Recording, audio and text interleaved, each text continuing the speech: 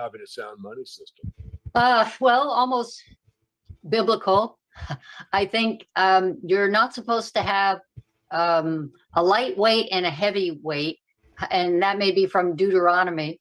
But the idea that you're not supposed to, when you're buying something, you would use a lightweight to sort of figure out what you owed for, say, I don't know, a few ounces of grain, and then a heavyweight when you were getting paid. And you don't want to manipulate the rate of exchange to cheat your fellow man. And so a false balance, I think it says in the Bible, is not good. And that's sometimes interpreted exactly with the word you said, honest measures.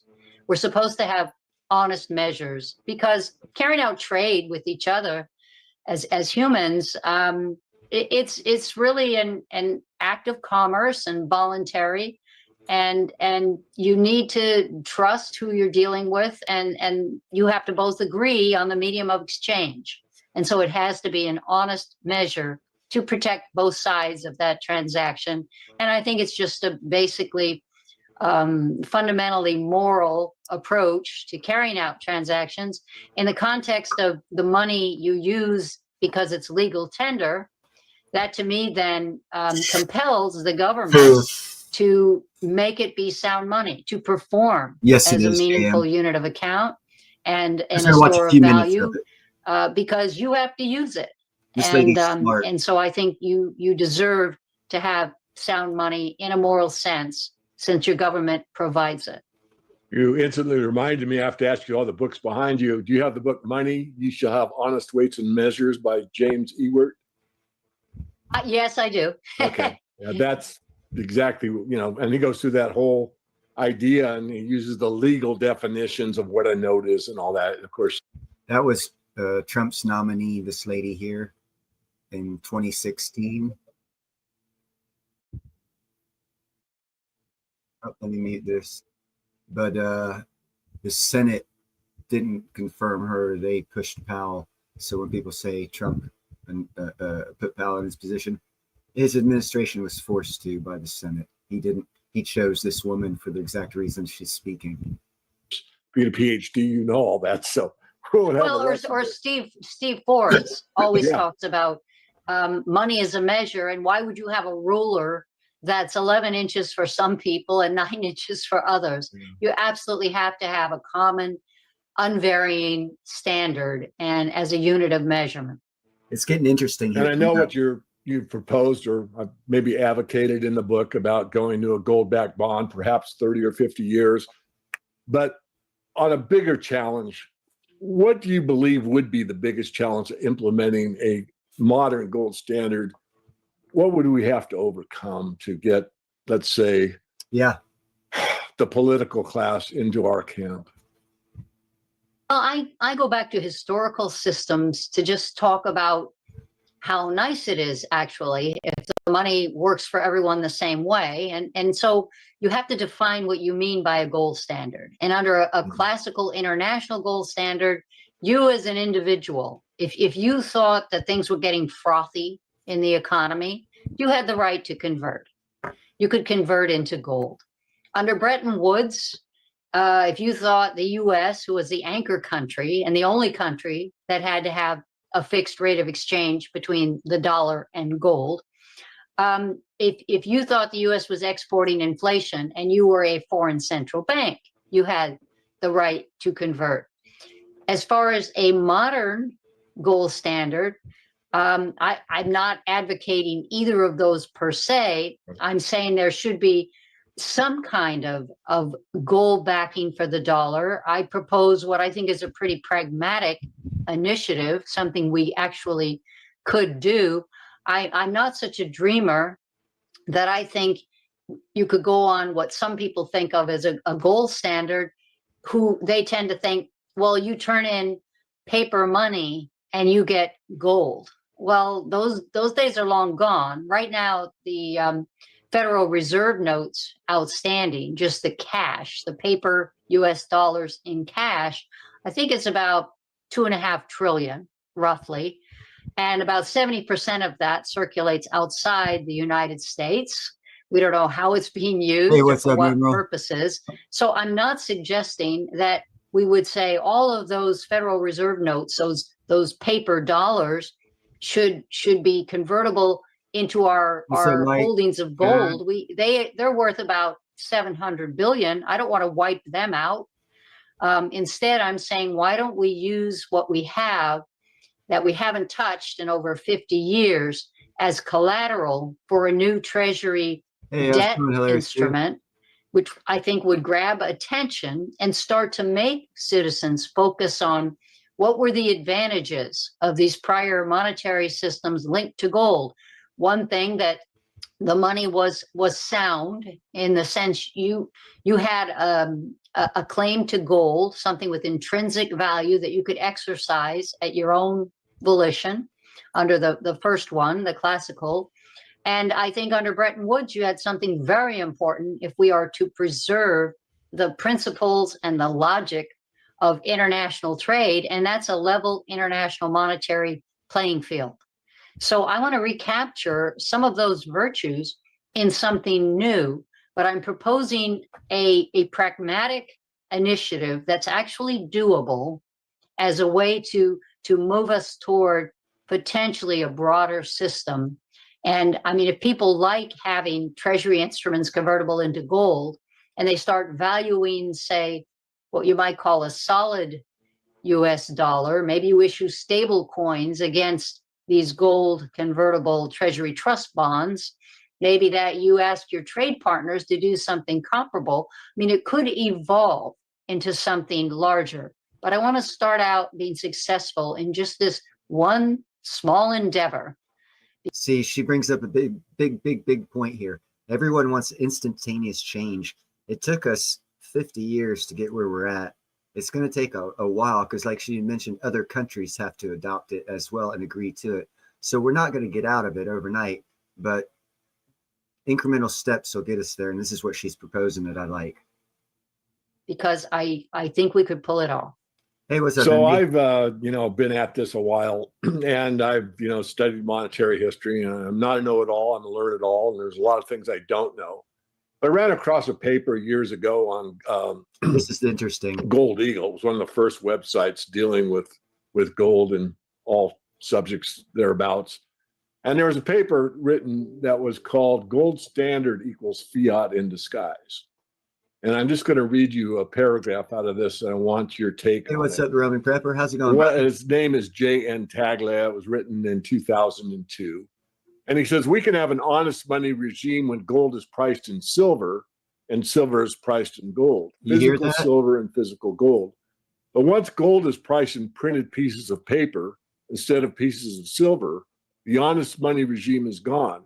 Even though the formerly silver and now fiat units of account are defined in a weight of gold, because there is no natural limit to the overall amount of printed pieces of paper as there are when there's Roaming an Prepper, overall you're welcome to amount come of up. pieces of Andy, silver. everybody. And I'm going to go on from there and just add one more thing to you, Judy. But there's been an argument made that Frank Baum, when he wrote The Wizard of Oz, was really a metaphor for going from the bimetallic standard to the monometallic standard, the Eastern establishment with the Yellow Brick Road. And as you well know, the slippers that Judy wore were silver slippers, and all she had to do was click her heels and go back home, which was a metaphor. The way I see it is going back to, bimetallism. Bimetallism. I gave you a lot there, but I just couldn't wait to ask you this question. I know you haven't been asked this one before. Bimetallism is very appealing. I mean, it was the system that the founders had in mind when in Article 1, Section 8 of the Constitution and Section 10, only gold and silver were allowed to be used by the states. And Congress was empowered to regulate the value of our money. But when it was determined later, after Thomas Jefferson wrote his notes on the establishment of a money unit in 1784, he said, if we decide the dollar is our money unit, we must say with precision what a dollar is. And by 1792, the Currency Act, they had decided that the dollar would be 25 grains of gold or 371 grains of silver. Milton Friedman, whose office at the Hoover Institution was just down the hall, not so far away, he has his book, Money Mischief. And he has an excellent chapter on bimetallism. By the way, that's where the 15-to-1 ratio comes in. It's in the Constitution, where what is a dollar defined? 25 grains of gold goes into 375 grains 15 times. And I believe he said he thought that was one of the more successful systems. I've also brought it up when the great Robert Mundell was living. He was a fantastic colleague for decades, and I once asked him about bimetallism, and he likewise very much favored it. When I look at this initiative, that my Treasury Trust Bond idea, which I hope we could proceed to implement, I think we could. It's because we still have the residual gold holdings from the Bretton Woods era. So we already have those 261 million ounces. As far as silver, I don't think we have any similar. 261 million ounces is what they need to do the Treasury gold bond thing that she's talking about. So basically, if you have 1 ounce of gold, you're doing pretty good. Holdings, except very minor amounts at the U.S. Mint, perhaps. But I might say that at the time that the Bretton Woods system was being worked out, en route to Bretton Woods, there were a number of people trying to figure out what the actual architecture would turn out to be, who were favoring silver. And I think both China and Mexico favored a silver standard or a bimetallic approach. And in the Republican platform in both 2012 and 2016, I believe they talk about a metallic. They don't say a gold convertible dollar. They talk about having some kind of metallic standard that would provide backing to the dollar. So I definitely think if you could establish a dollar linked to both silver and gold, it would be positive. I don't know if we have the hoards of silver, but there's nothing to prevent government from purchasing silver either. Right. I'm going to be at the New Orleans conference, gold conference. Anyhow, anyone's welcome to come up to the panel that wants to come up here and say their piece or ask some questions or just show some cool pictures that you have for your avatar up here like this. And this is one I like. This is a picture Independent Mary and I took while we were out and about. But you're more than welcome to join the panel. What do you guys think about that bimetallic system? It sounds pretty interesting to me. I kind of like it. Hold on a second here. I got one more thing to share.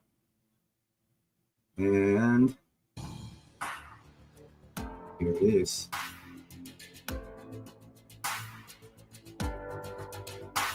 Look at that osmium. Woo, baby. Little pieces of osmium right here. That's crystallized osmium.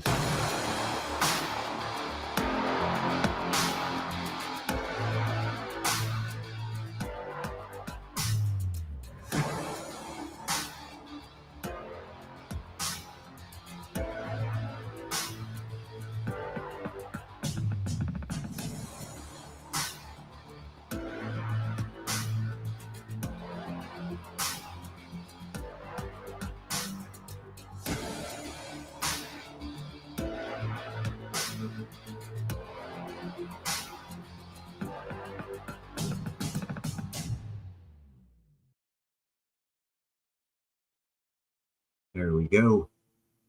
Had to get that out of the way. Sorry. What's up, JM? What did I miss? Hey, Tom, Nickel. Sorry, I got off. Hey, guys.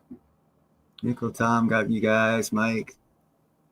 So what do you think about that bimetallic system? It seems like over a period of maybe, she was talking 30 to 50 years, we could actually move back to a more solid gold and silver back, more 100%-ish. Yeah. You guys be good back there. Good to But see right a now, triple nines in the house. Nickel, good to see you sweet. too. Great to see everyone. I do How's it actually going? have. I've got several thoughts on that. Start talking, baby. Okay, I think I want to provide a little bit of context. So here, let me switch this. There we go. So Woo, woo, woo. I think it's really not that tricky. I think that right now, $100 banknotes should be convertible to platinum or gold. So platinum eagle, gold eagle, or silver eagle. So it's just simply a matter of figuring out the math on it. But I think that the math, they've got it right here. The platinum is 100, the gold is 50 per ounce, and silver is 1. I think that's perfect ratio, 1 to 50 to 100. But I think, how would you do it? You'd have to reset the dollar. Like right now, let's say silver's 30. So you have to do the math on it being $30 worth of US currency, like banknotes. $30 will get you one American Silver Eagle. You see, like she was saying, there's So therefore, yeah, go ahead. He was saying there's 2.5 trillion U.S. bills out there, and not all of them are in America. And one way that someone could crush our country is to start converting and take our gold and silver, and just by converting it back to that dollar. So we have to be careful of that as well. That's fair enough.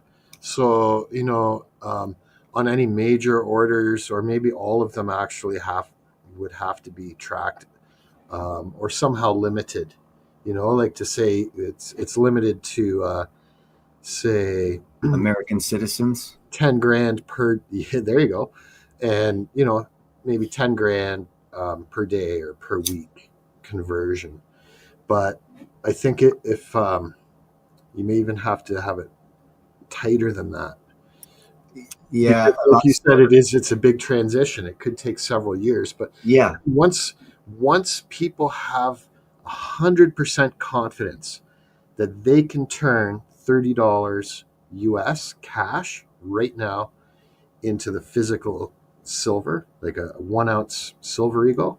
Yep. And then for the 50, you'd have to do it 100 so you'd have to do it 50 times that. So be $1,500 to get a gold eagle, and $3,000 to get a platinum eagle. And I think part of that equation you're talking about is what Judy on that program with David Morgan was talking about.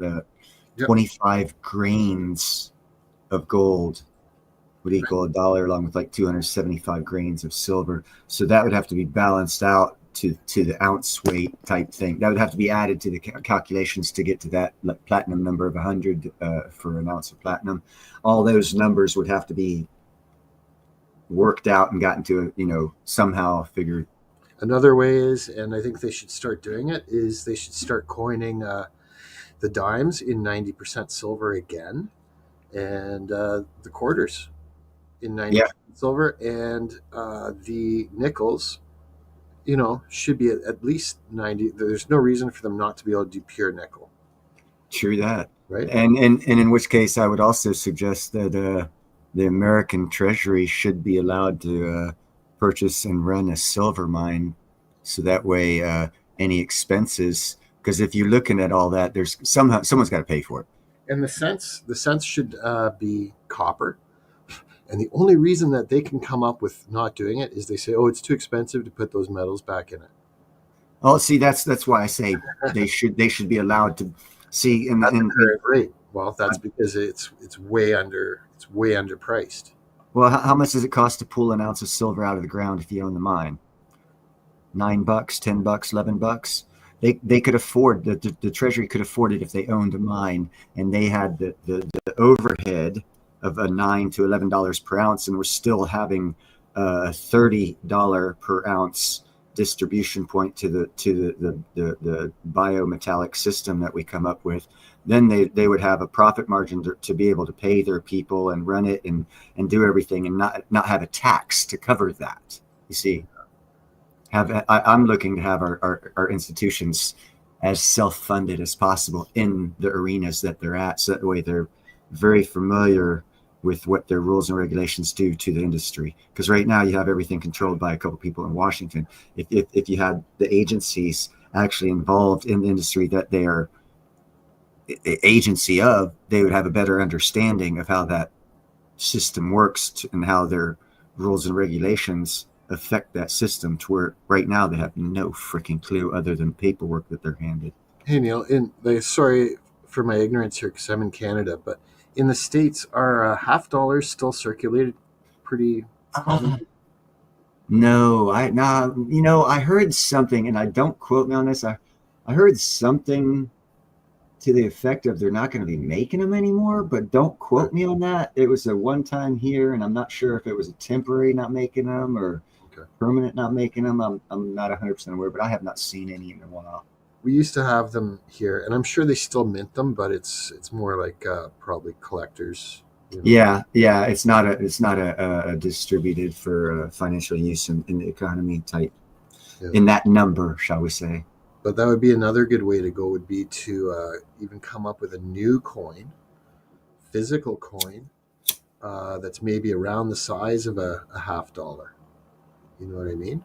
Well, the reason why they come up with money is to denominate the dollar based by law of being so much weight in gold and silver, so you can do transactions and get the stuff that's valued at less than that weight of gold and silver that's been denominated to a dollar. So they come up with change for that, and every country comes up with a different change system based on their village, their dollar system that they have, and that's why every country has different coinage. But it's got to be denominated to where your economy. That's why nickels would reach $1, dimes would reach $1, quarters reach $1, half dollars reach $1, pennies reach $1, and all denominated. You can get every number 0 through 1 from any of those, so you can fully use that dollar's worth of spending power in those coinages. And some places, like I say, Russia had 4 platinum coins, 2018, 25, 18, 45. The reason why one reason why they didn't work is because they weren't denominated small enough to, like our coin is now. You have a penny, nickel, dime, quarter, half dollar. That's 5 coins. It works pretty well. Any less than that, it starts getting not working as well. So I do agree with you. We need the 50-cent piece back. In mass, that everyone would have one in their pocket, kind of thing. Hey, Original 10, long time no see, brother. Hey, Original.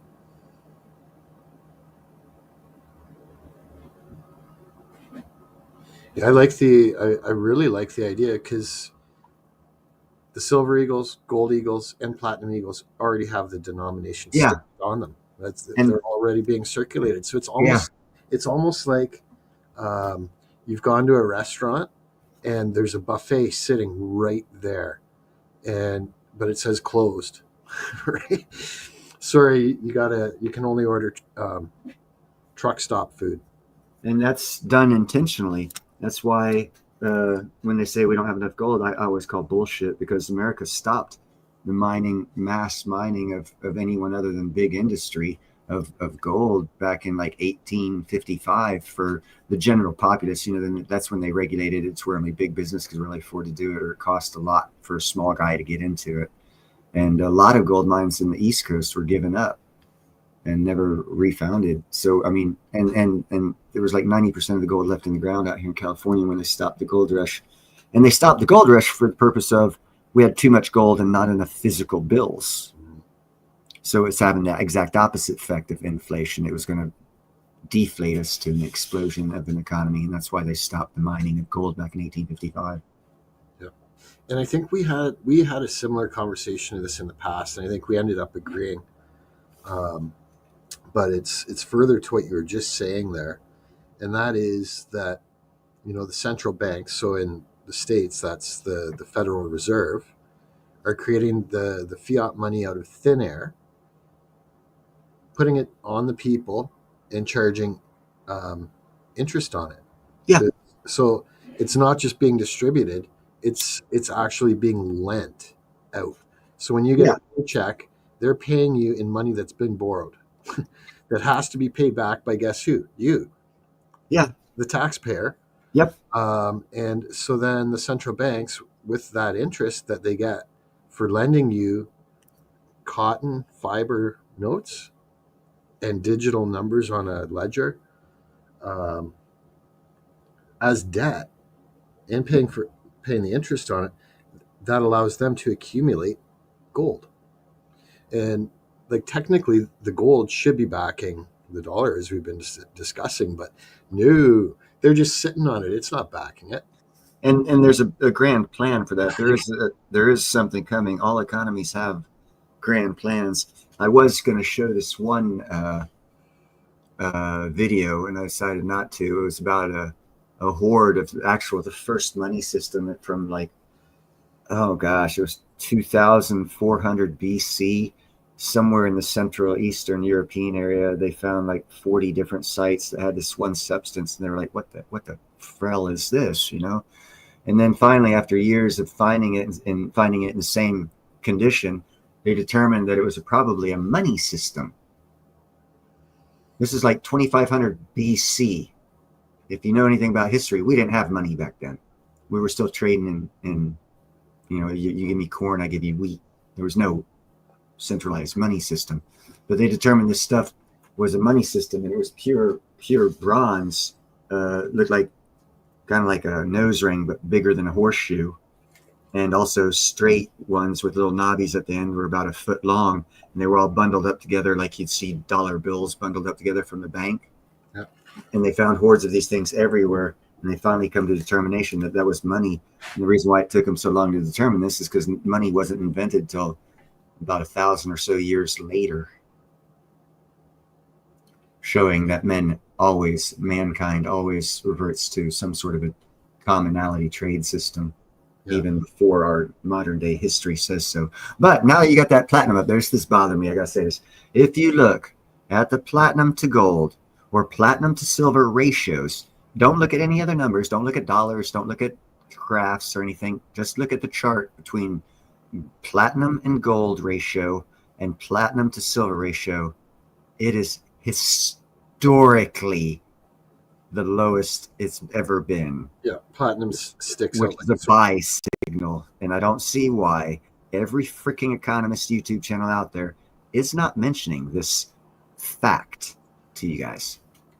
Well, I think it's because there's some really big money out there that truly believes EVs are going to eliminate the need for, or at least dramatically reduce the need for the catalytic converters. They already lost, because that's not the battle. Rightly or wrongly. And they already lost. They're playing checkers. China, and I already stated this, China is about 2.5 billion ounces of platinum, million ounces of platinum out of the 6 million ounce supply to make 10 car companies engines, hybrid biodiesel engines. And they're using that 2.5 billion ounces of platinum to create what's needed for those hybrid engines for those 10 different car companies. And it has absolutely nothing to do with catalytic converters. So that tells you that 45% of 2024's platinum supply went to something other than catalytic converters. It went to a new style of car engine that we don't have out yet. Right.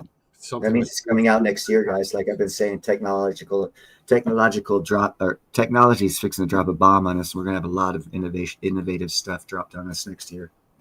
Now, here, I actually do have a quick, interesting story on a similar topic, if you don't mind. Go for it. I was actually even thinking I might do a video or interview the guy, but I think it's better I'll just sort of tell you off the cuff. One of, and everyone in the audience there too, one of my customers' neighbors, who's a contractor and has been for a while, always had his Chevy Silverado work truck, right? Typical work truck. And, but just in the last month or so, he's got a brand new Chevy Silverado EV, pure electric. So I asked him about it, and he couldn't say enough good things about it. Now he just got it, a couple months ago, so he hasn't really tested it either the bitter cold. But he said his range on it is easily 300 miles, even when it's loaded down with firewood. Right on. No, there's going to be a lot of push for. See what people don't. That was Chevy. Nope. Chevy Silverado. I was blown away because I asked him about it. I thought for sure he was going to say, I'm going to get rid of it. But no, he was really, really quite impressed. Well, I can tell you right now, there's going to be one hybrid type of engine coming out that will impress the hell out of me, and it'll get you about 80 to 100 miles to the gallon. And it still requires fuel, but at 80 to 100 miles to the gallon, it requires a hell of a lot less fuel. Yeah. There's going to be 4 to 5 power plants to choose from for your vehicle. You're going to have electric, you're going to have the combustion engine, you're going to have the hybrid biodiesel hydrogen engine, and then probably some other type of electric hybrid, which they've had several, one of which I particularly liked, but hopefully that'll be the one. It's like a blue earth technology or something like that.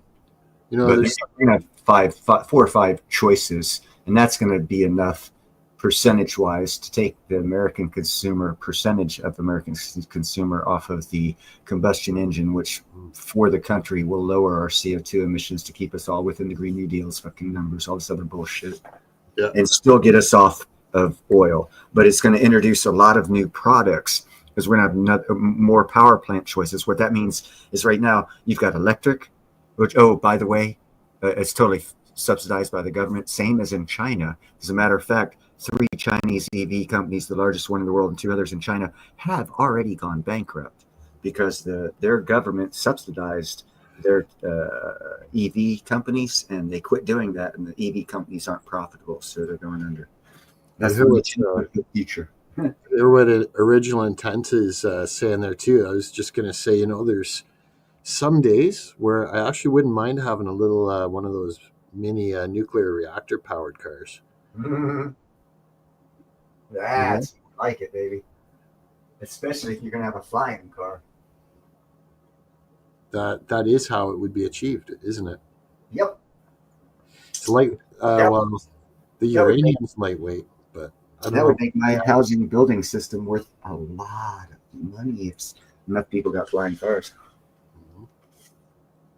And that's what I'm hoping to do. I'm hoping to be a land baron at first, buy up a lot of rocky land that has no roads to it out never land, but it's beautiful as hell, and it would take you about 10 minutes to fly to from the road. But you can't drive there because there's no road. That's where I want to buy and build houses, because if you want exclusivity, try getting over one mountain range without a path. It's real hard. But if you can take your car and fly over, you can get there in 5 minutes. That's exclusivity and security. But getting there's a bitch, and you damn sure can't level out the pad to throw a traditional style house. You have to have my style house so you can build in those kind of conditions and not need a flat pad and have everything dropped off by two helicopters, and then just get your guys out there and throw the crap together and you're done. Were you just talking about it having a flyover location where it's so remote you can't get there by vehicle, and you have a little mini flying vehicle that takes you there? Is that what you're saying? Hold on. I asked a question at a bad time. Oh yeah. Yeah. I was holding a joke. Take your time. Oh, you're killing me, Jam.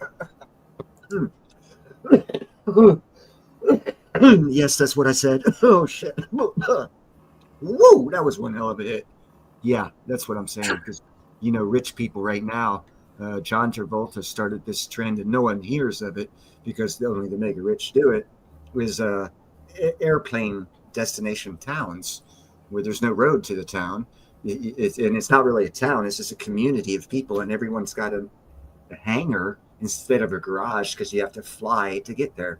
And they are very high-end, exclusive, I guess, neighborhoods, but there's really nothing else around there except for all these multi-millionaire and low class billionaires all living on like their own 100 acres, all side by side with their own hangars and a central fucking landing strip.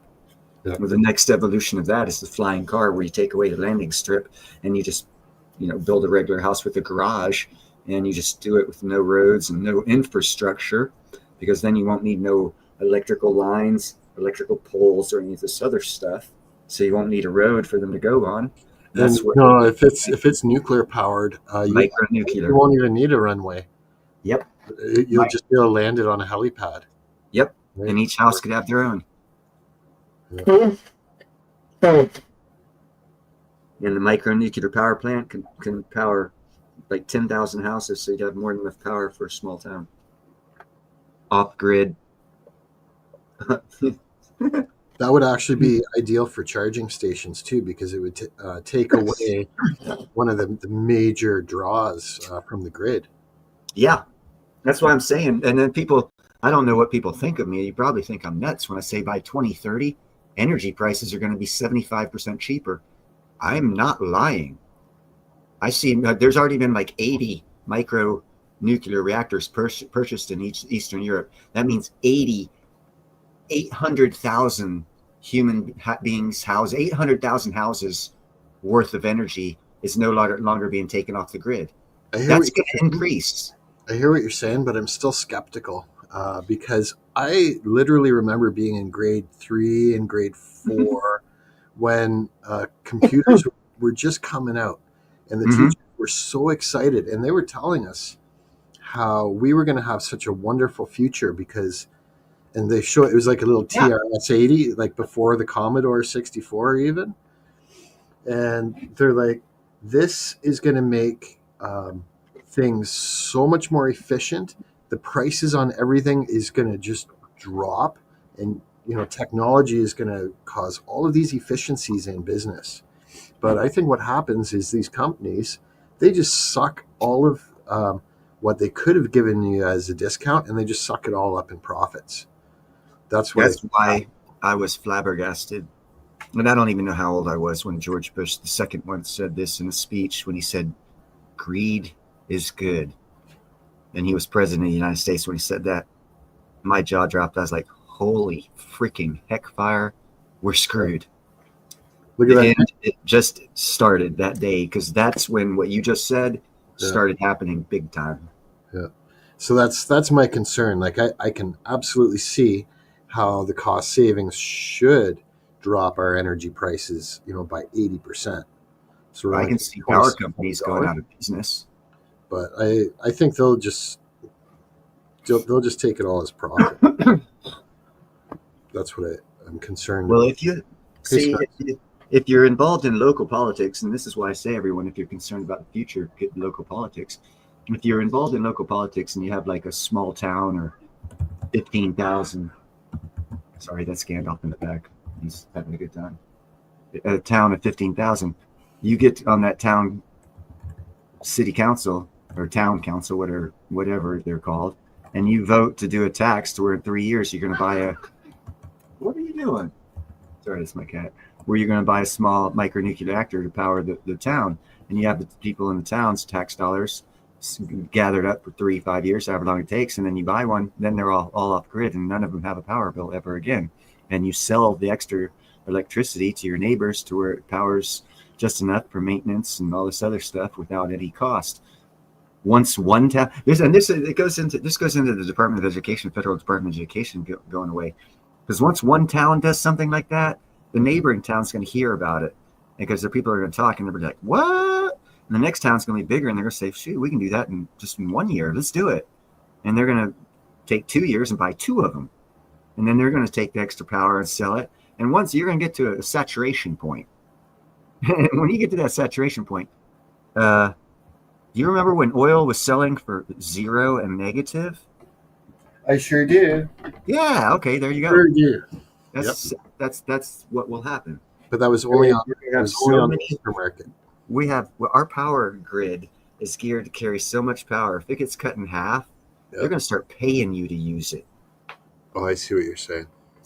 So yeah, it's going to go down because they're going to want to stay in business. That's just how it's going to work. What about like capacitor and like long-term energy storage technology? If you know, I don't know if you know what a capacitor is. I only sort of do, but there's actually wouldn't surprise me. I don't have any videos on that, but I did hear something about new battery storage power something along the grid that's going to store crap loads of Flex freaking capacitor. power. Yeah. Yeah, it's like it's a container truckload batteries, like 100 of them. I mean, it stores lots of power. I mean, not really lots compared to the nation, but it could maybe 1/10 of 1% of our use. But add that to our energy grid, and it's a significant amount. Yeah. But then again, it's even more significant if people drop off the grid and quit using the power. And that'll happen. The technologies that are coming are going to make that happen. I mean, just tell me if you didn't make, boom, you just got $5 million somehow. You were smart. You won a lot or whatever. Would you not even consider moving somewhere where you could only take your flying car to get to, and consider that peace and tranquility for the next quote unquote COVID scenario? You won't have to freaking worry about it because no one's going to get out there to arrest you, narc on you, or any of the other crap. You know what I'm saying? You know how many people would do that? Everyone with a couple $1 million. Yeah, you'd still need, like, most people anyway. I don't want to speak for most people, but I think most people kind of require community. They're going to need their stores, they're going to need their mechanics, they're going to need a plumber, an electrician, stuff like that. So I think it would be ideal as like a bug out location, a getaway place, a shit hit the fan location.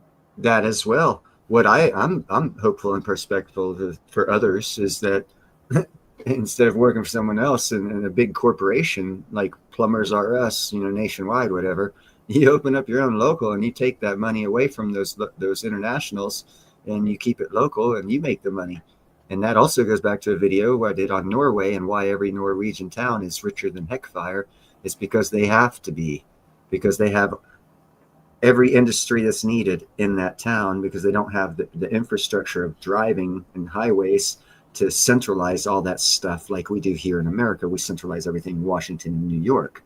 They can't do that there, so they have to decentralize, and every small town has to have a butcher, a baker, and a candlestick maker. That means you got 3 rich people in every town, and everyone, every other every other industry that's tied to those someone in that town owns it, so therefore they're also richer. Yep. So if you don't like work for a nationwide corporation and give them all the money and start your own company, you'll be richer. And I was just going to I see that house I was talking about belonging to that kind of industrious, thoughtful person who sees the advantage of and the entrepreneurial mindset of working for yourself and earning your own living and not having someone else earn it for you by paying you. Yeah. So 999 Fine just said a nice bars there. And I'm reading the comment that Indy put in there, saying, whenever she starts stocking, she's sure she'll be broke too. Yeah, it can run you through a lot of cash if you get addicted to stocking. But I switched it from the platinum to these silver buffalo bars, just because, anyone that is, tight on cash, these are usually a pretty good value buy in that they're low premiums. And You want low premiums, dude. Long Live Coins last night, I was on his show watching it. Yeah. He had the $33 Buffalo rounds. $33. I don't know what price you're paying right now, but that sounded, there's a 31. Spot price right now is like $30.65. So he's at $2.50 over, which, not bad. Yeah. That's not bad.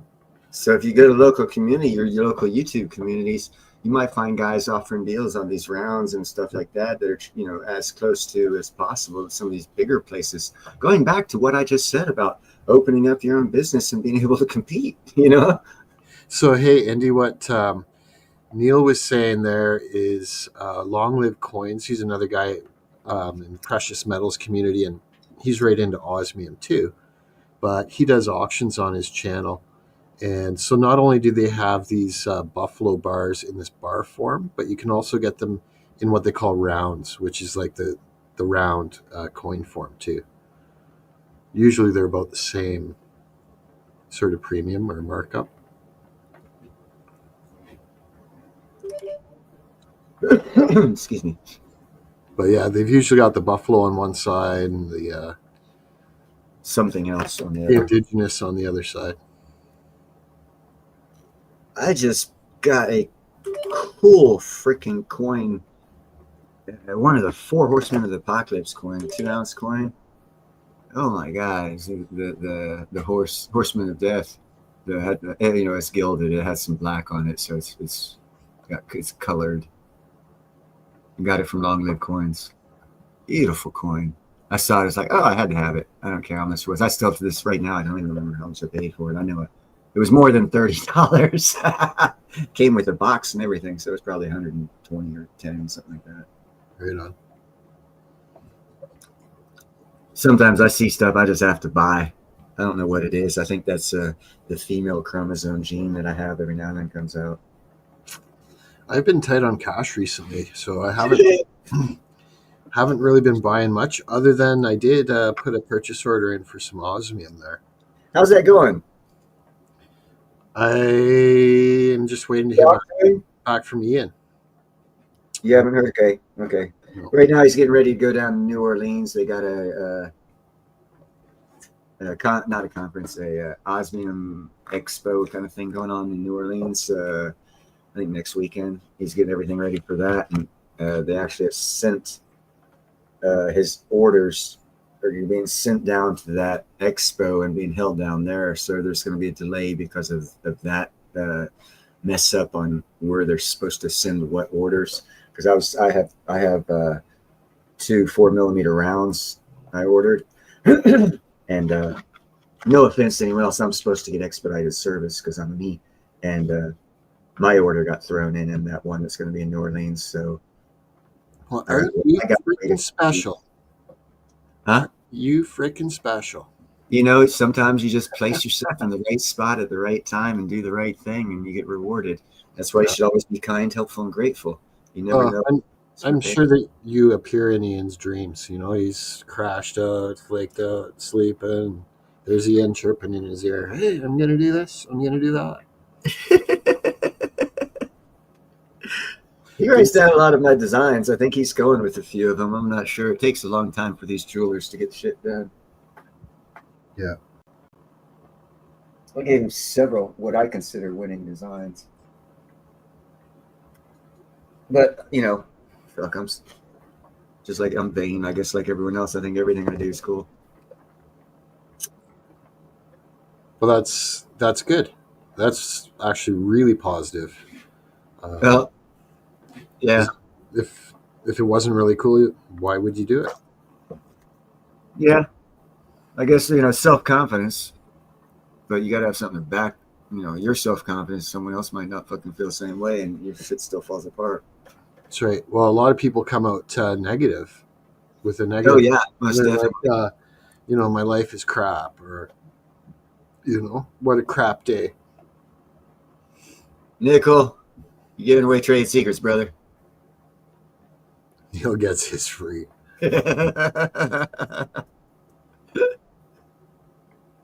Hey, you can't beat the price. It's all about linguistics, speech, how you talk, what you say. Well, just so you set up your own free trade agreement. Exactly. Treaties and trade agreements are the fucking future, man. New ones. I made one. Yeah, I agree with Hilarious 2. That's it. Hilarious. Yeah. Being debt free, living within your means there's a lot of peace of mind there. But it's difficult for most people. Like, most people are loaded with debt because because they have family. Family usually puts you in debt. I'm lucky enough to be in the position that she was talking about, but I don't have a wife and kids. So I couldn't actually even conceive, if I had a wife and kids, being in this position, because the expense of the family unit and everything required of that family unit is just the expense. You'd have to be in debt for something, you know. Reminds me of a funny saying that my dad actually once told me. which was behind every successful man, there's a woman that made it necessary. And but like he was serious. Um, and I think maybe he shouldn't have just said woman, but Well, there's family that maybe made I'm it. going to validate that with a story. And I have not checked historic records to see the accuracy. I'm taking someone else's version of this. But Nero didn't start the fires in Rome. He freaked out and he was going to leave.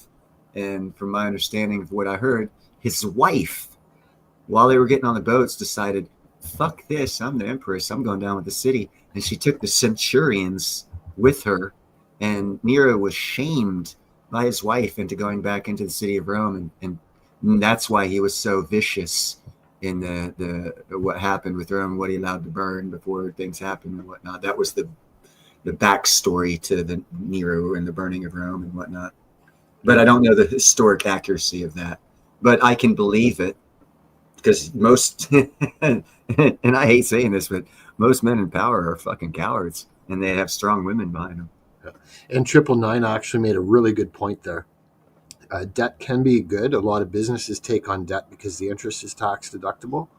So if they're forecasting, that they can invest in a certain new technology or invest in equipment or inventory or something like that, and it's going to cost them, say, 10% interest, but it's going to make them 50% on that money, in a month or two, then that type of debt can be, it's called leverage. Broke. Leverage is your... Watch the Economic Ninja, Broke Stacker. If you make 100,000 a year, you follow his pathway, you ain't gonna be 400K in debt within a year.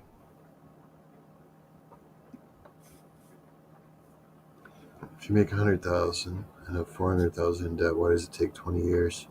Well, yeah, a lot of life expenses suck up most of people's income before Well, they... not only that, your mortgage is structured to where the first 20 or actually first 15ish to 17 years, you're paying 99% interest and 1% principal balance, and that's how they get you. You sign that contract instead of paying off principal balance first with a small percentage of interest. They get you on a 30 years paying interest off first, and that comes down to exactly that right there. It takes 20 years to pay off to $400,000, and you make 100K a year, and that's how they do it. They give you the interest first, and you're not paying on principal balance. That's why they actually give you penalties if you send them 2 checks a month, and you got to do this in the initial mortgage. When you make the mortgage, tell them you want no penalties for extra or early payoffs, because they'll charge you penalties for paying your house off early. Yeah, if you don't get a good contract. Yeah, so you got to be careful with mortgages. I know a mortgage broker that's really, really good. He can shop. It's about 70 different lending companies rather than just, in Canada here, there's only 5 big banks. And 100%. Most people have their mortgages with the banks. But yeah, you should, if you're going to get a mortgage, you should always look at that mortgage schedule and look at the amount of, say you're making $1,000 mortgage payment, how much of that payment is going to principal, paying down the principal debt, and how much is going to interest. A lot of people don't even really look at that. And if you did, you get a smaller house. They'd be shocked. You get a smaller house and make double payments, pay it off in 7 to 10 years, and then you'd buy a bigger house and be able to afford it. Yeah. Now, for people that have more money, say like Ninja, say he had a $1 million house that was paid off. Okay. He could put a line of credit on that, not a mortgage. Yeah, you could leverage. A line of credit, say $500,000, and he should be able to get prime interest rate on that. It would be interest only. So that's when you're talking power leverage. And here's another thing that I foresee coming with this bad economy that's coming up in the next 6 months. For those of you that have the ability to do this, I've been on Zillow for about 4 months, specifically looking for things, and I've keyed in. I've liked certain houses just to see the market in that area, and I'm seeing houses drop. And now I'm being shown, like in Alabama, And in areas in Alabama that you could get a good job and still make money, there's houses going from between, these are starter houses, and they need some some major remodeling, some minor remodeling, but between $35,000 and $90,000, you can get a freaking house. 3-bedroom, 1-bath, some of them 2-bath, third of an acre. Yep. Yeah, you might have to drive 60 miles to get to a job, but if you might have to throw 30,000 into a $35,000 house, so you got 65,000 into it, and it looks like brand new. I was going to say you might have to throw 100,000. No, not even that much, because in those if the economies in those areas are already that depressed, the labor is that depressed too, and people will be begging for work. I was thinking maybe you're doing your own work. And if you do your own, it's not even 100,000. If you're doing your own, $30,000 will get you all the sheetrock, all you new wiring, all you new plumbing, windows and doors, and insulation, and all your shingles. You can get all that for about 20 if you're doing the work yourself. So for $35,000 house, you can make it look like new for, like I said, say 35. So you got 70,000 into it, and you got basically a remodeled starter house to live in. And at what's 70,000? Hold on, wait. That would be 500 a month payment. 400, 500 a month payment on your house. Okay. Now, how much? Now, instead of getting that nicer house where you're making a $1,500, but it's a big house and it's got lots of expenses to it, That's right. or you make that choice to go for that 35,000, 45, 50,000 and remodel it, you'll save a hell of a lot of money. You won't be in the nicest. You'll still be in a nice house, but not in a nice neighborhood. But see, the thing is, in time, everything changes. I've seen this in my lifetime in Pensacola, Florida. A bad area of town go to a rich area of town, go back to a poor area of town. It's a waiting game. You buy real estate on the low, you fix it up, rent it out, live in it for a while, rent it out for a couple of years, sell it for 4 to 5 times what you bought it for, because you've taken enough years for the real estate cycle to come back around to your area and make it a nice house and a nice neighborhood to live in. That's how real estate cycles work. So the best thing to do right now is not to buy that big house, but buy that small house and remodel it. Even if you're just going to rent it out, you can rent it out for even cheaper than normal prices. Rent it out for $750. Your mortgage is only $5, so you're making $250 a month. You're showing a profit on a $70,000 investment. That's good. Banks start looking at you, go, wow, you know what you're doing. And then you do it again. Then you do it. Next thing you know, you got 10 houses making you $250 a month profit, or $2,500 a month profit. Now you're living in a nice house off of your houses.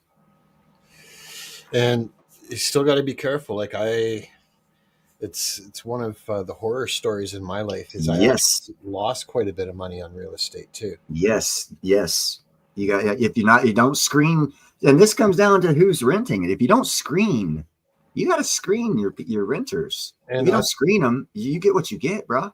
Yeah. You know, unforeseen things like the one commercial building that I bought because it was about about halfway down a hill.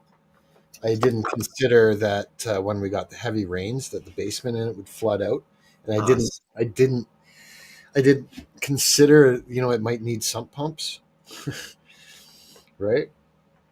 And so it got flooded out. There's all sorts of things that it's a learning are experience. difficult to predict. Yeah. So And if you had a better real estate agent, they could have told you, hey, this area is prone to flooding. You might want to, put preventative maintenance issues. See, and I thought I was doing it smart because I bought it from the vendor and did vendor finance.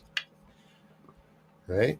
Yeah. Means I bought it from the guy and he provided the mortgage. And he didn't tell you about the flooding that happens in heavy rains? Because I'm sure he knew about it. Well, it hadn't happened. Oh, it was a new building? No, it wasn't a new building, but it had never happened until about a year after I bought it. What changed? Because there had to have been some environmental thing. Someone who's building above you or something happened to change that. Because when they build things, they grade out around the buildings and structures to where water doesn't run into it, it runs away. Even on a downhill slope, you can grade a hill to where water will run away from a certain area, and that's typically how they do things, and that's just general building practice. So if it was like that and now it's not like that, something had to have changed to make that occur. Yep, That's true. That's where your lawsuit lies. That's true. Well, there was work on driveways and parking lots behind it, which were further up the hill. So that could have even been it, right there. Yeah. You pave a driveway that used to be gravel. Yep. And then you're screwed. Yep. And they're liable because what they did to their property affected your property. You had an option to sue them, but you didn't know it at the time, I imagine. No. And that sucks. Yeah, so we had to trench around the whole. I don't want to get into it, but there was several properties like that I bought all at the same time, and every one of them, well, except for the one of them. Thanks for being here, girl. I appreciate it. Hey, Al, good to see you. Have a good night. Anyone else want to hop up on Plano and join the discussion rather than just talk in the chat? You're more than welcome to. It would be cool as heck to get Indy up here. I would love to mute you, Indy. I'm kidding. That was my fake laugh, by the way. That was my evil laugh. I would do none of that stuff, Indy, I promise.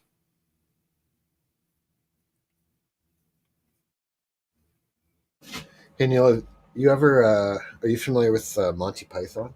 Oh, yeah. Where do you think I got Count Dumonet from? I don't know. I'm not familiar with that. Oh, you don't know Count Dumonet? That's Monty Python, bro. Is it? Yeah. That doesn't ring a bell. Oh, yeah. No, it was one of his characters played by Mel Gibson, and two others were in the scene. It was a small part. Oh, man. No, I had a picture of it.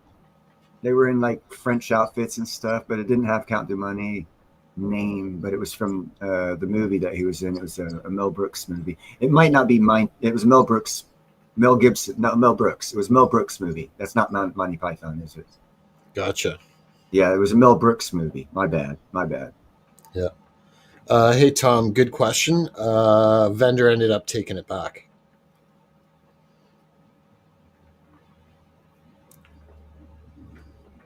Then what do you know what he did? He sued and made money. Well, I'm sorry, that's probably what he did, brother. Well, it was more convoluted than that too, because bought it through a company, and there was several shareholders and 3 directors, and that even ended up blowing up too. So the other 2 ended up leaving, and I ended up holding the bag.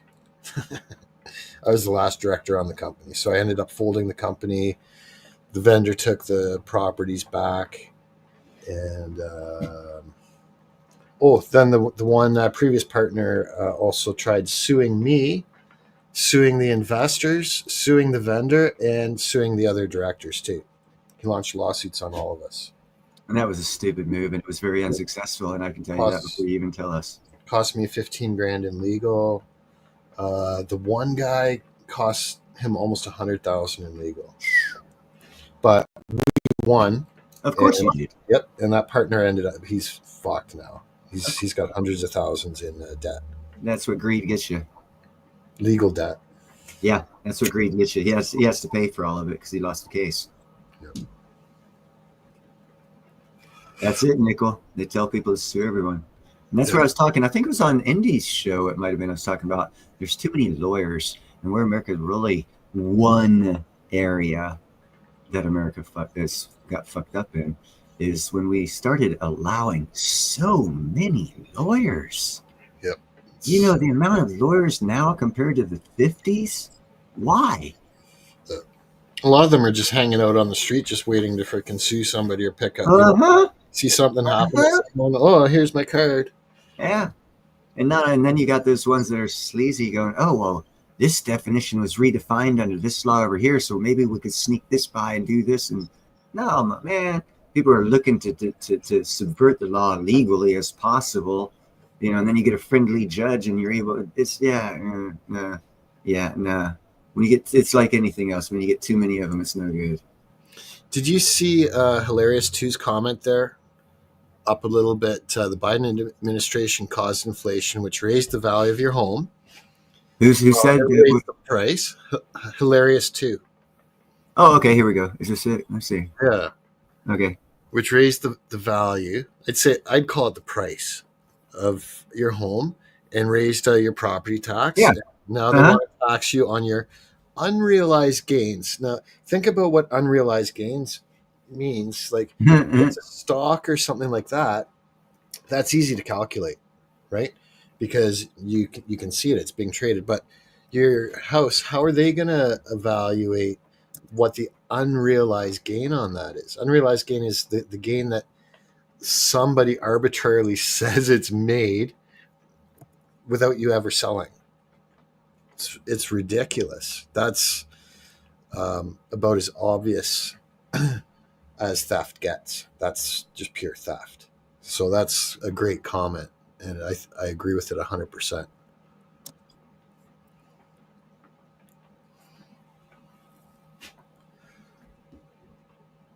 I was trying to find a picture here. It's not working out. Good. So the reason I was asking about Monty Python was I wanted to see if you'd ever seen that skit where he goes in for an argument.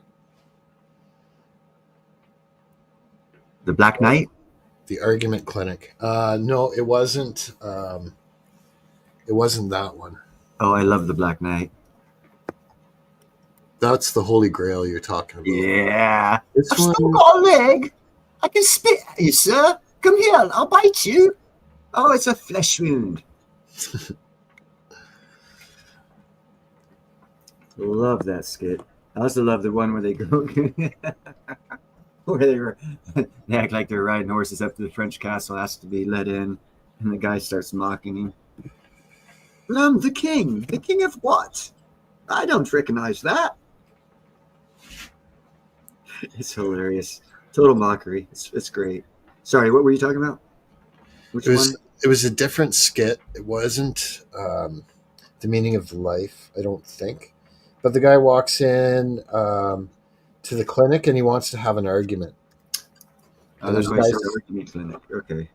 Guy's sitting at the desk, and I guess he charges $20 for an argument. Guy sits down and he's like, how are you? He's like, good, I'm here for an argument. The other guy says, no, you're not. He says, yes, I am. Way to start it off.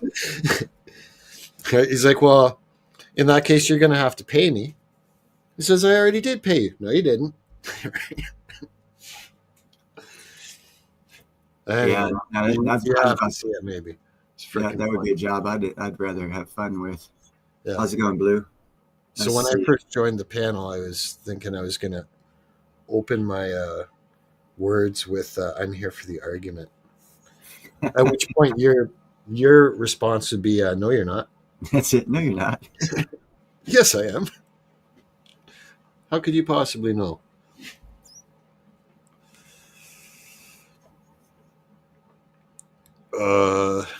Sorry, I think we drove a couple people out of here with the Monty Python.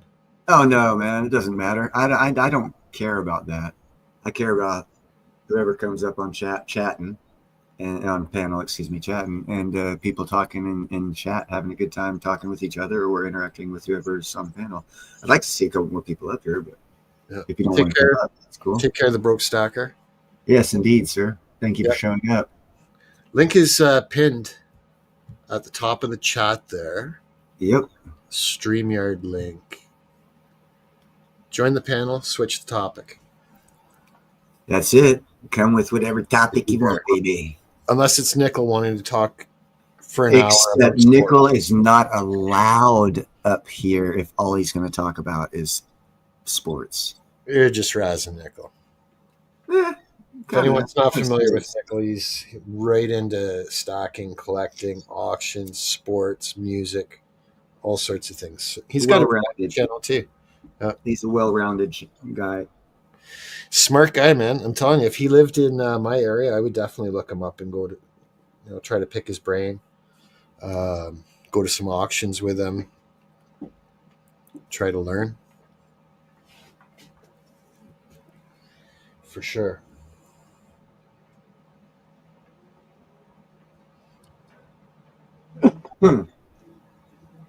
I like that picture of the house you have, by the way. I do too. It's kind of, I was going to say surreal, but Dude. I guess the real word is it's kind of AI. I could see right now. I would do something. They've got these little breathers you can stick in your mouth. They're good for like 3 minutes. I'd have leg weights on. I'd go in the water dressed up like Jason from Halloween, Nice. walking out of the water. I'd have a party going on the deck right there and shit, and I'd come out of the water and just freak everyone out. Mhm. Yeah, people wouldn't show up at my parties anymore.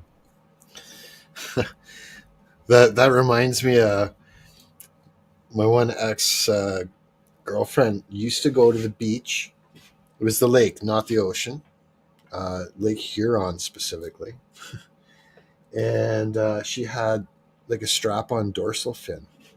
So she told me about this was before like I knew her, but she told me about this, and she used to do that, scare the crap out of people. So she had a snorkel, and she just kind of have the dorsal fin thing, tucked in her armor, and I don't know, however she carried it out there. But then she just weighed her time out there with a snorkel for a while till, she could tell everyone had forgotten about her. And then she put the dorsal fin on and start swimming in the beach. Dorsal fin, like a shark. I think I said that right. Yeah, you did. Yeah. And if you know anything about oceanography, you'll be able to tell the difference between a dorsal fin of a dolphin or a porpoise over a shark. Yeah, and it was strapped on her back. Maybe I should have mentioned that, just for clarification.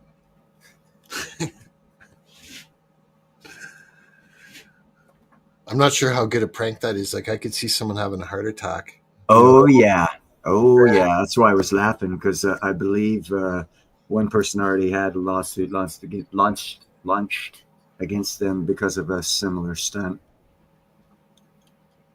And that's why you don't see it happening more often. Yeah. But and it depends how far. Like, I remember my dad telling me stuff that he used to do. It's like, holy cow, you can never do that now. Oh my God, dude! I am so glad I was raised in the time period that I was raised in, because if they had cameras, I would probably be in jail. Probably at age 7 or 8. Oh, I would have been one of those kids taken away from the family and thrown into a detention camp or something. yeah. I feel like I'm on the wrong platform here right now, because I feel like I kind of really have to censor, because it's public, right? Yeah. Well, Anything you we can say wait is until we go backstage. Maybe we can get some people in backstage afterwards, and we can talk more freely.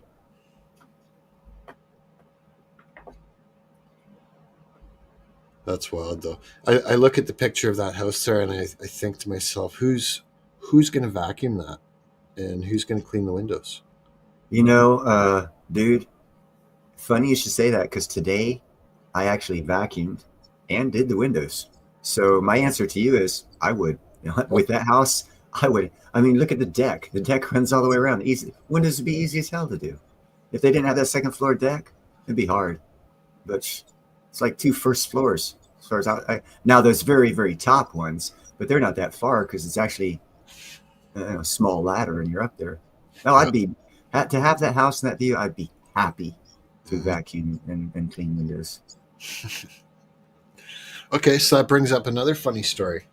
One of my buddies has this. It's an old house. It's got to be 150 years old, and it looks, kind of like it's Gothic, kind of like a miniature castle, but it's a nice big house. It's maybe 3,000 square feet, and he had his kids and everything, and the place was always a freaking mess.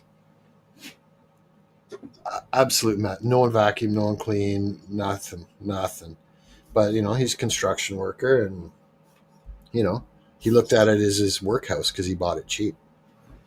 And anyway, so the line was he finally decided he was going to get a cleaning lady, right? Help out with the vacuuming, cleaning up, doing the dishes, get it all looking nice.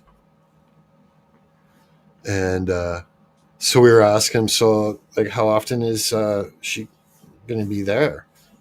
He's like, well, she's going to be here at least once every 3 months, whether it needs it or not. Oh my God. I'm like, buddy. Dude, that's like a thorough deep cleaning every 3 months, dude. You're going to be paying a lot of money. Yeah. Sorry, I dragged that. I tried to compress it as much as possible. I deleted a lot of information, but the key phrase was once every 3 months, whether it needs it or not. Yeah. Dude, this is part of being kind of ungrateful.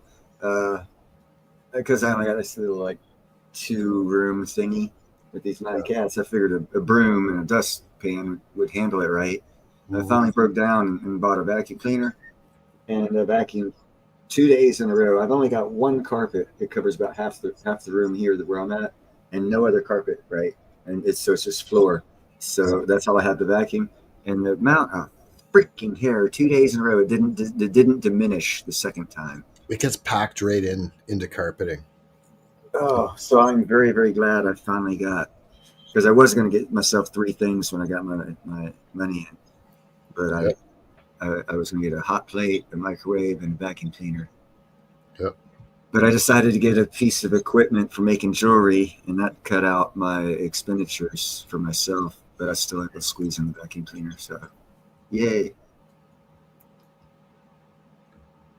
Yeah, a vacuum cleaner's a necessity if you've got. Oh my God, I'm so happy. I've only had it 2 days. I was going to say if you've got pets, but really, like, vacuum's necessary for your place, unless it really is, just your shit hit the fan bug out location.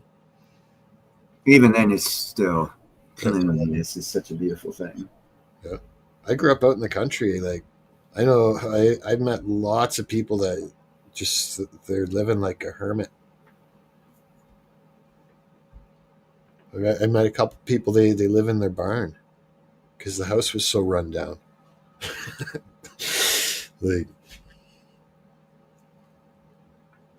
And they were wealthy too. They're just old farmers. What kind of jewelry? What are you talking about, Blue? Did I mention jewelry? Did I mention I'm stoned? I'll forget things as soon as we talk about them. Yeah, that's a good point too. Hilarious too. Yeah, there's a lot of things you got to worry about if you're going to play pranks like that. Mm-hmm. Yeah, and where she was like I said, it was a lake. It was fresh water, and there weren't anything. Probably the scariest animal around there would be like a pike. I don't know. Bull sharks go into freshwater rivers. There's actually been documented attacks of bull sharks to people hundreds of miles inland on freshwater rivers. I've heard that too. Yeah, because the mothers have their babies in rivers, and when the babies, they go explore. Oh, there you go, Neil. Blue. I think when he was asking what kind of jewelry, and then Tom is saying the tool that you bought for jewelry making. I think he's asking about that. What kind of jewelry are you making, and what's the machine that you were wanting to get? It was I've got a fastener grinder machine, and I bought a gem cutting machine with a couple accessories that are needed. And between the two of them, it was about $1,000. And that's just the start. But that's all I need, because I'm an industrious son of a gun. And as I start selling, I'll get the better stuff. Oh, they had one machine that would be perfect, but I wasn't about to throw $2,000 at one machine. Not until I start getting some income out. It's like, I don't know. There ain't no real comparison. At least in the stock market, you can pull your money back out. And I guess I could resell the machine, but I wouldn't get what I bought for it. So it'd be a loss and waste of time and shit. So if I'm going to do that, I'll get the lesser expensive 2 pieces rather than the one combined. So that's what I did.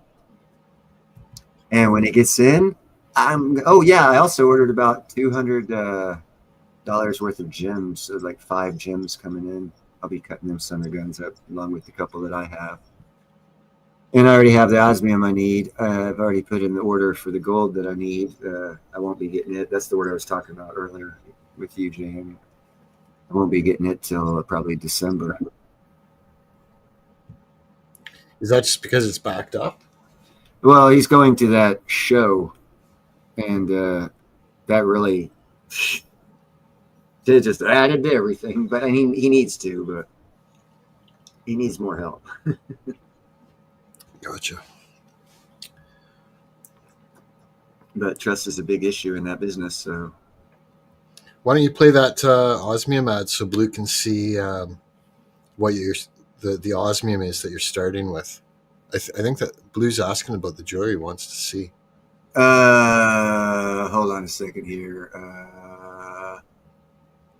Or I can run one if you want. I gotta go find the folder. I'm new to this part of the reference osmium clip ad.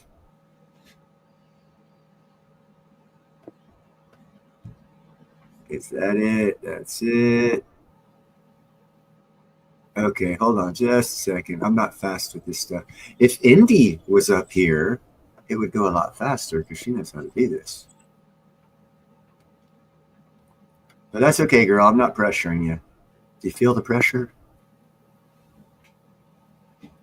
Using osmium. It is the most precious metal known to man.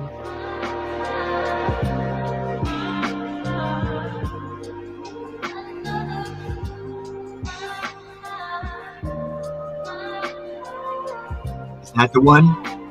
Yes. Yep, you got it.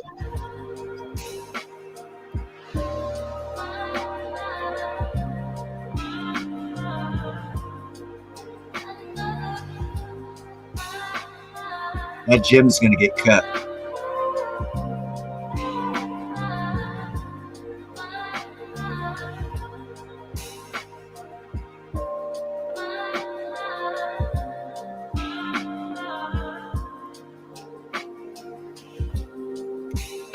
Hey, good night, Tom.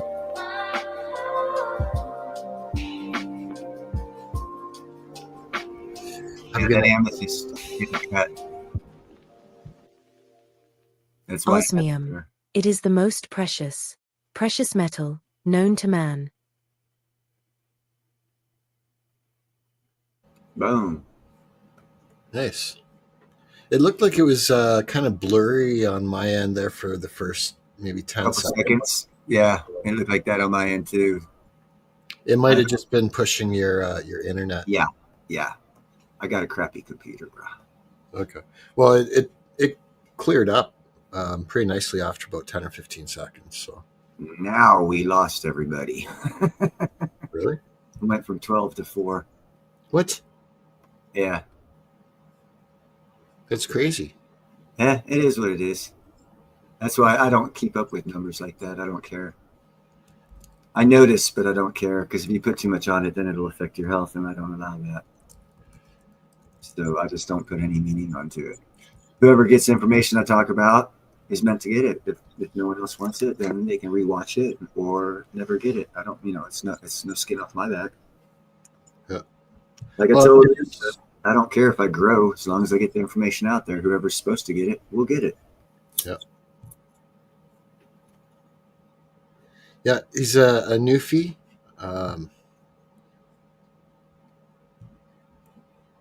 But most newfies are just one solid color. So they sort of bred out, I think it was like a recessive gene. And so they call that Landseer, but it's still Newfoundland. Good eye. There's another pic of him. And I did a live stream with him and his buddy this afternoon, earlier.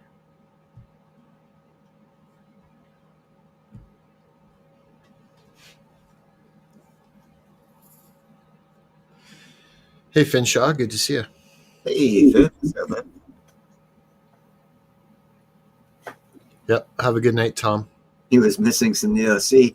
He's always complaining I'm not doing lives, and now he's showing up an hour and a half after it starts. That's okay, bro. I know. Everyone's got life. Don't worry about it. I almost didn't make it either. I had to do some fancy footwork. And And I that's did cool. actually, while I was eating, I was lurking over at Steve Harloha's there, so I actually even heard a bit of your conversation there. Yeah, I was up on his panel messing with Snooks, actually, Andy. I was messing with Snooks. She was on the panel. I saw the open invite. I was like, oh, Snooks is up there. I got to mess with her. Yeah. And, But I was on the TV, so I couldn't be in the chat or go on panel or anything like that. But I really like Steve Harloha too. He's a really good guy. hey, what's up, a million? There's another. Oh, my goodness gracious. Hey, Million. He has never caught me live. He always catches the reruns and says they're too long and he's not watching them, but he gives a like and a share. And I appreciate that. And he's already gone to bed? No.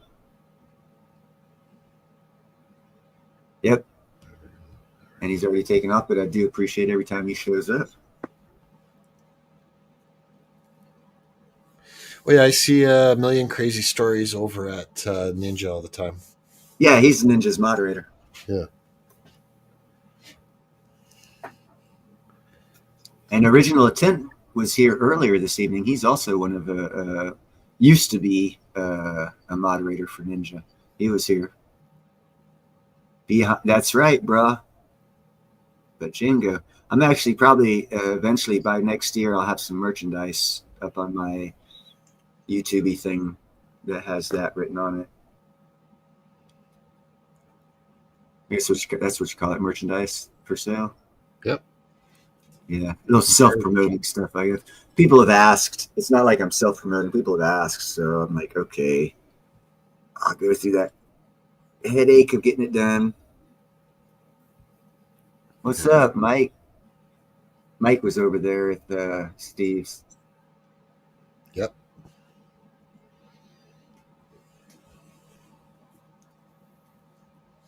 Dang, I forget where else I flipped through a couple channels. Oh, dude. I was over at Sal's for a bit too. And don't be a jerk. That's right. And by Silver, Platinum, and Osmium. Indeed, crystallized osmium. Crystallized. Whose show was that? That was Indy's show. There was a guy, Wingnut, I believe. That's right. He was talking about exactly that. You might want to check into that, Finn.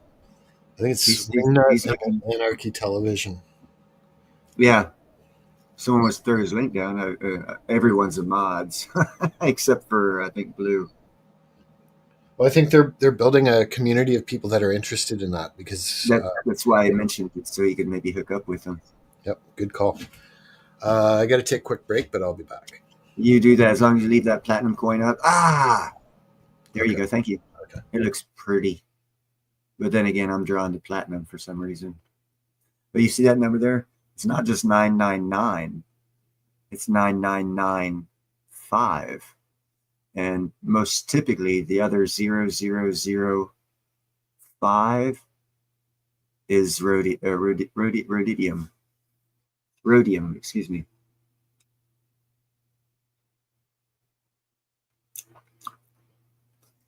A little trivial information about platinum coins and bars. If you get them and you want to know how far down did they refine it and what was left in that they couldn't get out. Well, it's another platinum group metal and they're like almost bound at the atomic level. Platinum is awesome indeed. There you go. Thank you very much, Independent Mini.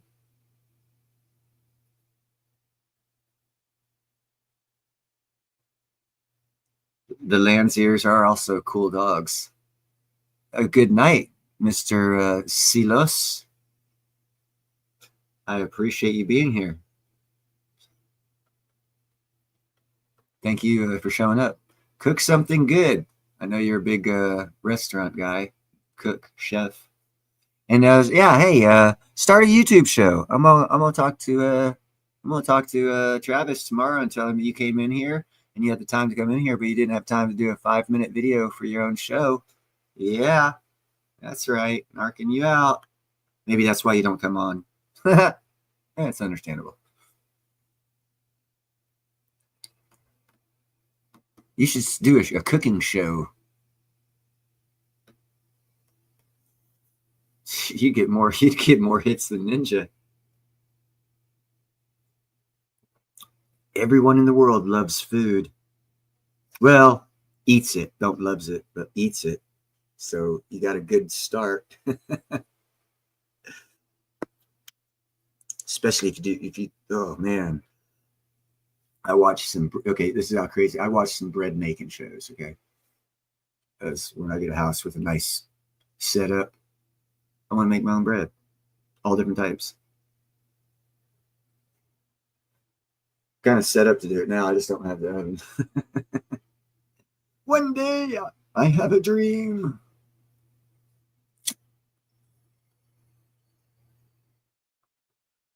Yeah, man. I remember it was between first and second grade when we got to Italy, small island, Sardinia, the north end of it near in Santa Teresa, like west of La Maddalena. There was only one bakery in that town, and he only came in Friday night and Saturday to cook for Saturday and Sunday. And the smell of that bakery was so damn awesome that my dad would give us twice as much lira. He gave us 75 lira at the time. It was 1972, 3, some 4, somewhere around there. 75 lira was a lot back then. And we'd get twice the amount of bread we needed for the week because my dad knew that we'd eat half of it on the way home fresh out of a stone wood-fired oven. Oh my God. I was hooked. That's all it took, man. He had so many different types of bread, and we were allowed with the extra money to get whatever type we wanted. And I got all kinds of, oh my.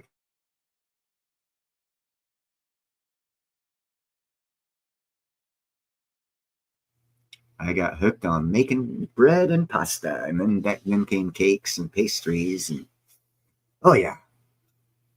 That's why I say Carlos needs to start a cooking show. You know, hilarious too. JM showed on his show. Was it his show or was it Indie's show? They were talking about it. Showed a video. Let's see.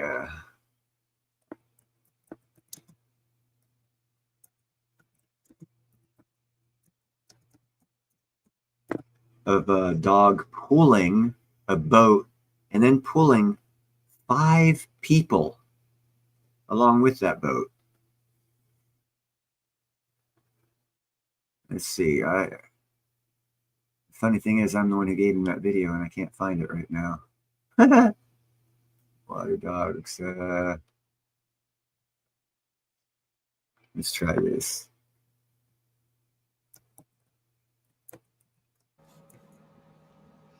I just got back, Neil. If you go into your YouTube, scroll down on the left menu, and it'll say recent videos.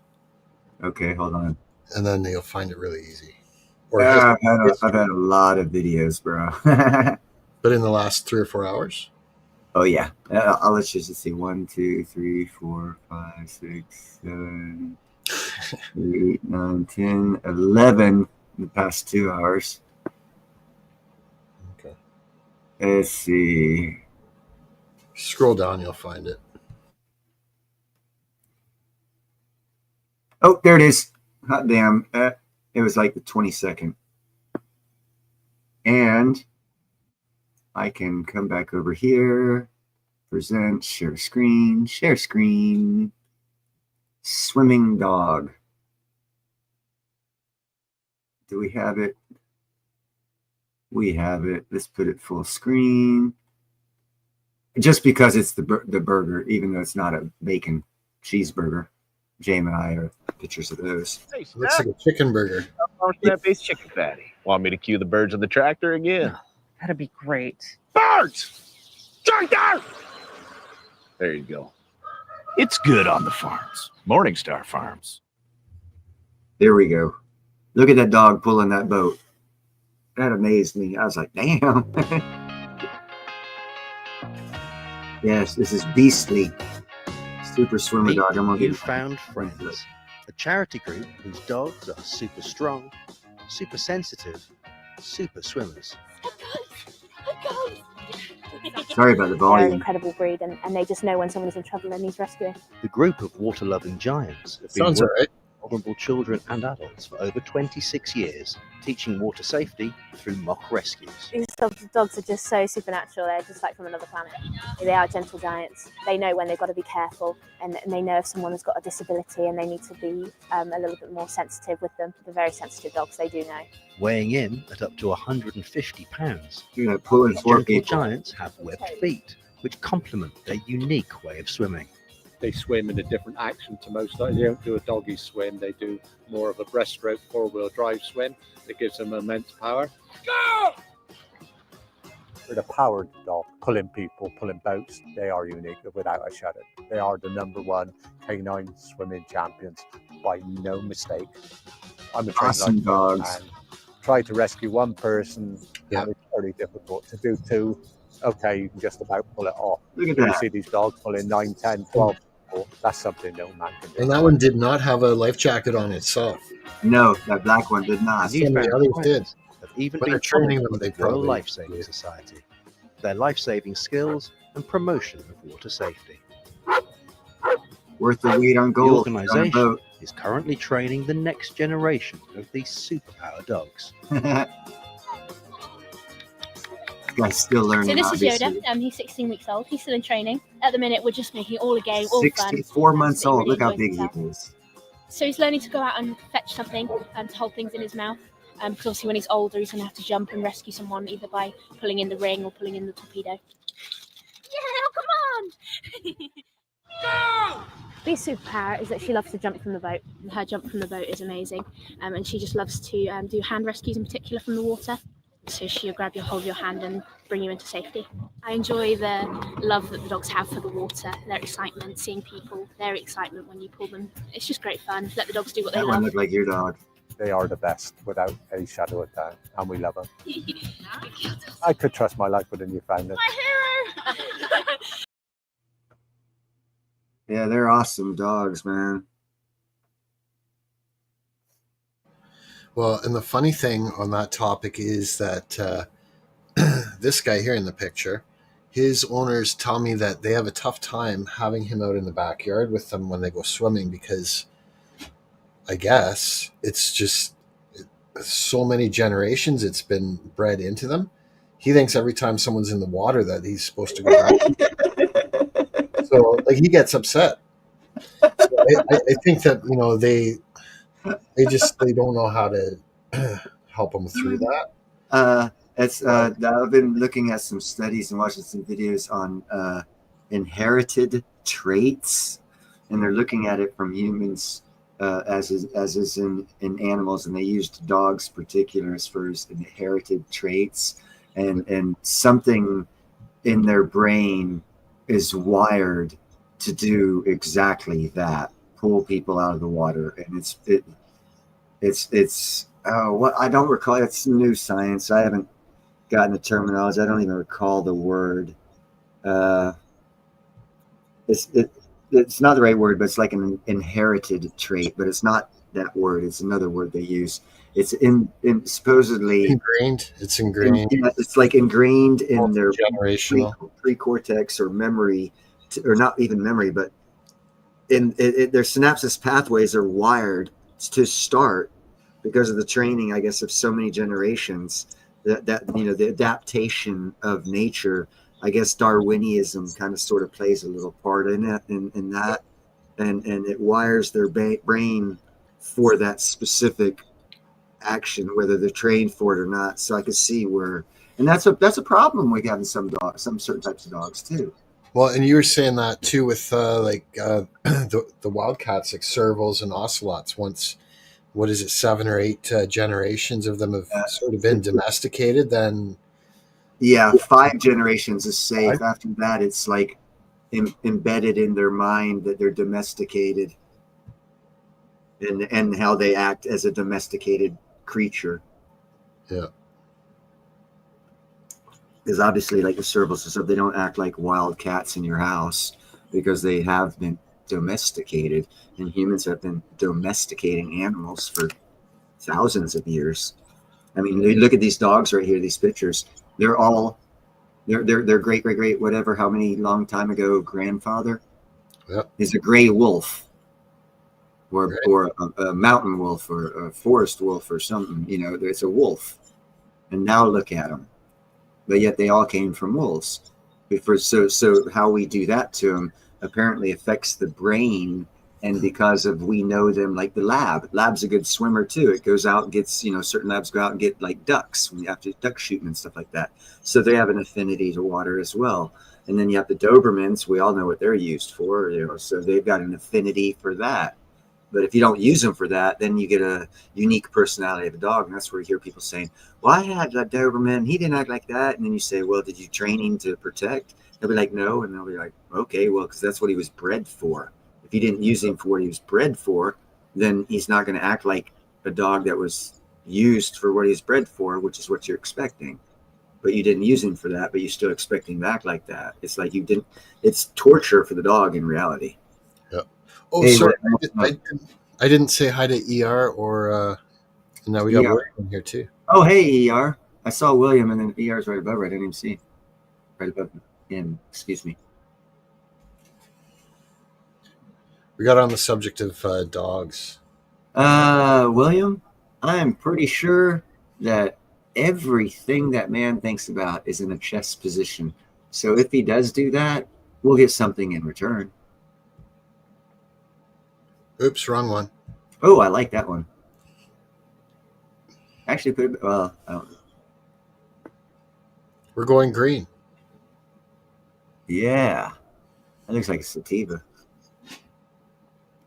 It's supposed to be Afghan Kush. Oh, really? It's supposed to be. Interesting. Because I got my sativas look like that, and then my indicas, they look different. And then you got the hybrids. So it might have been a hybrid, because they have actually hybrid the sativa for the growing factor of it with the indica, because the indicas are usually small and bushy, and the sativas are usually like a Christmas tree type shape.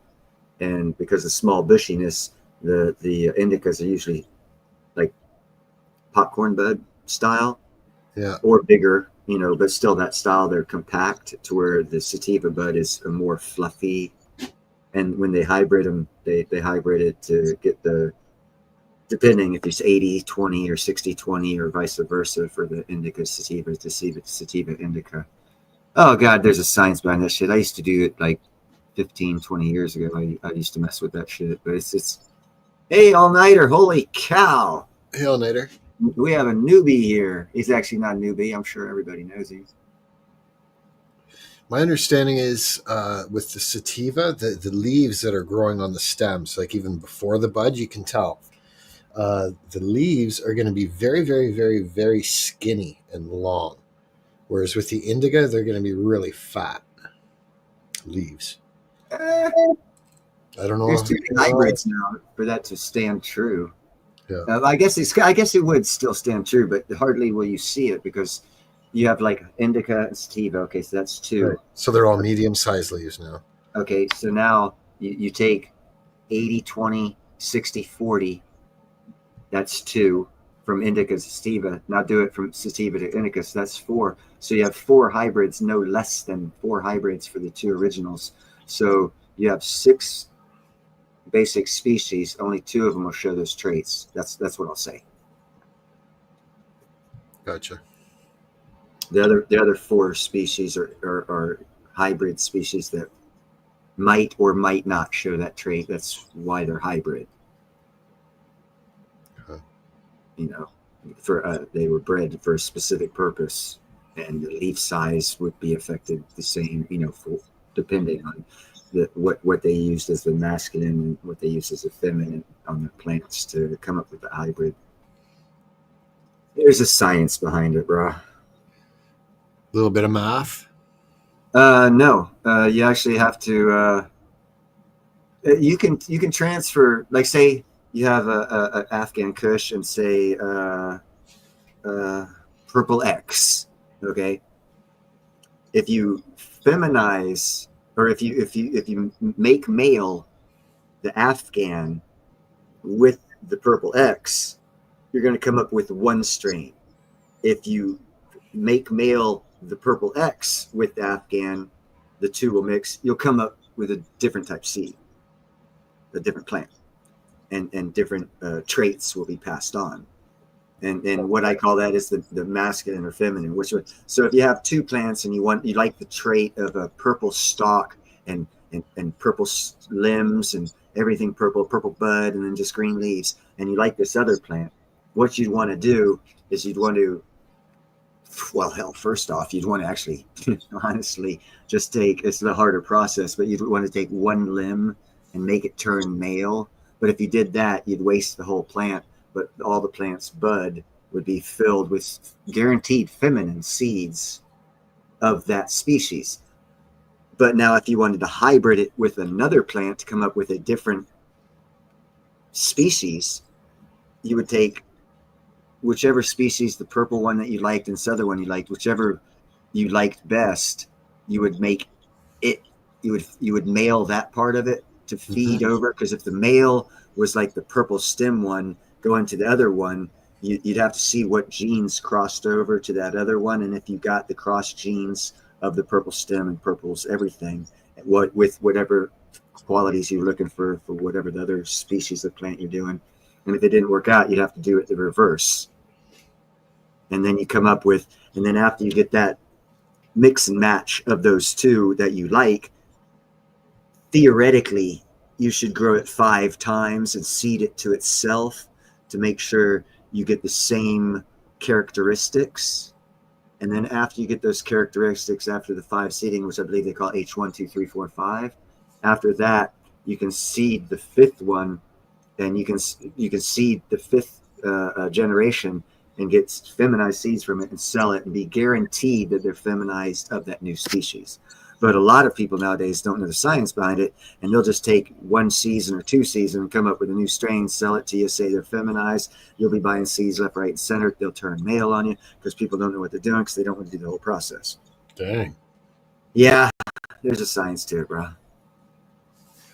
There is. I don't know too many people that are right into it that much, but I do. I got a few friends that, you know, they are right into that. But a lot of them gave up as soon as it became decriminalized and legalized. Yep. You know, like they'll still do it as a hobby. That's what it's supposed to do. People didn't realize that. When you legalize something, you make it valuable. People don't understand that. It wasn't valuable until they illegalized it. And that's where I don't know who I said this, what show I said this on, but every civilization throughout that time in history has always been built in to that civilization, a black market, because every economy needs it. That's all I'll say on the subject. Yeah.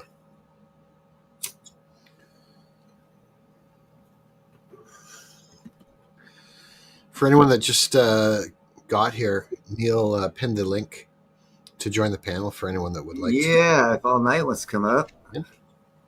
Can switch the topic. Yeah, shit. Yeah, we can talk about cats. I love cats. I do too, but I've got a bit of an allergy to them. And that is the other cool thing. All Nighter was saying he had a young cat.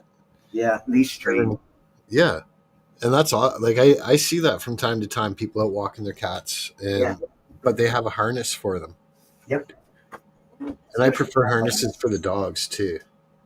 Like I prefer not to walk them with a collar. You should see those 3. They're all harness. Excuse me. Right on, All Nighter. Hey, Big Hill. So the little one there, she's got her harness on under the coat. You might be able to see the hoop on it. I actually had to cut a little hole in that coat for the harness hoop to go through. I used to the funniest shit. I had my two biggest dogs when I had four of them. The two biggest ones were actually female. The two smallest ones were males. It was just kind of funny. But I'd get like ballerina outfits for dogs, put on these big dogs, and I had to cut into the outfit as well for walking them. There you can see the little Jack Russell's harness, but Marley, the white one right up front, this was when I first started walking her, and I hadn't got her a harness yet, and her owners only had her on the collar. But I switch them all over to harnesses when I start walking them for the long haul.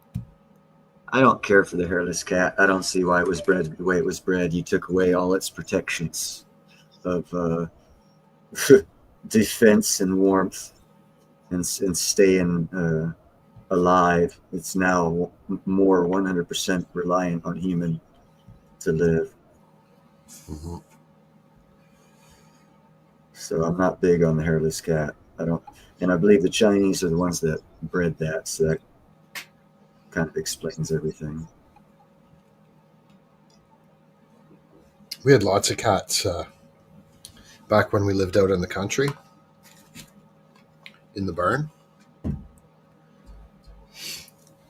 They're feisty little fuckers. Oh yeah. I don't know if you can hear. That's my black cat meowing right now. What are you meowing about? You got everything you need. Leave it up.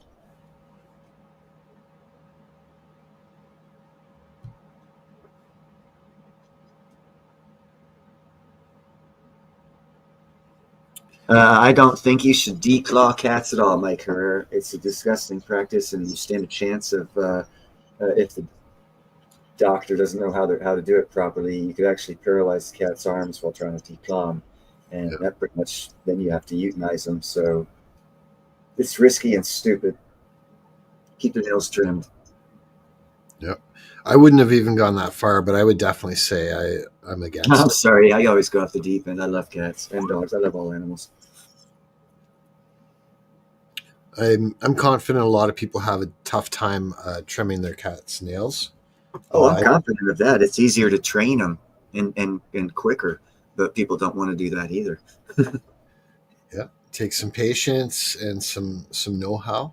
So you trim all your cat's nails? No, I teach them not to do, and I give them a spot to do what they need to do with the clawing. Scratching.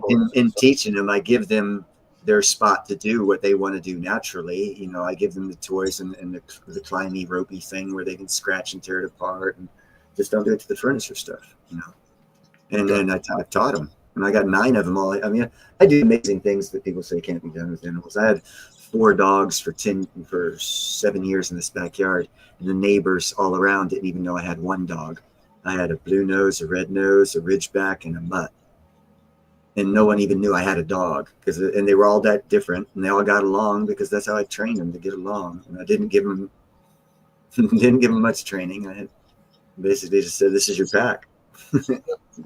Get in where you fit in," you know. And then I managed appropriately, and they found their spot, and it just, you know, I've been blessed by God to just, you know, be able to do things with animals that most people find hard. Yeah, I think a lot of people do get their cats declawed without realizing, you know, how detrimental it is to them. Just what they're doing. And I think in some cases, you know, I don't want to diss anyone, but I think in some cases the veterinarians, you know, they're running a business and they'll just, you know, say, "Oh yeah, we can do that. It's not a big deal, no problem." Yeah, they won't discourage and tell you the facts. They'll just take your money.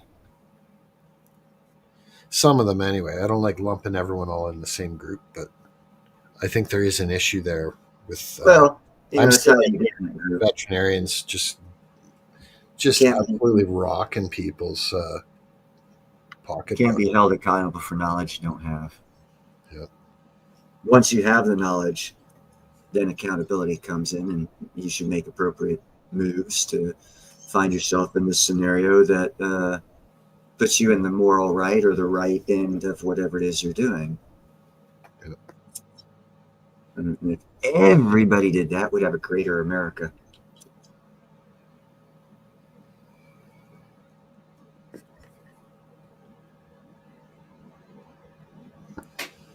Yes, Bill, Big Hill, rural vets. I'm having that issue right now. I live in the Bay Area. There's 56 cities back to back to back to back surrounding the Bay. And God, you got to drive like 4 hours if you want to get to a decent vet, but they're still in Cali, so they're under the same restraints as the ones here. This place sucks, man. God, it sucks. But anyhow, I'm still doing my part. I stopped a cat population explosion over the past 3 years in this area. You know, that could have led to a lot of unnecessary deaths. Yeah. A lot of them get smoked by cars too, don't they? Oh my goodness. Yeah.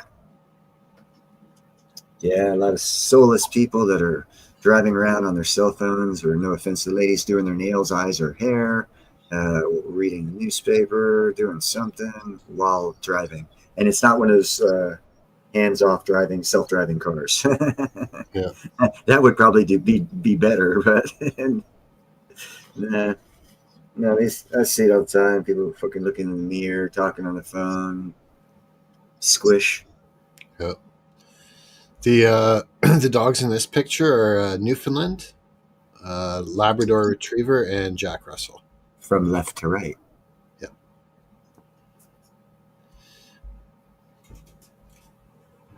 See, being Chinese, I'd have gone the other way. But it'd still be from top to bottom, though. No, not if you went Jack Russell, then the other two. You'd have gone from bottom up, right to left. Yeah. That's the same Labrador Retriever, same Jack Russell, but up front is a Wheaton Terrier there. It looks like a poodle, a large poodle. Yeah, it's a Wheaton Terrier, though. It's just they had her groomed really short. Oh, okay. There we got a black lab, a mixed breed, and 2 sheepdogs. I would say there's some Dobie in that mixed breed just by the color. Yeah, he definitely looked out. He definitely looked like he had a bit of Doberman, a bit of Rottweiler, probably a bit of Lab, a bit of Shepherd. Yeah. There you've seen the 3 on the left before. The one on the right is a Welsh Springer Spaniel. Bird dog. Yeah. Also has webbed feet, I believe. I think so too, to a lesser degree than the. Yeah, but still webbed feet. Yeah. Here we got the white one's a Samoyed, and the one on the left is also a mixed breed. And a big boy. What's up, all night? Hey, I made it. Hey. Right on, man.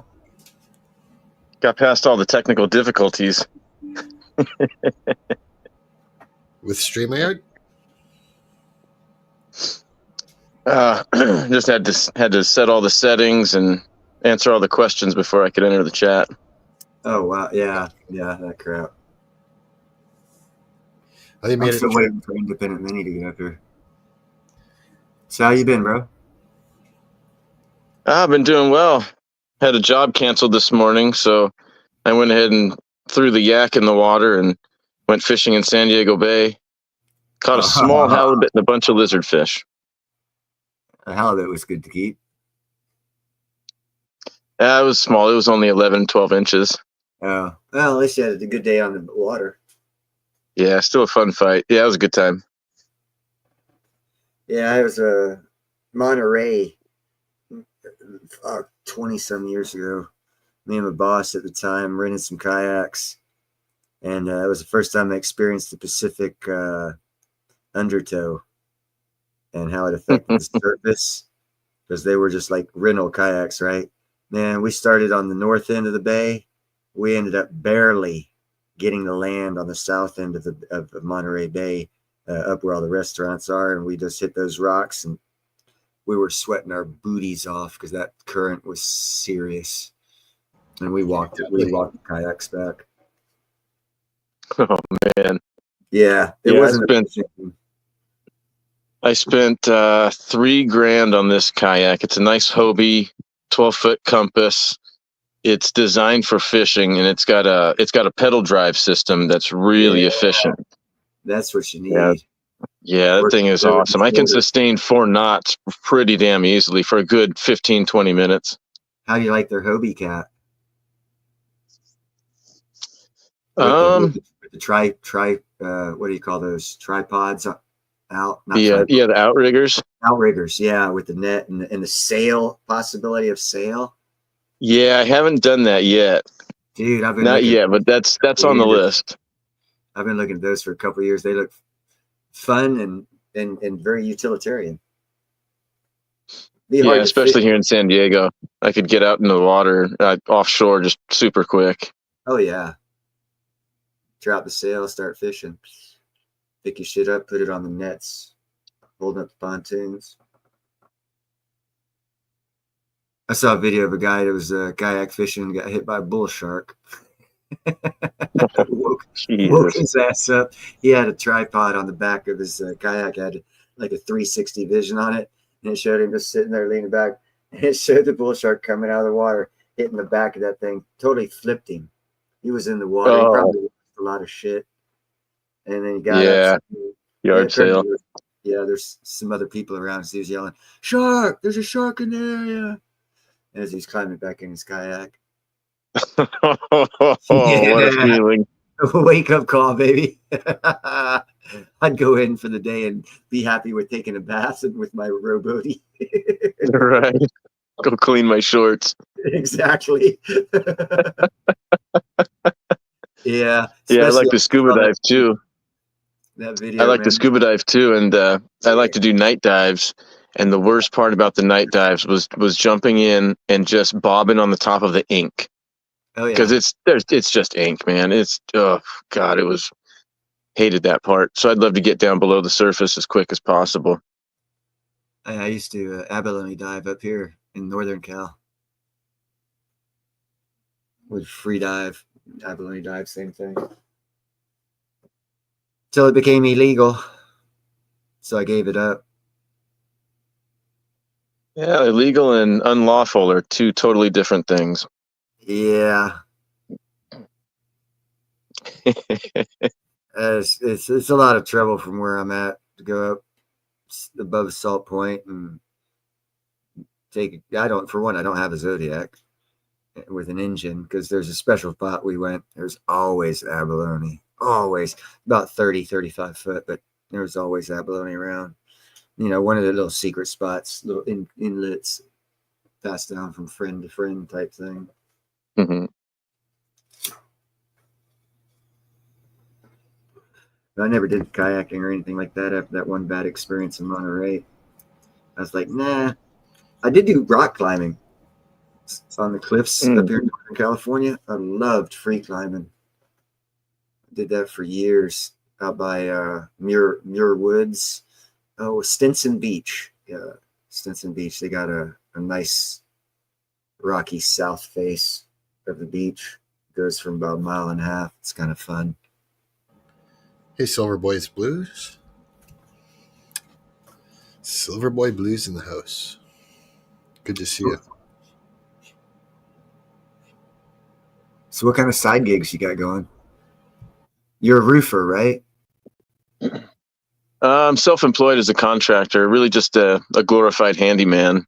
Oh, okay. Right now I've got a 550 square foot deck that I'm doing, and the job's changing a bit. The way that it was, there was custom stairs with custom stringers that were just going to be too long and too heavy for me to transport to the job, too expensive. So I'm going to engineer a landing and just do 2 smaller staircases. But even then, the way that the yard is, there's just a ton of grass and hill. So it's almost like a Chinese project where it's just like road to nowhere. So I'm going to have to figure out something else, some other staircase that goes down to the level ground where their pool house is. Yeah, it's a pretty big job. Lots of treks. It's looking really good though, man. It's turning out really beautiful.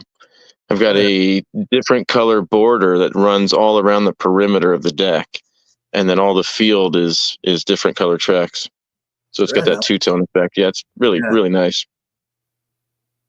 It's nice when people can afford to get quality work done. That's even nicer.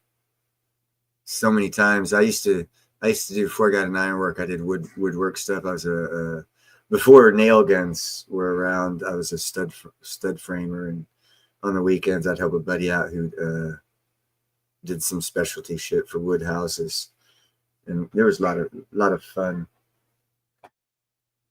So you really learned how to use a hammer. Oh, dude, a lot of compound complex cuts for roofing systems because of the freaking houses, bro. Oh yeah, I became real good, bro. I became real good. I was the cut man for a while, and then I wasn't making that much. It was in Pensacola, Florida. It's always been a depressed economy down there. And then the ironwork came along. They decided to do base closures, and they closed down Rutgers Army base for the warrant officers for their flight training for helicopters, and they consolidated it at NAS Pensacola. So there's a crap load of ironwork to be done in Pensacola where I lived, and starting pay was as much as my dad made, and I was like, okay, I'll take it. And I never came back. Like, ooh, this is fun. Make money and travel. Oh hell yeah. Cause hell. Yeah, I did iron working for a couple months. I loved it, man. I absolutely loved rod busting. It was a lot of fun. That, and then pipe fitting. I did that for almost a year, about 11 months. That was an incredible job too. I worked in the fab shop doing pipe fitting. So we had positioners that we could grab the pipe and spin it and put it in any position we want. We had gantry cranes. We could fly the pipe all over the place. All the tools we wanted at our disposal, because we had the tool rental in the repair shop right next door. We had the office girls around when it was daylight, and I actually worked second shift. So my shift started around, I want to say 1 p.m. till about 9:30 at night. So oh man, it was just awesome. We had some of the office girls were around in the beginning of our shift, and then towards this middle of our shift, everybody goes home. So then it's just us. Then we get to really get to working. So we get to really just focus on working and just welding up pieces of pipe. God, it was awesome. Then after that, my buddy and I, he was my boss, we'd strap on our rollerblades and we'd play roller hockey out on this beautiful, pristine parking lot until 1 o'clock, 2 o'clock in the morning. And he was married with kids. That's crazy. Take the fun where you can get it. At least he wasn't out drinking. Right, yeah. We actually also played ice hockey at the same time. We played at a local rink right over here at the adult league. God, that was so much fun, man. That was 28. That was in incredible shape. Fuck. You should try and stay in incredible shape. Yeah, I'm not doing too bad. Yeah, that's I haven't done but 2 weeks of iron work this year, and I've noticed that I have some weights. I got them for free several years ago, and I've never used them because I'm always working, lifting up heavier shit than that. But I've only lifted heavy shit twice this year and got paid for it, so I started lifting these weights here that I don't get paid to lift, and I got to get used to that. You'll notice it though. As soon as you stop pushing yourself physically, you start. Yeah. That's why degradation. Well, I also I have a problem because for 35 years I've told myself I don't need to go to a gym because my job's my gym, and I work 8 hours a day pulling weight, a couple 100 pounds constantly, right? So why the hell do I need to go to a gym? And this is the first year I really haven't worked, and I'm going, damn, man. I need to hit these weights, I guess. First time ever. Because I used to work hard to stay in shape, so I'm fixing to probably have those problems too of staying in shape.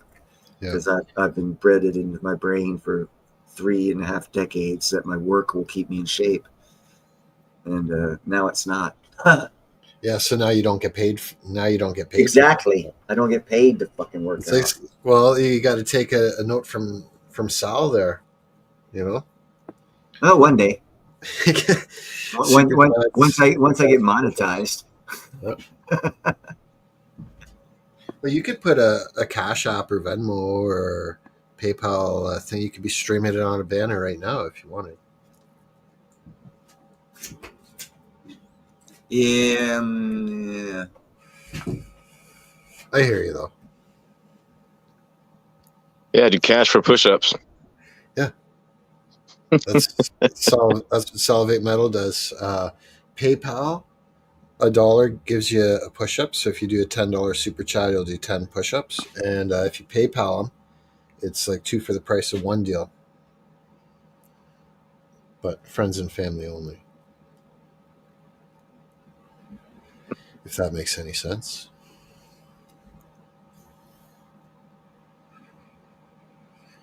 A lot of people actually live stream their workouts. You know? It's another way. That makes sense. A bunch of people live stream themselves playing video games. Right? Yeah, that only makes sense. Or they'll live. Yeah, I think I need to. They'll live stream themselves dog sitting or something retarded. I just say that because I did that this afternoon. That's funny. But yeah, really anything. If you've got enough supporters out there, people pay, just to see you do what you do. Yeah, Simon's wife, man. Doing dishes and vacuuming, making the bed, stuff like that. But I think that's why it's important on YouTube and maybe other social media too, to be authentic, you be yourself. Dude, you should always be like that no matter what. Right. Yeah. That way you don't have to pretend when you're on TV or on YouTube or whatever. You just be yourself. That's why I have to not be myself. I have to catch myself because being a 35-year iron worker, I actually cuss a lot more than I ever. I do too. And I catch myself a lot. And so the little bit of cursing that does get through, trust me, that's 95% restraint. Right. Well, it's funny. Oh, man. I've been to a few, I'm a commercial fisherman. Oh yeah, yeah, you can't talk like that here, I think if you set the stream up as age restricted, I think there might be a little more leniency there. Don't quote me on it, but I'm pretty freaking sure. I usually do that. Yeah, I used to. Let me check my poopy squad out. No, I'm not in a position to check it out, and I don't want to open another tab. Yeah, usually I do. No, hold on. It's the second one. First one's restricted to 18 or above, right? Yeah, so no, I do have to get a choice, and I choose non-age restricted, I think. I don't know. I have to look at it. I don't know. I don't like promote anything that's not good for kids either. And anyhow, legally, if they're 16 or younger, they ain't supposed to be on here anyhow. So, if everybody followed the law, we wouldn't have to worry about that crap. I think one of the main things making it age restricted is the person will have to be signed in with their whatever their age verification is, right? I've heard a couple of YouTubers saying their stuff got changed for them to age restricted, and it stops a lot of people from being able to see their content. Yeah, well, it would. Anyone that's not signed in won't get even served this. I think they won't get served a suggestion, or it will, but it'll come in and prompt them to sign in. Yeah. I already don't have enough people watching to make myself have less. I hear you. It's a good day for me to see 15. but at age restriction, it probably would be C5. Because no one would get because they would use that. I mean, I'm already getting shadow banned anyhow, so. Yeah, I see a lot of comments aren't going through Oh on yeah. YouTube. Oh yeah. They're It's glitchy too, though. It is glitchy. Like, yeah, but not all of it. yeah, for sure. There's both, in my opinion. There's their own censorship and their own things that they do. Plus, there's glitchiness. Yeah, I know some of it's glitchiness. I'll periodically back out of the chat just to kind of refresh it, and that's when I'll see a bunch of stuff come up. Yep. Or if you switch from top, like it defaults to top chat when you go into live stream. Always defaults to top chat. If you switch it to live chat, then you'll suddenly start seeing a lot more of the comments. And I think that's one of the things a lot of people are still missing. But I could be wrong. Do you know what I mean? Yeah, I haven't looked into it though. Yeah, Okay, it's the first I've actually thought about that. Yep. So if you're on your YouTube tab for this stream,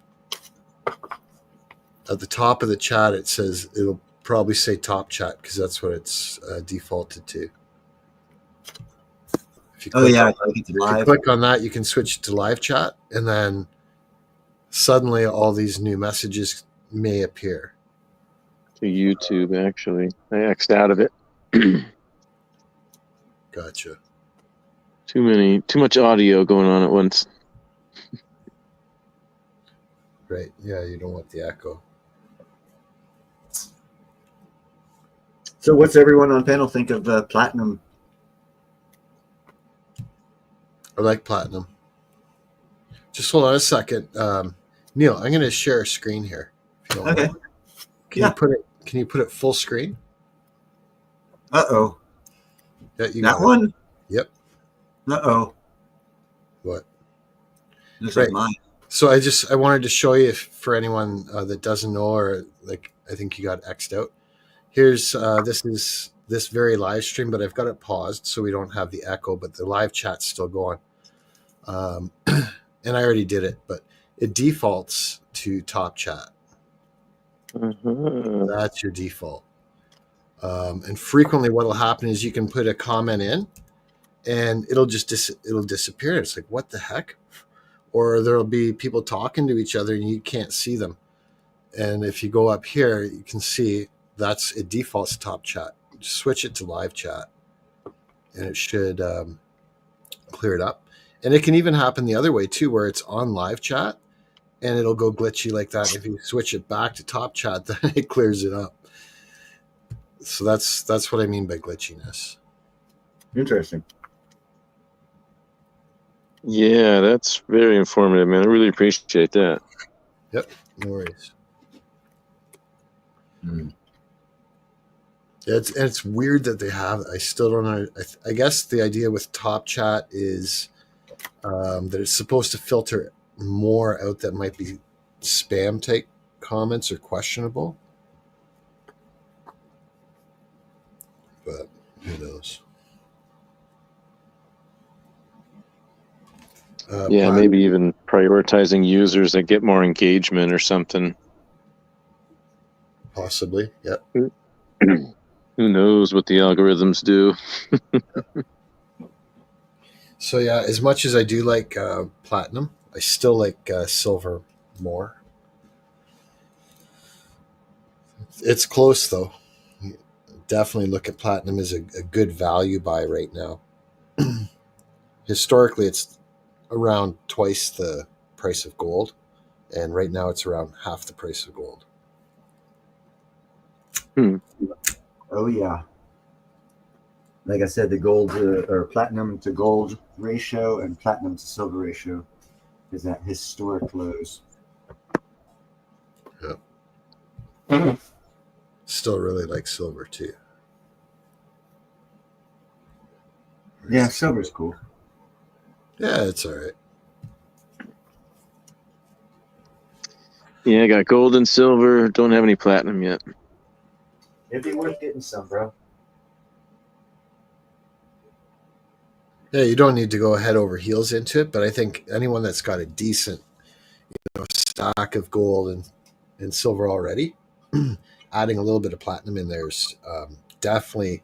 I think the timing is good as far as it being.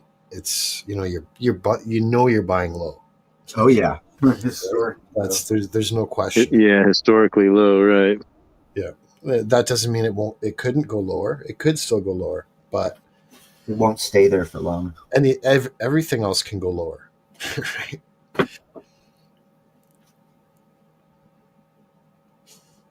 But I still think there's just as much upside potential in silver as there is. Platinum. It costs $1,100 to pull an ounce out of the earth and get it to a refinery, and you can buy it for what? $970, less than it costs to mine it. Really? Yeah. That sounds like a good deal. Yeah. Now, if you look at gold, it costs about, depending on the mine, between $900 and $1,100 to mine an ounce of gold, but you're getting a good double that for the price, so it's well valued. And I think silver. It's like $11 to $13 to mine an ounce and get it to the surface, and they're getting double, and so that's kind of good. So theoretically, looking at all the other metals, you look at platinum and you're like, well, it should be at least $2,200 or $2,300 then, by just looking at the other metals, and you're like, yeah, pretty much it should be. And if you look at the historic charts for 100 years, you'll find out it's actually been double the price of gold for 84 of those 100 years. The last, not 16, from 2011 till now, what would that be, 14 years? So the last 14 years, it's been manipulated, and it's actually half and less than half the price of gold, which has never in history been seen, ever. So it's manipulated down right now. Good time to buy, in my opinion. Not being a financial advisor, just sound advice. We're talking physical, right? Physical, so platinum, yes, sir. I never see this fine paper. If you don't hold it, you don't own it. I think you could get a little. You guys have trusted bullion dealers that you guys deal with? I do. Yeah, I guess I do too. I have enough coin shops, within driving distance to me, that I don't even do online. And I'm in Canada too, so a lot of the American dealers don't have free shipping for us. But yeah, there's lots of good online dealers for sure. Yeah, I've got a guy out here, First National Bullion. I met the guy through, through Jake Ducey of I Love Prosperity channel. Right. Martin Gonzalez is his name. And yeah, they're a good crew. Been making good friends with them. We go to a Freedom Bonfire used to be every month, now it's every 3 months. Yeah, it's a bunch of good people over there. In fact, the office manager was my backyard neighbor when I was a kid. And to get to high school, I would hop the backyard fence and go through her yard and take the shortcut to get to high school when I would go. Never knew her, never saw her there, but once I got in the office, we were talking one day and found out that we lived congruently, and like, holy shit, that's a trip. So we got history. It's a small world. In fact, they are so good that when I needed $2,000, I went in with, I think it was 4 or 5 ounces of gold. I want to be over collateralized, right? Just ready for whatever they wanted for collateral. And I was asking for a loan for $2,000, and they only wanted one gold coin that was, I think at that time it was 1850. So I was under collateralized on a 0%, about 4-month loan. Nice. That was a pretty cool thing. Yeah. So when I come back from Alaska, I bring them some fish. Hell yeah. Yeah, that's perfect. So they didn't even need a 1-to-1 ratio. They're like, oh yeah, that's good enough. We know he wants his gold back. Right. Yeah. Yeah. They trusted me, and yeah, we've got a great relationship. It works out really well. So I'll definitely actually go in there and ask them about platinum. Definitely do. See what they got. Definitely do. A lot of people are looking at it. A lot of people need to be looking. A lot more people need to be not only looking at it, buying at it. It's historical. Every excuse you give to buy gold, you should buy platinum. As I like to say, 1 ounce of platinum in 5 years will be 2 ounces of gold. You know, and that does even go to jewelry too. Platinum is being used a lot. A couple of jewelers I spoke with were saying that silver is the most popular metal for jewelry now, because gold and platinum are so much more expensive. Oh yeah. But platinum's right in that sweet spot. Yep, exactly. And again, I go back to the platinum to gold ratio, and platinum to silver ratio is at a historic low that should trigger a buy for everyone who looks at those kind of charts. I wouldn't trade silver for platinum, but like if I was buying gold and buying silver on the It's not regular, a trade. It's to look for a value, Yeah. which means right now the best value out there, if you do that same chart, silver to gold and silver to platinum, gold to whatever, the best value is platinum. Just by that chart. It's not saying only buy it or whatever. It's just saying right now, price wise, the max percentage of gain lands in platinum's court at this time in history. Yeah, I agree. I wouldn't trade any metals. Yeah, like you say, the best value. I would trade cash for platinum rather than some other metals for platinum. The only thing I'd trade for any metal is fiat. Or my time for skill. I'd work for silver, gold, or platinum. for sure. Oh But yeah. I'd only get fiat, and that's actually realistically a steal. Every time you're buying, no matter. See, this is what people don't also consider. If you're and especially for those who want to be concerned about the economy, every time you're buying a precious metal with fiat, you're actually fucking the system. I think you're taking a step out of it. Well, no, you're screwing them. You're taking a worthless piece of paper. You're hedging your bet against. You're taking a worthless piece of paper that has people's belief in it, making it value, and trading it for something that actually has physical value. That's how I look at it. Yep. It's a hedge, whatever you want to call it. I'm taking a piece of paper. In a way you can look at it. Metal. Here's another way of looking at it: it's a piece of fractional real estate, in that real estate is tangible. So like it's like a tiny little compact thing, but there's no property tax on it, and you can put it in your pocket. Legally, silver's fractional gold. Yep. So it's got that going for it, which also makes it a tier 1 asset. Do you have the actual text on that? Where from silver is April? fractional silver. Silver is legally fractional gold. Well, it doesn't state words. That's not the words they use, but what the Constitution states is that I think 24 grains of gold, and it's not the Constitution, it's an amendment to the Constitution. I think Benjamin Franklin or not Franklin, Jackson, someone. Oh, and this is what that lady was talking about. Yeah, she was talking about at the beginning. Okay. Yeah, it was a certain amount of grains. 275 grains equals $1, and 25 grains of gold equals $1. So that right there is your conversion rate for $1's value. It was Be a gifted. great idea to clip that little piece out where she says that and put that in your thing where you can just play it in the brand thing. Oh yeah, that'd be a good idea. We'll try and do that. So, as a reloader, for context, 25 grains is about the powder charge of a 5.56 round. Really? It only takes 25 grains? Something like that, yeah. Oh my God, that's not a lot at all. Why do they have such a big bullet? That's great.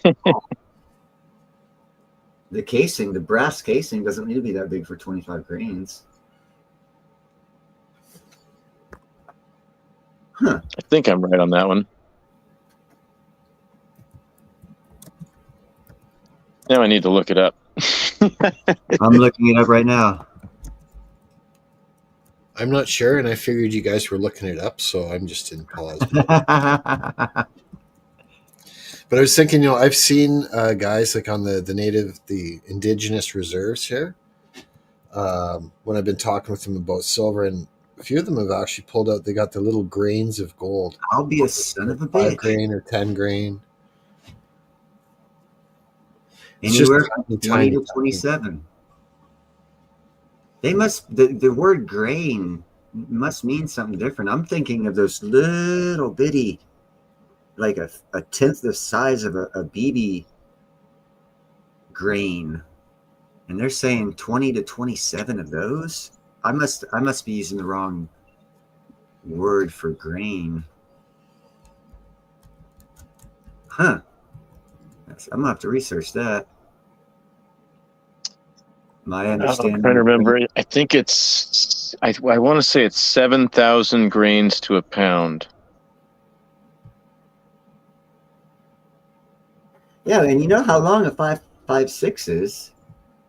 The brass, that's supposedly mostly gunpowder, or the explosive substance. I'm sure it's not 100. I got it right here. 1 grain is 0.065 grams.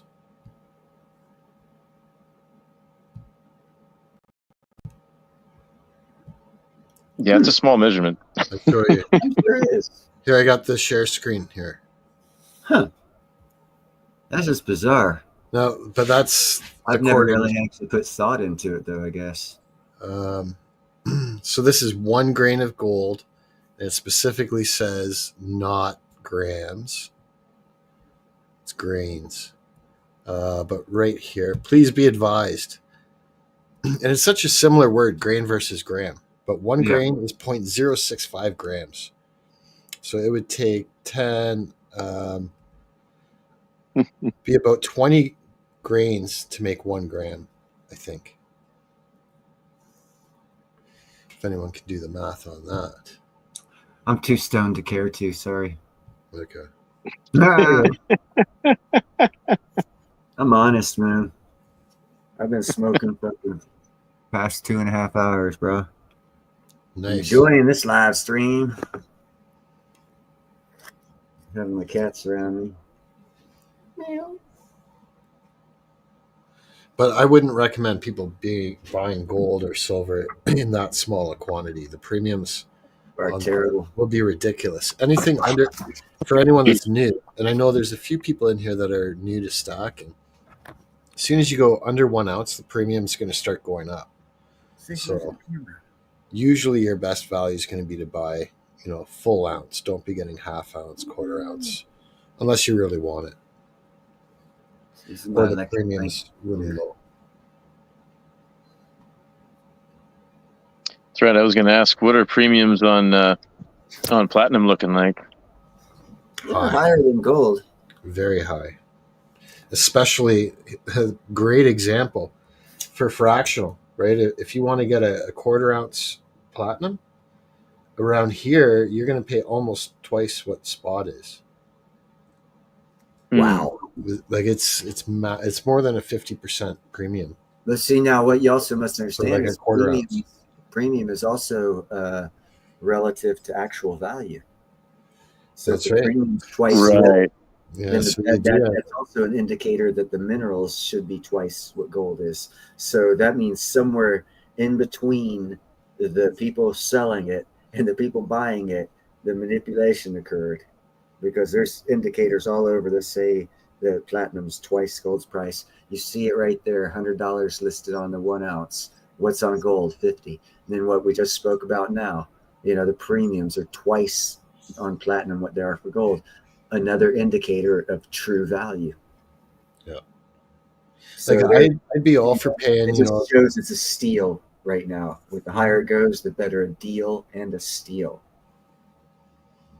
if you can get it with like a 5 or 10% premium, I think that's probably pretty good. So on say $1,000, that'd be 50 to 100 over, maybe 1,100 at the most. I wouldn't pay more than 1,100 for an ounce. There's a good chance with all the changes coming that America might list platinum as a critical metal. Yep. Which also will help the price comparatively. So gold. Yeah, so that's interesting. Critical metal. Where do they do that? What organization does that? And I don't want to hear that it's Fauci either. I saw a video of someone. See, I catch abstract information when I'm watching other shit. And this one thing I was watching that had nothing to do with precious metals whatsoever. And it showed a list of they stated something like there's 57 minerals on a perceived list of going to be called or listed as critical metals. And then it had highlighted like 7 or 8 of them.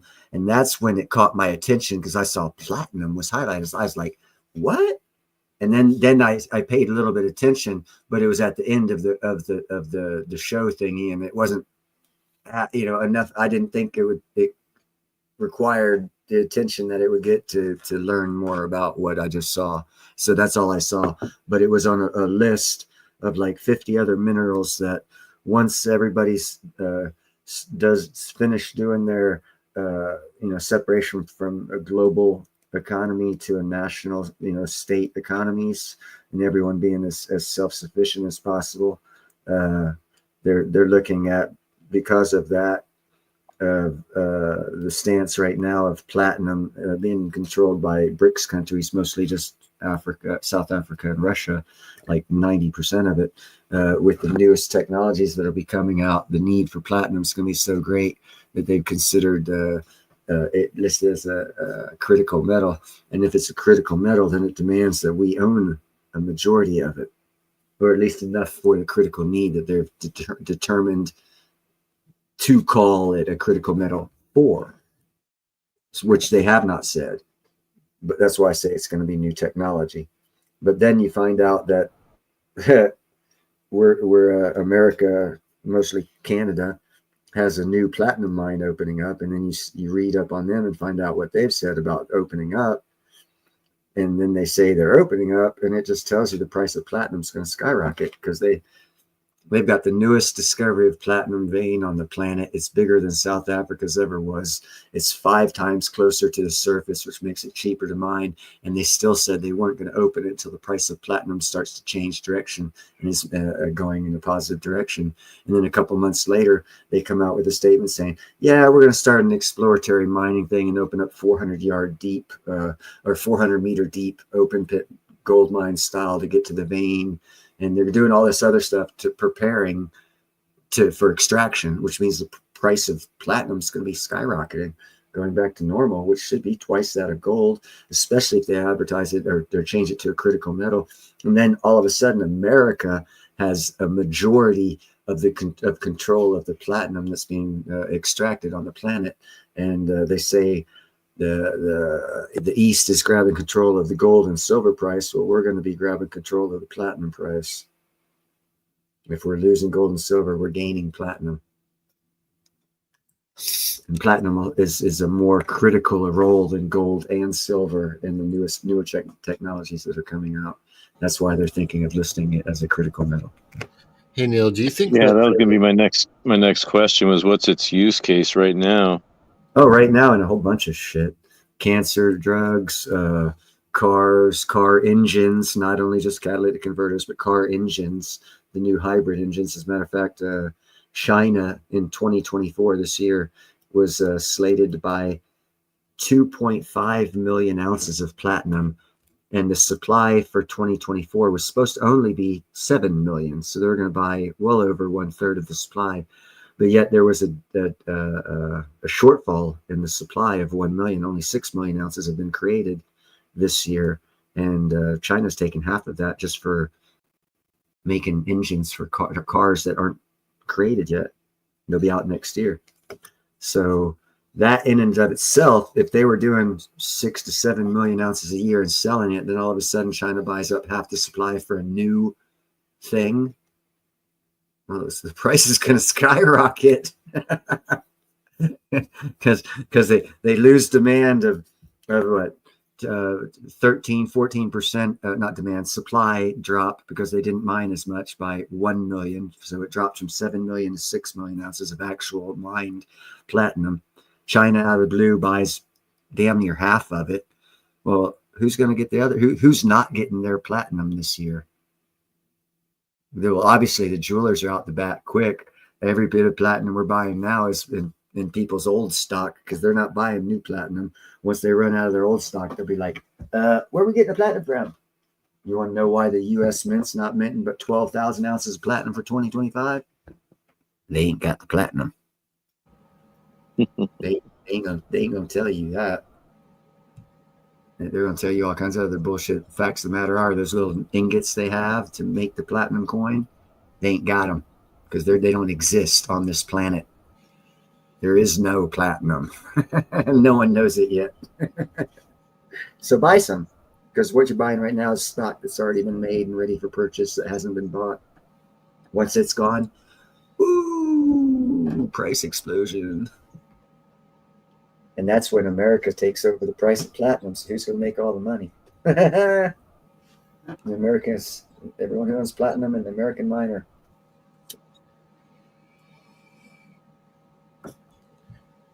But that's just my speculation, along with what's actually happening that no one's talking about. Yeah, I got the Prince of Platinum for a reason. Excuse me. So, just for reference, this is off Miles Franklin website, but they've got. We had a question here if we think the premiums on palladium are higher than on the premiums on platinum. So this is actually a good site, I think, just to see what one dealer. So where we have platinum price is currently $962 per ounce. They're selling them, well, in small quantity for $1,132. So that's what, about $230 premium. So say 20, if I'm right, 23% premium. That's about right. Sounds about right. If we go to palladium, that's coins. They got bars, rounds, and every dealer's going to be different. Oh, yeah, no. a disclaimer. The American Platinum Eagle premium is like you said, around 200 some odd dollars.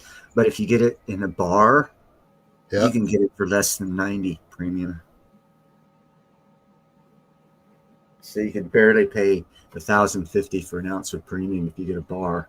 Yeah, and if you're buying a bunch of them, you're going to get a cheaper, a bulk deal. Like, I see 1,000. If you buy 10 of them, you'll get it for $1,079 each. If you're just getting 1 to 4, it's $1,089. So you save. If you go to the American Eagle, the Platinum American Eagle is probably $1,250 plus premium. Yeah, you know what? They don't have that here. Trust me, the American Platinum Eagle is a good $200 more expensive, $300 almost. Yeah, they're out of stock on the platinum and palladium. Oh yeah, you're gonna be out of. Everyone's gonna be out of platinum soon. I'm the only one that sees it coming. Or I'm the only one talking about it. I'm sure a lot of people see it coming. How's it going, Pat? Access to Humboldt Unincorporated. Ooh. Hey, welcome in, guys. A weed grower. Anyone who puts Humboldt in their name has to grow weed.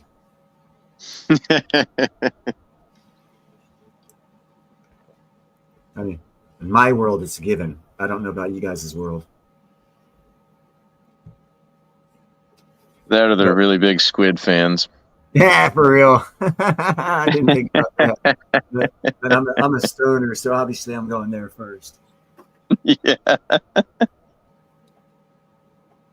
There's a nice 10-ounce platinum bar.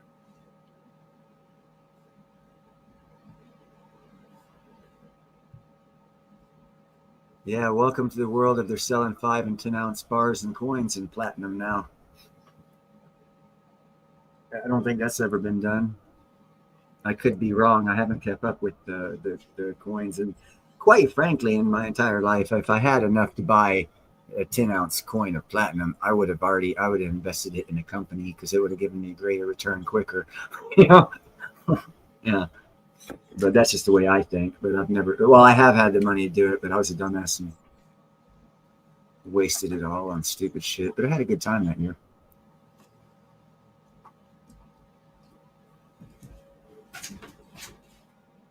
Never hand your kids $30,000 cash, guys. That's all I can say.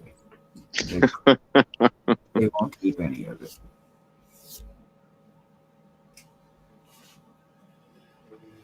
It depends. In my experience, if you're going to give your kids money, wait till they're in their 40s. There you Even go. if they die in their Depends on their 20s, age, their don't let maturity, them touch it. yeah, what they know. Yeah, you're getting your inheritance when you're 42. Yeah, but Dad died 20 years ago. Okay, 2 years left. Just make sure to leave them gold, silver, and platinum, so that way it's always going to go up. That way, when they get the money, they'll be more responsible with it. Yep. And I would say an earlier date, as far as age, except for the fact of no one in the 30 to 40 years has been educated on the economy from a public schooling system. So therefore, I'm only what's the word I'm looking for? Speculating. I'm adding to it that parents never taught their kids about economics on top of the school. So I'm making a presumption that a majority of people don't know about. I mean, we're different specifically on channels that do economics, and I mean, you, for example, all nighter, the economist being in the name. So we know about economies more so than the average American. We only make up maybe like 2 or 3% here on YouTube. Right. You know what I'm saying? It's not a great big number, although it is for us personally. That's not a reflection of reality of the mass. Yeah. It's very niche across the world. Yeah. Yeah, we're not that big on our intel to give out. That many people want to. I am in Vallejo, access to Humboldt, North Bay, right underneath Napa. So all three of us, all-nighter, myself, and you are in California. Humboldt, you're pretty much on the coast, and you're pretty much on the coast down there, and I'm pretty much on the bay and the Napa River and the Central Bay Water Serviceway canal system. I'm right there where they all converge to the North Bay. I actually have water on 2 sides of me. I'm pretty sure the silver bars there that I'm holding were made in USA.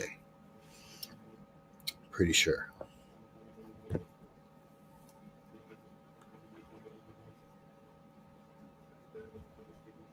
Yeah, buffaloes. Mints, so there's lots of different mints that are doing them. Sorry to interrupt you there, all-nighter. I was just seeing your buffaloes there. Yeah. Yeah, I will add though, my kids hear virtually everything that I listen to because I just listen to it at full speed or whatever, or full volume. I just let everybody hear. It doesn't matter what I'm really doing. I don't really care about the volume of my phone too much. it starts a lot of conversations, and they get to hear it. And my kids will just come out with just off the wall questions that it really shows that they have been listening. It makes you and, think. and intaking. I like it when people ask intelligent questions. Right.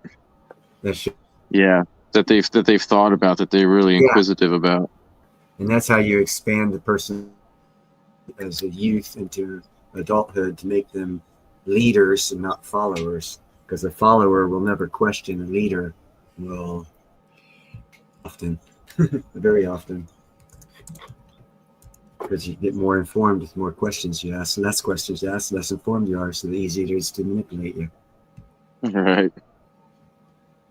I will say too, amongst all the channels I'm in, there's a lot of kids.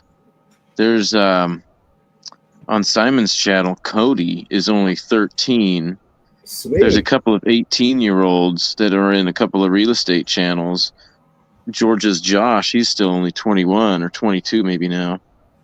Yeah, there's quite a few kids that are showing a propensity to learn and are consistent in their viewership. Yeah, the Platinum Beast has this one 13-year-old kid who's on I think it's a Facebook group of young stackers. And he's like 13, and he's real big into platinum. That's how I got interested in him, because I'm real big into platinum. He was telling us about this, I think it's a Facebook group of like 12 or 13, kids, young teenagers that are into stacking, because no one else talks about it in their age group. So they got a group together. And I think that's cool. That's awesome, man. That's the start. I'd love to hear that kind of initiative. Hell yeah. You can tell his mom's, he knows too much to figure it out on his own, unless he's a genius, which is possible. Oh, and Pat Evans said, you're pretty sure they're made in America. What's that mean? The coin What's shop. the name of the company? Say again, Neil? What's the name of the company that's minted them? Is it on the coin? Is it on the bar? Nope, there's nothing on those at all. Oh. But the local coin shop that I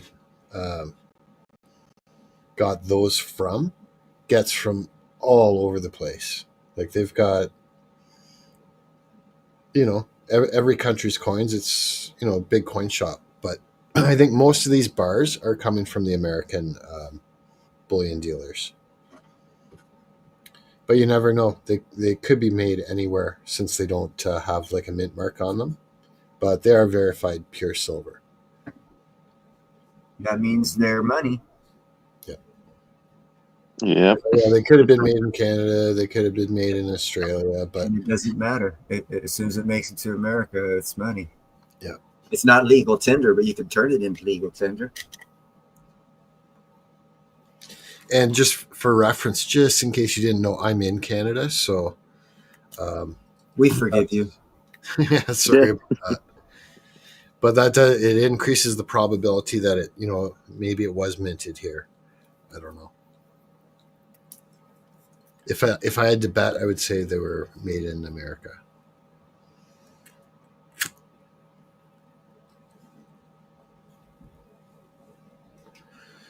You can be assured, if you've got an American Silver Eagle, that was made in America. And I think they're actually, silver comes from Sunshine Mint.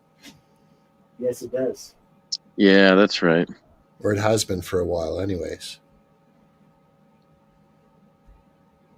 Yeah, I was trying to remember where Simon went. He took a tour there in Sunshine Mint, I think November, about a year ago. See, here's another great thing with that. And you weren't here all nighter, but at the beginning, you might have been looking. I don't know. I should have said that. But at the beginning of this live stream, I played David Morgan clip with Judy Sheldon. And what they were saying about silver, she had mentioned that they could easily go to a bimetallic system. And America does have the authorization to just instantly purchase the necessary silver to make that feasible. So it is possible for, like what David Morgan has said, for silver to be the new gold and gold to be silver, which is a price depending thing. So there is a pathway being made visible to where silver could really rock the Casbah on price. That's what we've all been waiting for. Access. I was on his show. I was on Steve Hilara's show. He's in Hawaii, and Snooks was on there earlier today, and I went on there specifically for that reason. So no, she probably won't show up. I was really messing with her.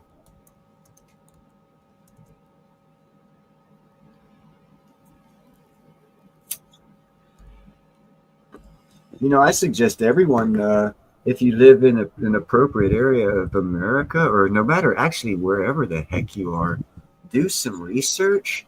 You'll be surprised with the modern technology available for small scale sluicing, which is a simple type of gold mining. You'd be amazed at areas where you can find, reasonable amounts of gold.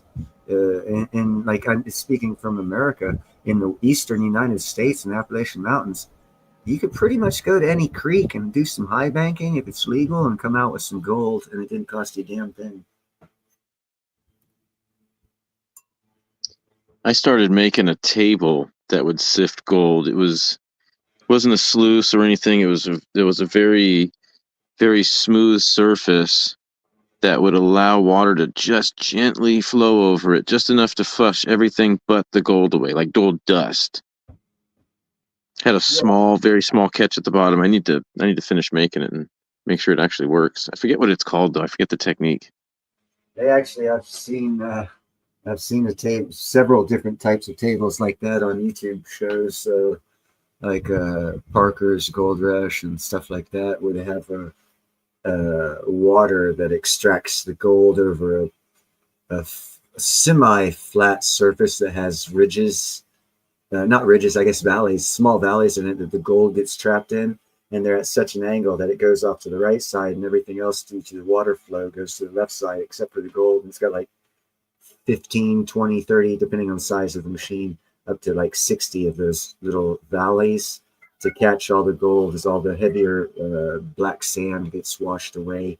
And black sand's actually just as big as some of those finer particulates of gold, but it's lighter. And that's why they have all those little valleys to catch all of it. And it's a very, very, very, very, very effective way of washing gold to a purity that you can just simply dry and weigh and not have to worry about a percentage of it being impurities. Yeah, that's similar to this table where at the top end, it's on a slight decline. The top end is a reservoir, and then it flows over this thing just as gentle as you can get it. But it'll wash away the black sand. But it's an active collection thing where the gold will continue to run down the table. So you gotta have that little suction bottle to suck it out. Yeah. But yeah, very, very fine way of collecting extremely fine dust. Yeah, the angel's gold, I believe, is what that's called. The dust, gold dust, they call it. I believe it's called angel's gold, because then I believe the reason why they call that is because they knew they could never recover it in the old days, and it was like, well, that's the angel's gold, and I think the name stuck is the history of that name for that type of gold, and that's why you can go to old dudes' tailings piles and go through them with these new sluice designs, technological advancements we have, and just go through. You don't even have to dig into the ground. You just scoop their old tailings, and you can actually get gold dust out of it. That's exactly what I've been meaning to do. Dude, that is amazing. That's why I tell people, man, with modern technology, over the past 3 years, it hasn't been that long. That's why I guess people aren't too hip on it. But over the past 3 years, the technology for gold collecting, the fine particulates of gold, oh my God, never before in history has it been that good. It's like a gold rush all over again. Everywhere they used to find gold is the best place to find gold. Easy. It's like, bingo, X marks the spot. Hey, just go there. Okay, you got gold. It's like no one cares because all the big guys already made their money on the land. They're looking at revitalizing it. So if you're just going through their shit before it's revitalized, they don't give a crap. They ain't gonna run you off. Get free gold. That's why I say buy silver, platinum, and crystallized osmium. I get gold for free. It's everywhere. There's 3 parts of this nation: North Central, the whole West Coast, and a majority of the East Coast. So according to geologists' maps, fucking loaded with gold. You know, we're talking there's like 23 states where you can go and get gold. That's like half of the nation. I mean, oh yeah, I didn't even include Alaska, all of Alaska. I didn't even see that part of the map. I was just a given. So, yeah, over half of America, or close to half of America, you can go out and get gold. Just Google Alabama gold sluicing, and you'll see guys out there with 5-gallon buckets in a small creek in Alabama getting gold. I mean, come on, if they're doing it there, come on. You know what I'm saying? Yeah, I see black sands all over the place in Alaska. Yeah, I mean, it's anyway, I watch these shows in Australia and they start showing the maps of these different regions of gold-rich pockets of this type, opal-rich pockets of this type. And by the time you overlap all those maps of all those different minerals, it's the whole center part of the nation's overloaded with minerals that you just dig 20, 30 foot down and you're rich. You know, some places just kick a rock and find gold.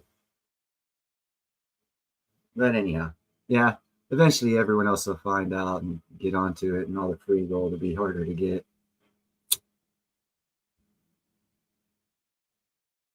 But that's not now. So go out and get yourself some free gold. Help your economy out. Go out camping with your family in the right location after doing a decent amount of justifiable research. Go out camping. Let them have fun. Put yourself in 6 hours a day, fucking digging a hole in the river and running some rock. You might come back from that camping trip with a ½ ounce of gold, meaning you just made yourself $1,250 for having a good weekend with your family. Yeah, that's exactly what I intended on doing too. My son loves to go camping. He loves that kind of adventurous activity. So load him up in the truck and go pan some shit, and then man, if we find a good enough spot, just start dumping the shit in the back of my truck and take it home. Yeah. Or just come back with 2 of whatever you have to sluice it with, or 3, you know, next time. Make it an experience.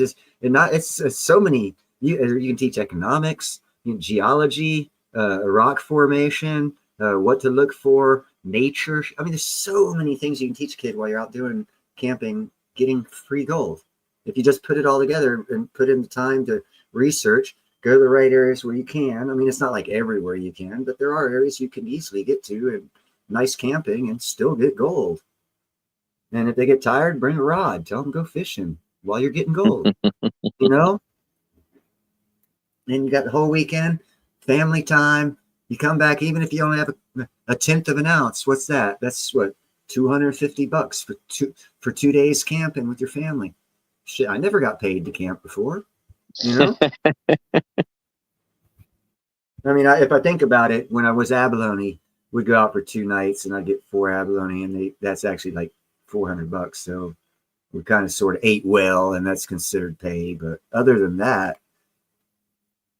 shit, you can't do any better than gold for fucking making free money. I mean, you know, because you go out in the sea, you can make money off the sea, obviously. And if it's something you like doing, you make money at it. Man, when the salmon are hitting our nets, oh man, it just lights up like a Christmas tree. But, not everyone has that capability to go out and do that. But pretty much everyone has capability. $200-300 investment, a couple hours of good hard research, good logical thought out process research. And here's another statistic: in Southern California, right where you're at, All Nighter, in the desert area, the government put out a study saying there's about $9 billion worth of gold that could be done through surface placer type mining and surface sluicing in the southern desert of California. $9 billion of gold out there, bro. If they did the study, look into that study. That's what I'm saying. If they did the study, there's research on it. You take some time, you do some fact checking, you do some research, and you'll find out where the gold's laying. for free. You guys ever watch Real Sensational Guy? He's really funny. Jeff Williams, I think is his name. Yeah. Oh. That's familiar. Is he married to an Oriental woman and he's always talking about gold? He's always talking about gold. Yeah, he's funny. Yeah, I think I'm actually subscribed to him. Hold on a second. Let me make sure. I don't want to lie. Ask Jeff Williams, I believe, is his Ask channel. Jeff Williams. That's the one. Yeah. Yeah, I am subscribed to him. I was going to mention, since you're talking about it, I was going to mention he has one video where he had a drone with long wires acting like a metal detector, but they were longer because they was going to be higher up, so it had to be, more of a magnetic connection, so they make the wires longer. But he hooked them up to a drone, ran them over like 100 yards, hooked it up some sort of a visual thing that pinged like a metal detector, and Geo dropped a pin or something everywhere where this drone picked up non-ferrous. So he was able to do like 100 yards in 10 minutes with this drone, go to 2 to 3 key spots that it picked that there was non-ferrous, so we didn't waste like half a day on that 100-yard area. Wow. Yeah. You talk about that's a good way to save a lot of time. And actually, another way to look at it, that's a way to find gold. And it costs him like $400-600. Yeah, one of his shows, if you're into what, you need to hook up with that. He shows it's a drone that he made, because I was like, oh my God. Because around that time I heard the study of Southern California desert having like $9 billion of gold. I was like, holy shit. They just gave you a roadmap to fucking get some free gold, man. You spend, get yourself a little golf cart with a fucking lid on top of it, do your drone to do the metal detecting in the desert, and just go out there. You only have to get out of your golf cart for about 5 minutes every spot. Hop back in your golf cart. You're not really in the sun all day. It's a little hot. You can, put a solar panel up there, run a little fan. You'll be fine. Go out and find some fucking gold. Man, that does sound fun. Might have to plan on something like that. The question I have about that is, for most sluicing technology that I'm familiar with, you're going to require a lot of water. A lot of water. If they're doing that in the desert, where's the water coming from? Maybe an aqueduct. Yep. That would work.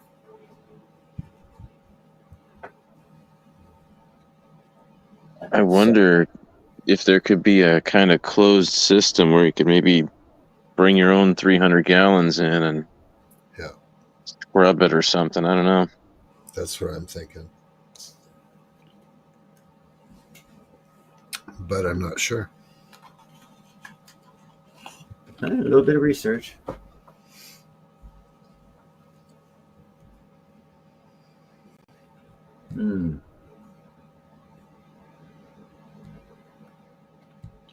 So, pretty much everyone living near an area where you can go get some gold.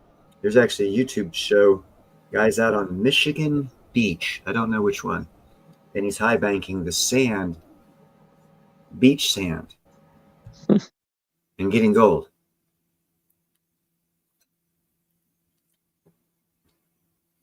I don't see why everyone doesn't know this. Well, I've seen it too, but unless you're in a really good spot, it's just a tiny, tiny, tiny little. Like I've heard them saying, "Oh, you can go to Home Depot, and buy Home Depot beach sand." Oh yeah, gold out of it, and sure enough, they do. But you know what? Like for the amount of effort, and that's where proper research goes. Because as you learn, you find out Angel's gold is the smallest gold that's been unable to be caught. So if you find areas that are richer than other areas, you follow the trail of it, you get back to a bigger area where there's more of it. That's where you waste your time. That's why I say do a little bit of research and due diligence beforehand. Right.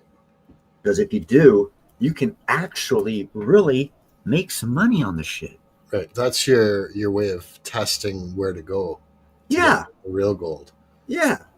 I mean, there's no map saying here, buy this map. It'll, X marks the spot. You gotta use, use the gray matter between your brain, in your ears, between your ears, and everything is out there.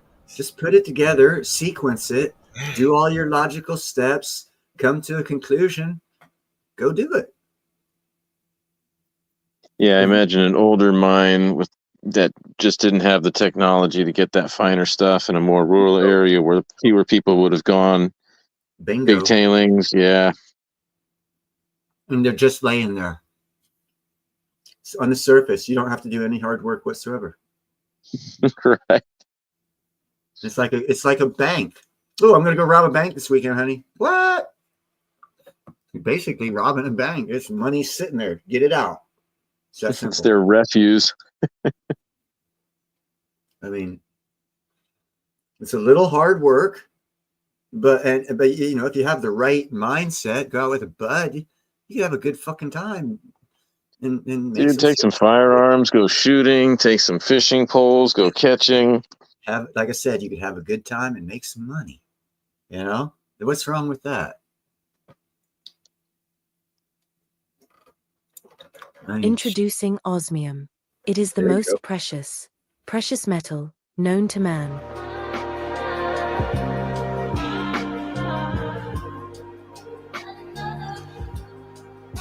I'm gonna be cutting that amethyst up.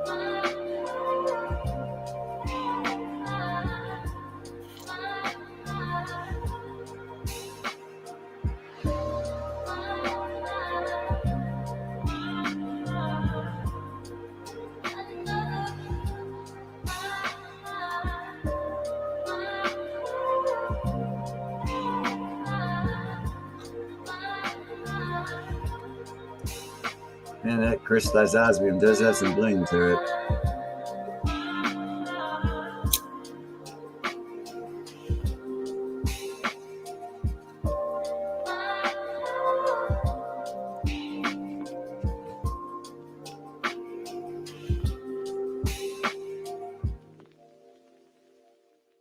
Osmium. It is the most precious metal known to man.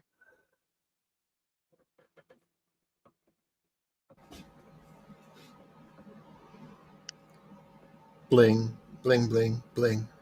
Right on, Silverboy Blues.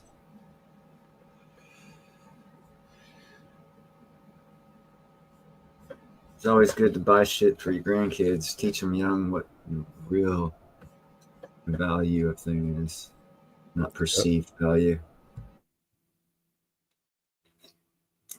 Takes you back to some of the psychology movies, those psychological thrillers where perception is reality. You're like, no, it's not. If you ever said that, you're a stacker.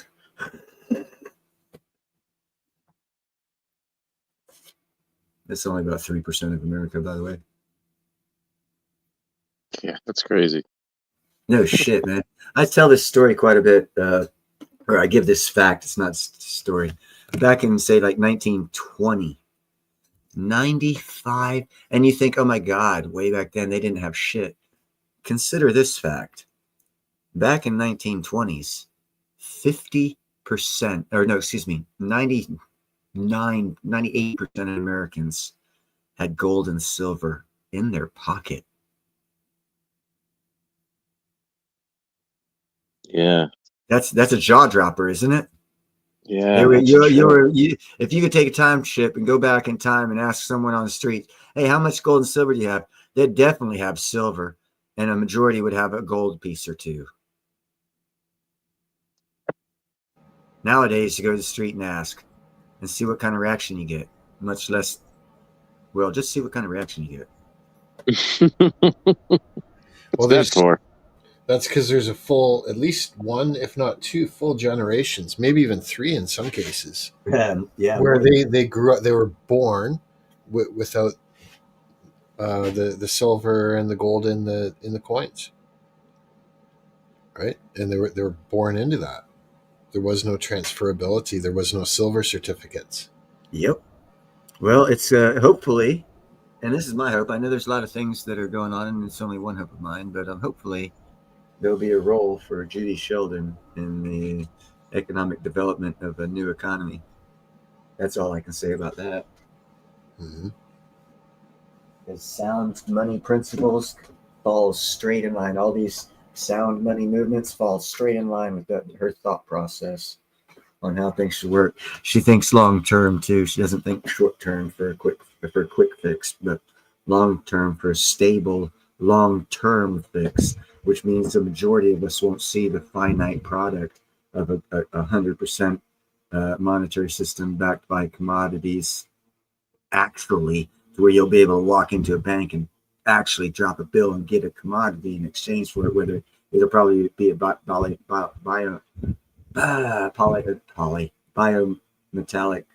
system, gold and silver, as stated in the Constitution. I mean, you'll be able to walk into a bank and drop your note and actually get the silver. But that'll be like 30 to 50 years out, because we've got such a web to unweave and untangle to get there. But we will. Yeah, like Simon says, we'd have Gresham's law, and then after Gresham's law, Yeah. Thier's law kicks in. Yeah, that's why it's got to be a gradual thing, and it can't be an instantaneous shift, because it was a Right. get the acceptance of the fiat dollar. Now things are run off of it. To do a change would crash the system, quite frankly. No matter how well intended the change, it would crash the system because of the change itself. It's unexpected, unknown. I mean, people are going to have to believe the government that it's worth something. 97% of the people will be like, gold and silver, what? It's something the government says that I don't trust them. It's got to be a time thing, because there's a lot of stupid people out there. Copper and nickel too. That's why I put in multi-metallic. I think it's got to go back to that. Yeah, they could even start with the cents. Make the cents copper again. Make the copper make sense again. Well, and as Judy Nickel, Sheldon explains, gold. It takes a process of unwinding to get that to reality, because of the fictitious economy we have now. You don't want to pull the rug out from underneath it. Everything would be bad. I pick out all my copper pennies. I have I'll even greater. toss them on a scale and weigh them just to make sure. I have greater dreams than just that. And it sounds ambitious, but it's actually simple if you research it. I plan on buying land that has a gold mine on it. And when I say that, everyone thinks, oh, a million ounces. No. There's over 3,000 gold mines in the eastern United States that have been registered and forgotten. Again, I go to modern technology, dude. Back in the day, they were following their eyes. How do we do it nowadays? Okay, well, I know we got better technology than the eye. So you take something someone else dug, you do that technology to the sidewalls, find out where the other minerals that they didn't see are, because all veins have more than one vein to them, and these old timers only followed one vein, the one they saw. So there's it's almost a guarantee. You might only get a couple hundred ounces a year doing a rock mining thing, but a couple hundred ounces is still good for a 2-3 man operation. Especially if you're not wasting time going in the wrong direction, because modern technology helps out like that. Yeah. Also, drilling over pick and shovel and blasting works wonders. Yeah, like if it's a small operation. Yeah. Even if you're getting an ounce of gold a day, that's freaking fantastic. Hell yeah. That's if you work 200 days a year, you got 200 ounces. That's $500,000. 2 people, 3 people. That's a year's work, and you were out having a good time. Yeah, if you can get the land without the mine premium on it, then it would pay for itself, I'm sure. Yeah, and that's environmental licensing and whatever. Well, if you own the land and get the mineral rights, you don't have to worry about any of that, because then and this depends on what state you're in. Yep. Some states are very liberal with people walking across your property, finding something and turning you in for it. Other states aren't. So you got to find the right state that has the right laws. You guys all want freedoms and stuff like this. Well, this is part of the freedoms. You might have to build a shed to put your rock chomper, crusher in to stop the sound from going out, but you can still do shit on your land. If you have the mineral rights, And all you need to do is tell someone that the cops come, hey, I'm concerned about security. Well, that's a given. Okay, I see you later. Bye. We just got to do it right. So I would think to have, I don't know if I would call it total coverage, but I would think to have really good coverage, get a allodial title on the land, put an HOA covenant on it, because those are fucking powerful, cursing for emphasis. And then, being the owner, you can't have your own easement rights, but if you know someone that you love and trust, you can give them easement rights on your land. And that's pretty much untouchable. It's called a partnership, and you can actually drop paperwork on it to where they'll follow the agreement. It's all legal. And there's tax benefits if you really dig into it. Ooh, especially if this new administration does what they say, there's real tax benefits to it. So you can make money having fun. And it would literally be all private. So really, you wouldn't even have tax benefits. It could be completely untaxable. That's what I was talking about to start with. Depending on not even using dollars within private. Because dollars are what's taxable. If you extract the ore and you don't need, if you're not in a position going out there needing to live off of whatever you find, just keep it. Wait till you get about 20 pounds of it, smelt it up, then turn it in as needed, in another country to buy that island, and you just got around everything. It all depends on how you do it. There's a pathway for everything. There's a pathway for everything. Me being me and a commercial fisherman, I'd smelt it into a big phallic symbol. Big do whatever. I'd phallic symbol.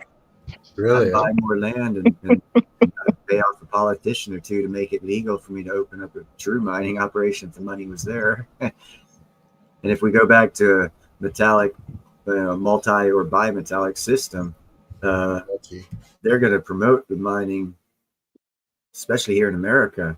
I mean, again, you look at the next administration, everything American made. You could start a mining operation and just sell your own rounds as an American company, get the tax benefits for that of the new administration for its tax benefits on opening new companies, and get around a lot of the same laws that you were talking about with the administrative or tax issues, because the way you claim it through the IRS determines a lot. That's why I don't like regulations and laws, because they don't really, there's always a way around. There's always a way around because we've got overlapping regulations. And if you then, like what you were saying, All Nighter, you laid out the overlapping regulations in one way. I lay it out in another way. I play their game against them. I'll find out, okay, because you'll find like the Bureau of Land Management has control of a district, and so does the Bureau of Alcohol, Tobacco, and Firearms. I know it's not, but I don't know an administration right now that would. But we have 450 different bureaus, agencies. Lots of them have overlapping jurisdiction. So if you follow the rules that apply to you of each of those overlapping jurisdictions, you can go to court and win. Because the government, that's why they're too big. They trip over their own feet and they got too many agencies, overlapping regulations, and the regulations aren't corresponding. And we're all bumfucked and tumblefucked thinking they're big and know what they're doing. No, they're a big screwball that ain't got their head on straight, just rolling downhill because they're too big to stop. Play the game. Play it well. You'll be wealthy. Okay, I just wanted to accountability goes a long way. I just wanted to quick respond to Pat Evans in the chat there. I'm sorry for ignoring chat. I'm having a good conversation here, guys. Sorry, just quick. I just wanted Pat to know, like, I don't know anything about the Susan B. Anthony coins or the old red and blue certificate $2 bills. I looked them up, like I Googled it, and it looks in both cases, it can be anything from almost worthless to, possibly thousands of dollars. So it's a really wide range. I would recommend getting a good, find a good coin shop or someone that's really into that sort of thing to give you an estimate on them. It's a niche market. Go to that niche to sell that market. Yeah, very subjective. Yeah, don't go just to anybody and think they're into it. It's a niche thing, and that's where you get more money. The people that do the research and find out where to sell their personal assets, the sale of those assets, where you sell them, can maximize your dollar advantage. Well, Silverboy Blues had a good answer too. Sorry, Pat. Thank you, JM, for bringing her question to my attention as well.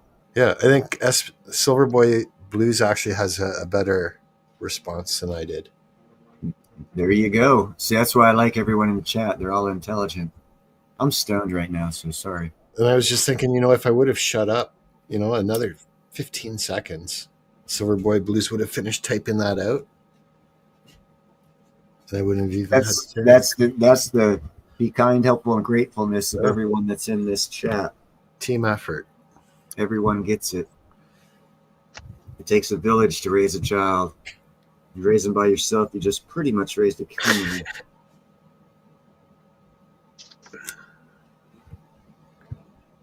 I mean, hell, I'm that old guy that'll tell you all the ways to get around your principal fucking putting you in restriction or detention or whatever. Mm-hmm. Your mom and dad won't tell you that. How else can you learn to get around the rules? Your mom and dad aren't going to tell you how to get around the rules. You need to have someone else in the neighborhood who's coy and has wisdom and can tell the kid, hey, you want to beat the system? This is how you do it, kid. Play this on your parents. See how your parents... Oh, Indy, we're not talking about teaching the kids to be bad children. I'm sorry. I'm a bad influence on children. You should have seen, I had 30 minutes with one of my nephews. I've only seen twice in my lifetime for a total of maybe 4 hours. Once when he was like 12 and once when he was like a year and a half old. And the other one's like 3 years older than him. And he was kind of weird, so I didn't hang around with him too much. He was like he reminded me of my older brother, whose kids he is. And I didn't like my older brother, so I didn't hang around the oldest one. But the youngest one, I was able to throw up in the air. He was like a year and a half. His mom freaked. Oh, she had a heart attack. I was throwing this little kid up in the air, like what my dad did to me and my brother, right? And then, I left there, came back out here, and I found out a couple months later that he jumped off the couch and broke his first arm. I was so proud of him. He broke his first arm. Yep. It was like the year and 3 quarters. And I hold the record. I broke both my arms before the age of 2, but he came close. And it's only because I got him used to the adrenaline young. So my brother had him a handful. He's like 17 now, and he looks exactly like I did when I was that age. I mean, he's like a spitting image of me. I bet my brother hates it. I laugh every time I see my mom before she died, she used to show me her pictures on Facebook. I'm like, damn, Mom, that kid looks exactly like me. She was like, 100% ringer. I was like, I bet Danny's pissed. How old were you when you broke your arms? Oh, dude, you don't remember things that young. The only reason I know it is I saw a picture. Yeah. And I remember I was you were really young. You were really young. And my first image when I saw that picture of me that young, and I was in cast, it reminded me of a silverback gorilla. Oh, you broke both of them at the same time? Part of the body. Huh? I didn't know you broke both of them at the same time. Yeah.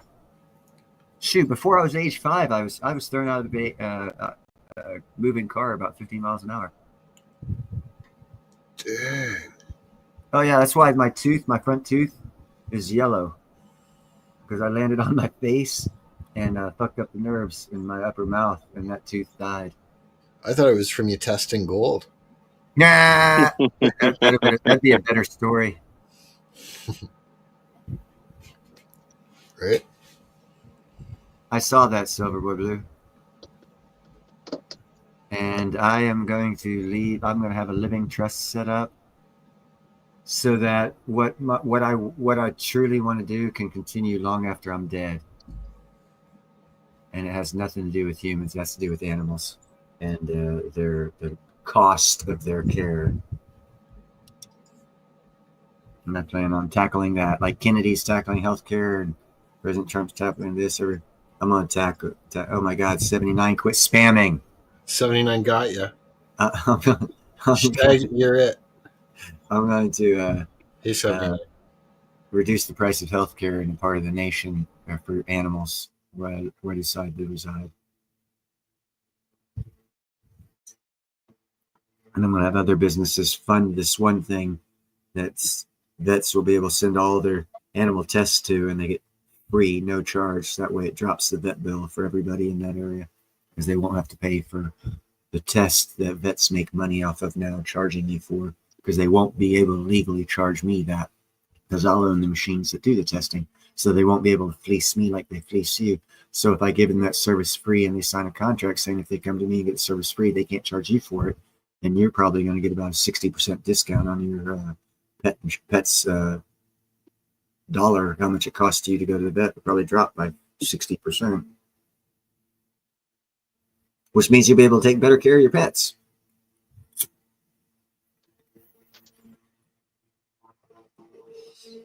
And that's my ultimate goal.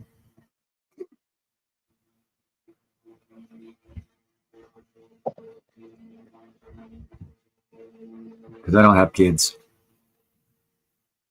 And my nephew's already fucked up. They were raised by my brother and his wife. They didn't even let my mom have anything to do in their rearing. And so I don't know how screwed up they are. I know they went to public schooling their whole life, so I don't hold much hope for them. I did send them books and 5 ounces of silver, and I never got a thank you card, so I don't think my brother ever gave it to them. So they're pretty much lost, in my opinion, in my book.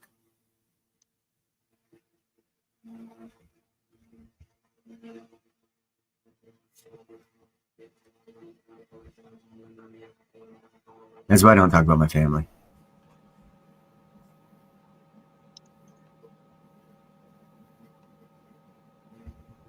I was just looking up the links that Silverboy Blues put in there. About That's a good thing to invest in. I'm actually looking for the day coming soon to where people will have in the Southeast, where they'll be having estate sales of furniture that's been in their household for 150 years, real cheap because they got to pay their bills. That's the antique furniture I'm looking at. I'm interested. Not that I will, but it'd be nice to be able to have the money to pick up some real nice antique furniture when that comes. My old boss that taught me construction when I was 18, he also got me into antiques. We would, I think it was every third Sunday of the month, we'd get drunk on the way up to Long Beach. We'd get, what did we get? Red Bull and vodkas, and we'd drink those on the way up to Long Beach, where they would have the Long Beach Stadium. And it was like a big antique swap meet. Sweet. Dude, it was so much fun. They served beer there, so we would continue drinking and just have so much fun antiquing. And he pretty much taught me how to wheel and deal. Wait till the end because they don't want to load their stuff back up and take it back to their shop. They want that sale. Yep. They only bring what they want to sell. Yeah, he taught me make an offer, something lowball, but make it jokingly, but some way that can be taken serious. So like half serious and half joking. So if they take it serious and they take your offer, great, you just got a great deal. If they don't take your offer, great, you just laugh it off as a joke. Oh, there's two purposes for that. You laugh it off as a joke, and at the end of the day, they might come up and say, "Hey, you still interested at that price?" Yeah.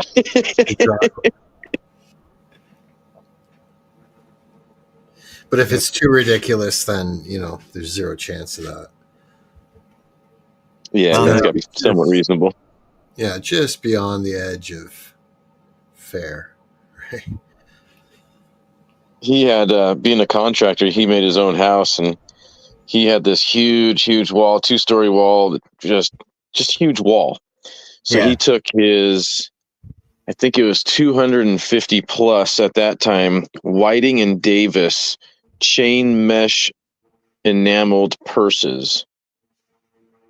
Chain mesh male enameled purses. Yeah. Just, real feminine things, but they're also really antique, and they have a bunch of history, and he's just got this whole wall full of purses, and it's pretty badass. Right on. Everyone's into something. He's got a bunch of other manly stuff too, but that wall is It Hey. ties in with the rest of the house. The antique part of it makes it valuable. Oh, very So- much so. I think those purses, he was picking them up for And that- anywhere from like 85 to $250, and they're probably about $1,000 each now. and that makes them valuable, exactly. But it's, again, as in most things, it's a niche market. You can't just go down to the flea market with those and get maxed No, out. he wouldn't be able to just dump them. Yeah, you got to go to the right spot to dump them for the max profit, and that's where niche markets, you got to know the totality of the investment you're making, from buying to selling. Okay, I'm buying here. Where will I sell it in a few years? How can I sell it? Right. Will it be easy? Having that exit plan. Yeah, exit plan, exactly. And Liquidity. that always helps. And that's where, stackers, I don't talk too much about that, because in stacking, the theory is, well, you're not selling, because that's why they call it stacking. So there's no reason to talk to people with the stacking mindset about the sell, because you'll catch lots of arguments on that. So I don't know. I myself, that's why I put BYOB, be your own bank. Because actually right now I'm having problems with my bank, and it makes me glad that I'm keeping cash at my house, and they don't have it. I've got 5 times more cash at the house than they have at the bank. Yeah, I'm the same way. I don't trust them bastards. And typically I'd keep it in silver, but I got a lot of expenditures coming up, and I don't want to take the time to, because typically I like to save in silver and platinum for a couple months before I use it as a bank. So that way I get the premium price back when it goes up, kind of, and I can, it doesn't always work that way, but I always use it as my bank, because at the end of the day, the amount of time it takes me, energy and effort to deal with the bank and their charges, it actually costs me less to pay premium on silver and hold it. And then when I need it, like when I go to the bank, I just, well, it's right there. And then I just go to my LLC and sell it. I get spot. It's simple. And then I get the cash to do whatever. I don't have to deal with codes, names, word, who's my mother's, what's my security, and then you got the banks treat you like they own you. I hate that. I freaking hate it. They're a Well, in the business. case you do get paid by check, and you have something to deposit, there's a way to ask for lawful money. And let's see if I can remember off the top of my head. When I'm signing the back of my check, I put redeem for lawful money only, 12 US code 411. See, the problem is they have to know it, and the cops have to know it for it to have any teeth to it. Not so much when it's written on the document. Then notice has been given, and with notice given, that transfers liability. Yeah, as soon as they grab it and accept it, for sure. Yeah. Yeah, but then you get into people's understanding, and it just opens a headache. Yeah, and when you're waiting in line at a teller, and you're like, oh, I just want to get a bit of cash. Well, I actually do it every single time, and I've never had a problem with it. Even over the phone, I've done like phone deposits, and it's never been red flagged or anything. What I do, the reason I do it is just in case the IRS wants to come up my ass. I can say, hey, look, I'm redeeming for lawful money. I'm not using your dollars. Right on. I have my racquetball court where the IRS is my partner, or my person I play against. So is the money that they give you, the lawful money, any different than the money that they give anyone else? It's for legal terminology when you're in court. Yeah, it's just for setting up an appeal, if you would. Yeah. Gotcha. Insurance. Right. Yeah. Little CYA. Exactly. Yeah.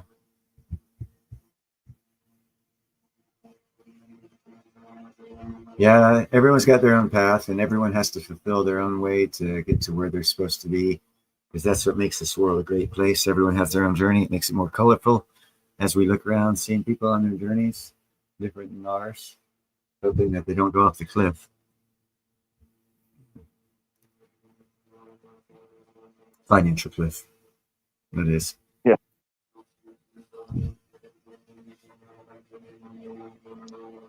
Because I'm sure everyone has their own route to riches, and it is available to them if they follow that route. No two should be the same, and probably are. Yeah, I'm looking at using accountability. Yeah, I got the two kids with two different moms, and neither one of them. See, we're all cohesive. The only ones that don't get together, that don't get along, are the kids. And then that's just natural sibling rivalry. Yeah. The two moms and myself, everyone gets along. So they didn't open child support cases. Those child support cases were opened for them by the county of San Diego. Don't you love it? Yeah. So all that they've levied from me, all that they've done, they've actually done incorrectly, because they don't have fact witnesses, and they need to have those moms. They need to have those moms as fact witnesses that are willing to testify in court. Somebody that I can cross-examine. Yeah, it's called government overreach. Right. And without that, they've just set themselves up. Yep. So what I'm actually doing is I'm holding them accountable, and I need to go into the court and get the civil rules of procedure, just so I know that I'm doing everything correct. I'm going to the right departments. I'm sending the right notices to the right places and everything that they say I need to do. I'm doing it according to their rules. Then I will, let's see, I've already gotten discovery, meaning I've got all the documents that they have, all their evidence, basically. I went through the discovery. I saw that there was no fact witness. It just made me as happy as a pig in shit. So now I'm going to go through and hold them accountable in court. Once that happens, I don't think they're going to admit anything. I think what's going to happen is they're going to drop the case, right? It's just going to go away. Once that happens, that's them admitting fault. Yeah. And then you once that happens, cash from them for your time, energy, effort, and their overreach. Right. I sue for damages to make myself whole, and I go after each and every state agent or county agent that's touched the case. The judges, everybody, anybody that's ever been involved with it, because they've all fucked up, right? And what I do is I go after their surety bonds, because each one of them has an insurance. They're all bonded, right? It's insurance against violations of liberty or against my rights. Yeah. So since they all have violated my rights, they've all participated in this violation of my rights, they're all liable. So I get to sue the bond company for each one of them. The bond company would then pay me out, since there's a state document saying that they've dropped the case for X reason. Yeah. Is essentially admitting fault. So then the bond company would pay me out. Then the bond company in turn goes after each one of those individuals and reclaims their damages from them. Don't you love America? And everyone lived happily ever after. Well, no, he does, but he went through hell to get there, and they'll go through hell because they put him through hell to get there. So in the long run, hopefully that's the way it goes. In the long run, nobody will have won, but you'll have financial compensation for the bullshit they put you through, which really won't be worth it, in my opinion, because I'd rather them not be involved. Yeah. That's my stance. There's certain things the government should do. National security. Yeah, protect our borders. Transportation, highways. Yeah, because that also falls under national security. Okay, cool. Some other things I'm sure I'm not thinking right off the top of my head what they might be, but the rest of it should be state stuff. Oh yeah, defense. Well, defense, yeah, that's under national security. So it should go to the state, and the state should handle it. Because I one thing I do remember as a kid, I would say to people, "Hey man, if you don't like the state you're in, the great thing about America is you can go to another state and they have other laws. So just find one that's comparable to the way you want to live your lifestyle and move there." And you can't say that today because we're more of a federally controlled states of 50, where the law is similar in every damn state. And that's kind of fucked up, in my opinion. And that's because of federal overreach and too much control, which hopefully will be knocked the fuck out. Because that breeds competition, and the more competition you have between states, the better your nation is. And that's the way it was built. Yeah, that's exactly that has incentivized me to go down the individual liberty path.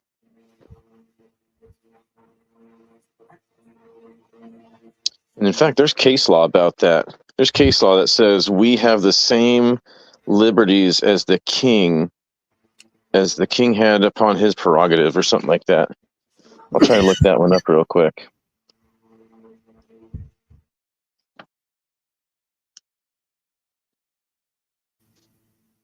Well,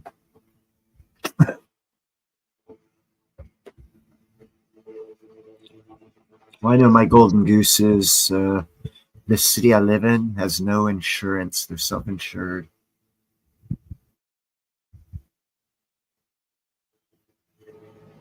And trust me, they haven't done road maintenance in longer than the required time to do road maintenance in this area.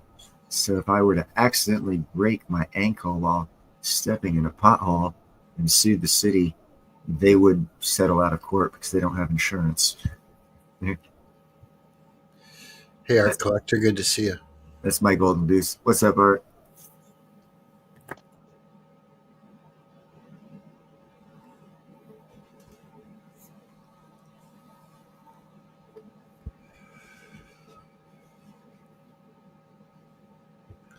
Yeah, Pat's ex moved to Mexico so he wouldn't have to pay support. He never came back. That's or an asshole. maybe he came back illegally. That's an asshole.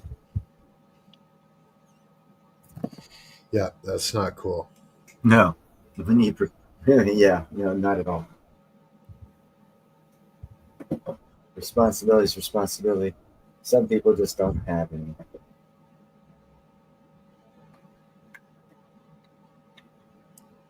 Yeah, to me, that's like dropping out of life, really. Like,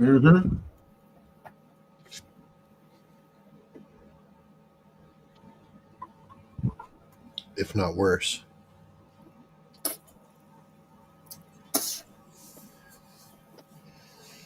In that case, it's crapping on everybody.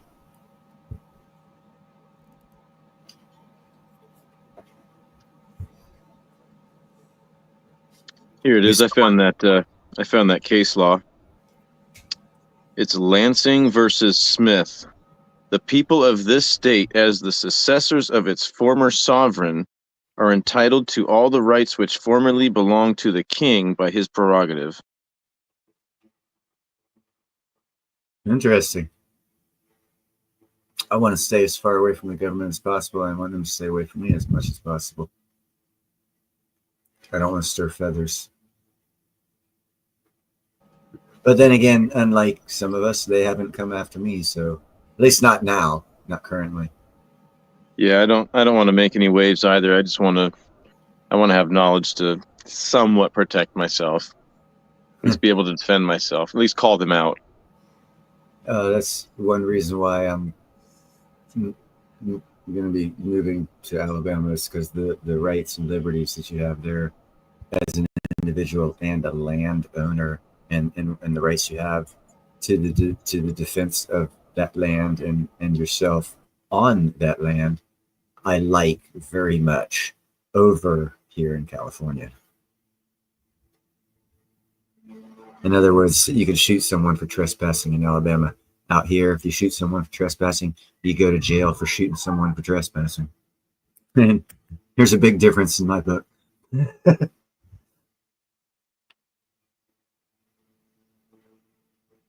It's a thought process. Out here, they protect the criminal. I was talking to ladies at Home Depot that were working there, and I was like, "Can you guys give me some help over here at the chainsaw area? I need to change."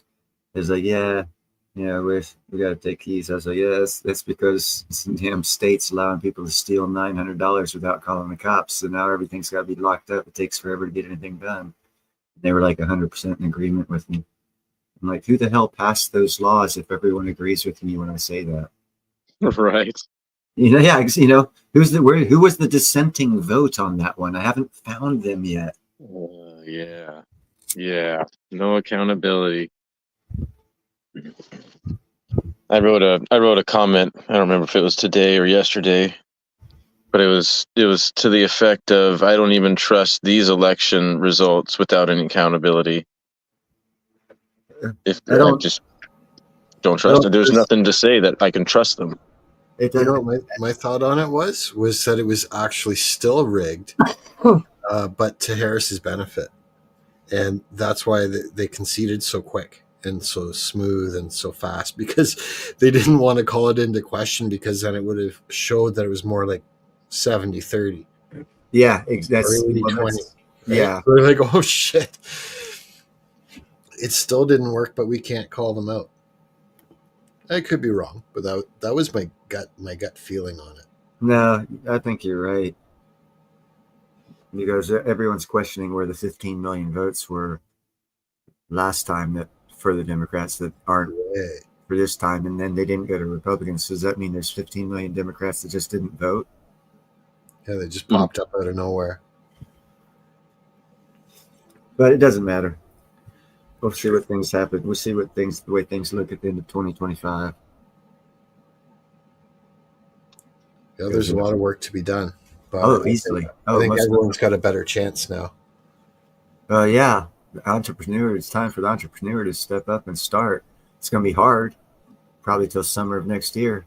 Probably economically hard, and then they'll start looking brighter. But if you start now, Yep. you'll just be that much further ahead. It's like at the end of World War II, and I'll make this comparison. At the end of World War II, there were so many deuce and a halves. If anyone doesn't know what a deuce and a half is, it's the big 6-wheeled trucks that the Army uses to carry things from here to hither to nether, men, personnel, equipment, everything. Yeah. There was a lot of excess deuce and a halves after World War II. We had so many local trucking companies in America. A lot of veterans were opening up trucking companies and buying surplus deuce and halves and having 2, 3, 4, 5 deuce and halves, doing local, county to city local truck driving companies. And then through time and evolution of the trucking industry, they got bought up to 2 or 3 major ones. But the same thing's going to be happening. There's going to be an opening for a short period of time, 10, 20 years, for people to start and do things and grow them. And then, if you want to sell out to the bigger boys, you sell out, you take the money, you do something else, do whatever. But it's rinse and repeat with the economy. Yep. Everything's different, but it's the same. So position yourself. There's still going to be rapids. There's going to be little waterfalls you're going to have to jump over. There's a proper spot to be at to make it the first jump. There's still, just prepare yourself with a company or a business that you want to start, because there's going to be opportunities. And if what this new administration's been talking about, the tax reasons to do so will be highly beneficial to you. Because from what I'm understanding, and it has not passed yet because he's not even in yet, but from my understanding of the way they've been talking, there's going to be like 100% tax deduction for all business expenses to open a business. So if you're in the right type of business, you're able to get what's known as subsidies from the government. So if you get into the right business that gets subsidies, and then you get 100% tax deduction for all business expenses, basically what's happening is the government gave you the money to start the business, and you're going to get the tax money back from the tax deduction of everything it took to start that business. And that'll be like free money.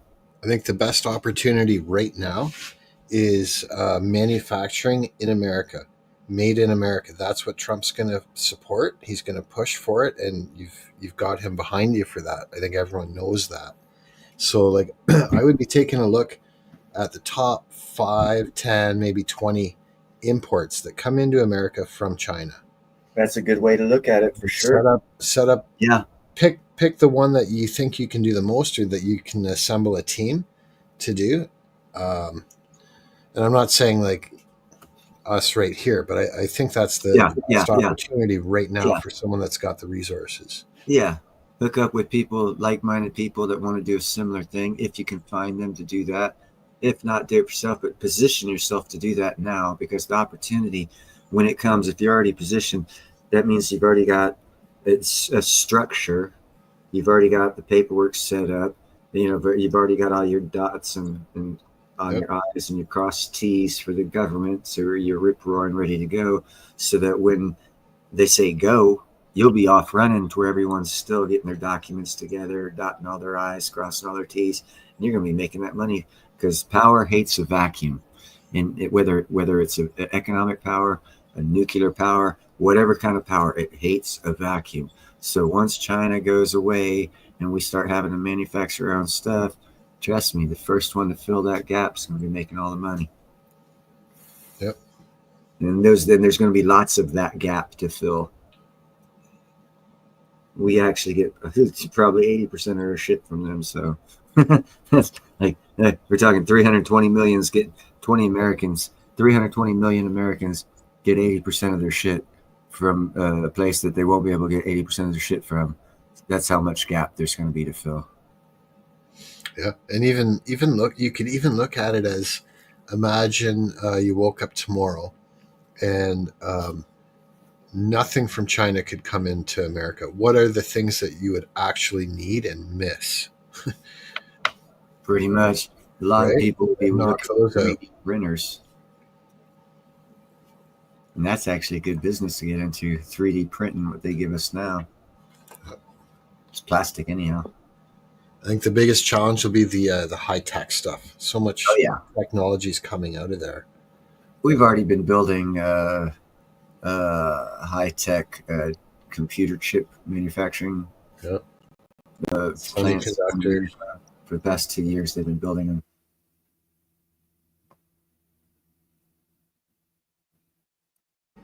We shall see, but yeah, everyone should start a business. It's always better to work for yourself than for someone else. Because I know I've had a business. I'm sure a lot of people have had a business. When you pay someone else, and this is unrealistic. I'm using these numbers just for simple understanding. You pay someone $10 an hour. For you to be able to afford to pay someone $10 an hour, you have to charge probably a minimum of $25 an hour for that individual to work, because you're going to have workman's comp, liability insurance. You have to buy certain supplies depending on what type of Training, business. holidays. Yeah, exactly. Pension. So you gotta exactly. So a minimum, probably more like 30, 35, but at a minimum, $25 is what it's going to cost you to employ someone for $10. So now, if you're the employee and you're getting $10, wouldn't it be better for you just to do it yourself and get that $25, which would increase your income by 150% minimum? Yeah, but the big problem with that is a lot of people are looking for guaranteed regular That's hours. the problem. That's like 80% of the population. That's what they want. Contentment. Everyone wants to be security. content. Security. You can get security from working for yourself. Yeah, it's higher. That's a misnomenclature. If you don't think you can get actually more security. Because again, if I have to pay $25 to hire someone for $10, when economic hard time comes, well, who's going to get let go first? Me as the owner, or that guy that's costing me $25 that I could actually do the work if I have to? And that looks like I'm going to have to now. Damn it! I'll have to make money myself. I'm gonna have to fire him. Neil, yeah. I'm here for the argument. I know. I understand. Oh no, you're supposed to say no. You're not. No, don't take it personal, JM. No, my God, don't take it personal, JM. It's a Monty Python round. It's fun. It's a stimulating conversation now. I mean, I'm Monty stoned and Python. I'm coming out strong, and I'm stoned as fuck, so I must be enjoying the shit out of it. I was all kind of quiet and fucking fixing to fall asleep, so apparently there's some stimulating conversation going on. It's not an argument by no means. Being self-employed, I can drop down from 25 back down to the 10 too, just like I were an employee. Yeah, exactly. It's more, again, if you work at it, it's more flexible for you to survive, to be an owner rather than an employee. Because even in the hard time, like you said, you could drop down to 10 for a little while. I mean, sure, as hell you wouldn't want to, but you could if you had to. The option's there. It wouldn't be, permanent, obviously, but you neither is economic hard times are never permanent. Well, hopefully.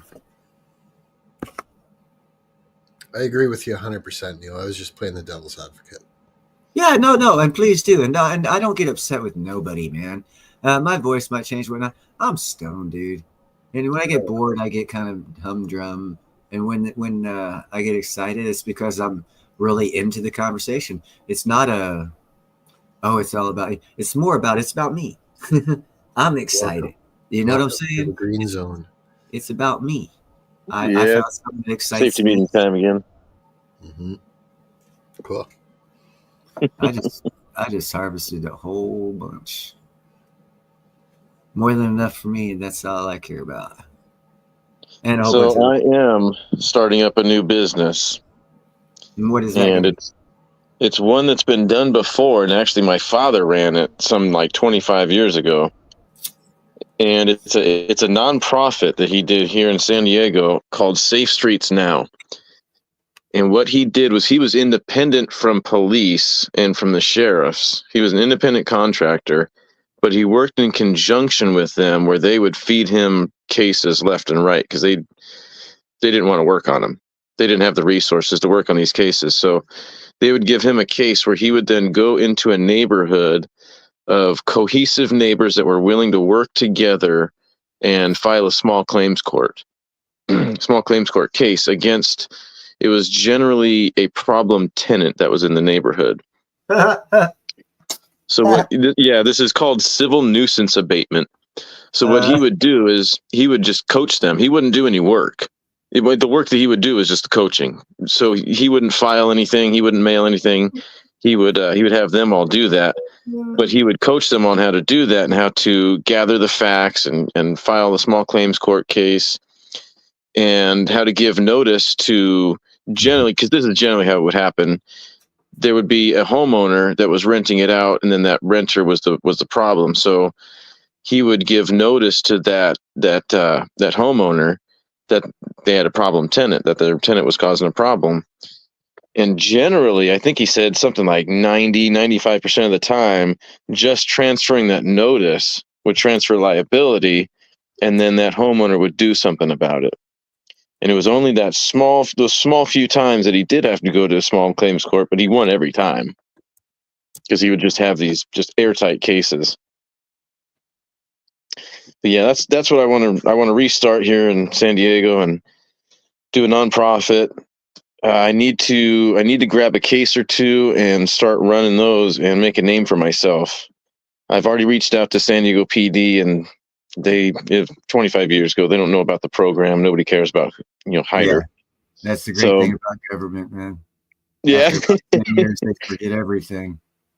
Right. So I need to create my own reputation again, and I'm thinking the same thing's going to happen once they hear Hyder's doing something again. They're going to throw cases at me, and I'll get funding thrown at me. And yeah, my dad had an office in the police department in PD, but he was an independent contractor, so he didn't have those handcuffs, and he's still around, so he's going to be my mentor. Right on.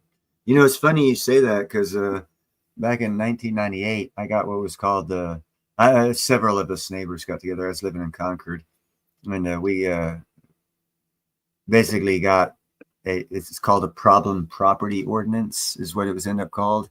And we got it passed. And what actually did was who lived in the neighborhood, it was at the time, he was an active captain of the San Francisco Police Department. So he actually really helped get it through. We wrote city legislation on it to pass it and whatnot.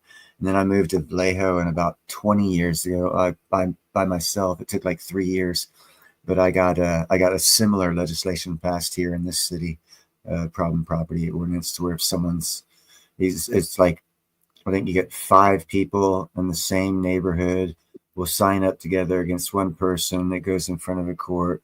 And if they don't change the behavior, and it's found, first off, there's lots of provisions given for the other person who's the case is being brought against them, like code enforcement or whatever the problem is that the neighborhood gets together to complain about. Certain provisions will happen first, but eventually what will happen is it'll go to a court. And if it's found that the person is doing what's claimed to be doing and all the other provisions have been met and there's found liable, then they have to pay each of those 5 complainers $10,000. So it usually handles the problem before it goes too far, because the person realizes most of the time, well, I'm just being a dick anyhow. So I just, either I'm gonna have to pay $50,000 to keep being a dick or stop being a dick, basically. Yeah, sounds very, very, very similar. And I'll just be coaching them on how to That's do why that. I was kind of chuckling when you were talking. I was like, holy shit, this guy's dad kind of sort of did what I did. Or you said around 25 years ago. I did around 27 years ago. So it's kind of interesting that theme was going on back then. I'm glad I wasn't the only one. And of course, like I said, Mr. Sullivan was his name, captain of was back in the late 90s. He was captain, one of the 3 captains. I think he was captain of the traffic division of San Francisco Police Department, but he lived in Concord. It was it was pretty nice. I actually was doing better last millennium financially than I am this millennium. Oddly enough. It was a very exclusive, nice neighborhood that I lived in back then. I met a lot of affluential people. And then I moved to Vallejo. Totally fucked up.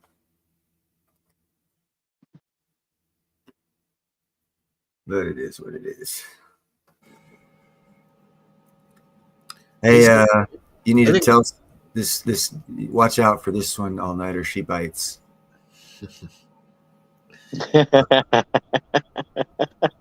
Somebody doesn't know who I am? That is amazing. That's a compliment. He was flying under the radar. No, she was flying under the radar. She didn't catch the signal.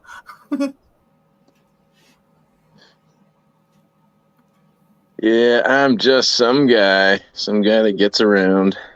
He's just a nobody like the rest of us.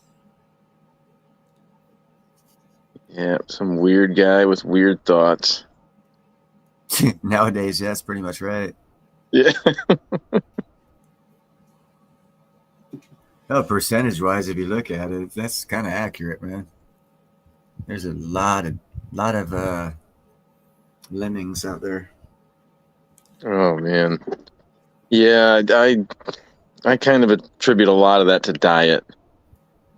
People. Oh my God. Yeah, right. Yeah. Like if I put 46 octane fuel into my truck, it's gonna run like shit. Pretty much. Well, if I'm only putting 46 octane fuel into my body, my body's gonna run like shit. I used to Mind isn't gonna think. Yeah. So this is not a McDonald's commercial then? Yeah, definitely not. I actually freaking drank. Where was that I went? I think it was it Burger King? Yeah, I went to Burger King the other day. It was like two mornings ago. And I got like the sausage biscuit with the hash browns and the Sprite. I couldn't even finish it, man. It tasted like shit. The Sprite tasted like shit. The fucking sandwich tasted like shit. I was like, why am I eating this shit? Go home and cook something, Oh, the fast food's really gone downhill. Oh my God, man. Pretty much boycotted. Oh my God. I had boycotted it years ago, but I was hungry. It's like, fuck, once or twice a year ain't bad, So I gave him fucking $11 for a little breakfast sandwich and some freaking. I was like, wow, expensive. And then I bit into it. I was like, holy cow, this tastes like shit. I paid for this. It's worse every time, and it gets more expensive every time. Yeah. And it seems smaller. The bread gets bigger, but the portions inside the bread get smaller. Yeah. Well, if you ever go, like, a good one to do is you sort of have to go in. You can't go through the drive-through, but you order whatever, and it comes out, and you say, well, but I want it to look like the picture there. the very picture that they're displaying, not the one I've got here, but whatever you're ordering, that's what I ordered. That's what I paid for it. Well, if what I got is like half of what that picture is, then the price should be half, shouldn't it? Here, let me get out my calculator.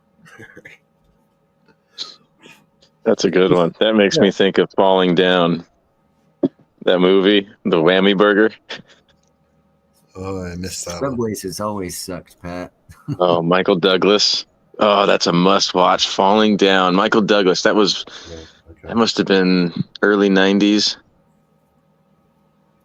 Yeah, he's a defense contractor, and he just loses it. He did some psychological acting roles rather than regular acting roles. So I didn't watch too many of his movies, but he was good at what he did. It was just kind of disturbing psychologically. Yeah, that describes this movie. Yeah, no, that's why I know who you're talking about, and I've seen like two. Now, when he's not the star and he's playing in it, the movies are more digestible for me. But when he's on it, man, it just like, dude, I don't want to go down that rabbit hole. You're a good actor. You're going to do well at that movie, but you're not getting my money. Like I don't go watch. I don't watch any movies now, but if I had to pay, I wouldn't pay for certain movies just because of the premise of the movie. I don't know. I'm weird.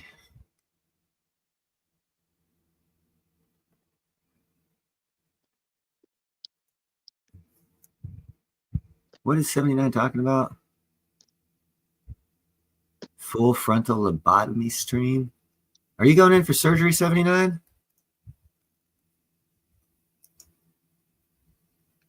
Are you reading that, JM?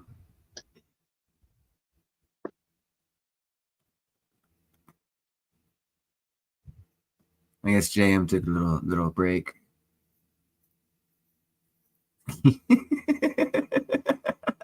Cheeseburger break. Look at that thing. Oh, I like having a bacon wrapped bacon cheeseburger. I think normal people would call that a triple bacon cheeseburger. I just call it a bacon wrapped bacon cheeseburger. So yeah, a couple of weeks ago was one of those times that I did go into McDowell's, and I go inside and I order my food or excuse for food.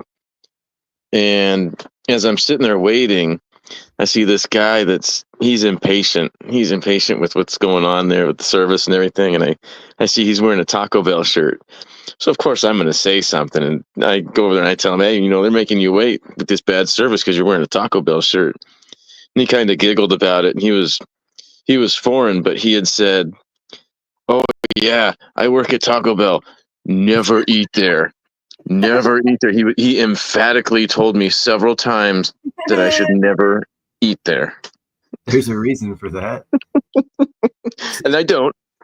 Yeah, I knew beforehand, but yeah, I thought that was pretty funny. The stories about their meat being sawdust or something like that years ago. It wasn't a lie. It's not actually meat. No, I think it's just soy, right? It's not meat. I haven't been there in a very long time. I actually wow, that looks like my dinner. I cook stuff like that for myself. But you see those cool Burger King commercials. Hey, what's up, Mike? Of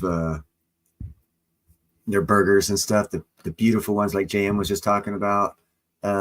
That's if you understand the psychology of food science, and then you understand economics, and you put the two together. Yeah. Or if you worked for the retired vice president of Burger King at his Foster's Barbecue restaurant, you learn a lot of shit that these companies do to make you think one thing when you're actually getting something else. Trust me, you want to make your own. It's best to know what's in the food. And the best way to know what's in the food is to make the food yourself. Because if you make fries at home, I can guarantee you, this is one thing you can do for your health, people. This is not health advice. This is your grandma talking through me. Go to the farmer's market, buy some potatoes, break out a pot, get some good oil, cut the potatoes up into French fries. They got a little tool, makes it real easy and quick. If you want to put some sort of a batter on the French fry, do it. If not, just drop the French fry in there, let it fry, and put some salt on it, and you have a, was it 500 times more healthy a French fry than you'll get from McDonald's, because the French fry you just made has 3 ingredients: potato, salt, and a little bit of oil. You go to Burger King or McDonald's, and the French fry has 17 ingredients. Jesus. Think about that. And as long as you pull the French fry early enough, the water that's evaporating out of the French fry doesn't really allow the oil to come back in. Well, These French fries aren't like saturated with oil. It's shit's going out of them. But yeah, that all depends on starting boiling temperature. If you put it in and it's not at a boiling temperature, it's going to be soggy by the time it gets to boiling. Right? Yeah. Yeah. It's You got got to to be have correct. a little bit of knowledge of cooking, a small bit, before you do something like that, because oil is hot, and if you if you take a and freeze your potato sticks or Yeah. and stick them in there frozen, you're going to be surprised. So a You're little gonna bit get quite a splatter. yeah, a little bit of cooking knowledge does come in handy. And also, Pat Evans, thank you very much. That's actually one of my favorite to make, is the sweet potato French fries. Oh my God. Not only would you only have 3 ingredients for that sweet potato French fry, but if you research the health benefits of eating sweet potato over any other sweet potato, add that to your French fry. Now your French fry is probably 5,000 times healthier than the one from Burger King or McDonald's. And the next thing you're going to realize, if you do that for 60% of the stuff you stick into your body, you'll probably find you're 50% healthier. It's amazing how that stuff works. And it's more fun, and it leads to more resilience. If I get stuck out in the woods, at least I can feed myself. You learn how to do things. It's the simplest of things that everyone should know: how to cook the general things that are around you successfully. It doesn't sound hard, but it actually kind of is, apparently. Well, it is, especially when you consider that you have to source, all your ingredients first. Try to do that without a grocery store. That's going to be tough. Hold on a second. Hold on. Have you ever seen any of my garden tours?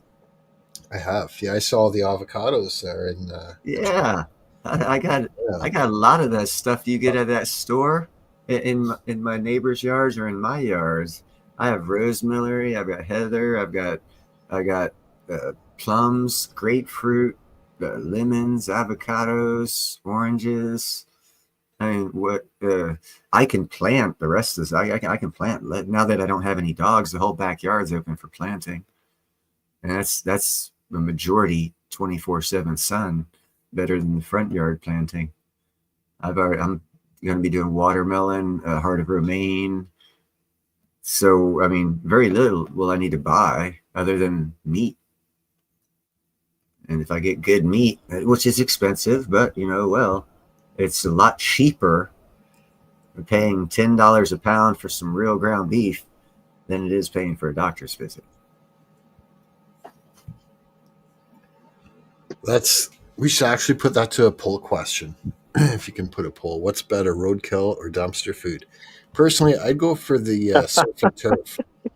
I go for a nice prime rib, medium rare, and lobster. Okay, hold on. How do I start a poll? You have to go to the YouTube tab. Oh, it's on YouTube. Okay, hold on. Yeah, and then it'll be in, I think there'll be a little plus sign down by, or ask your audience. What? Down by the bottom of the chat, there should be a plus sign.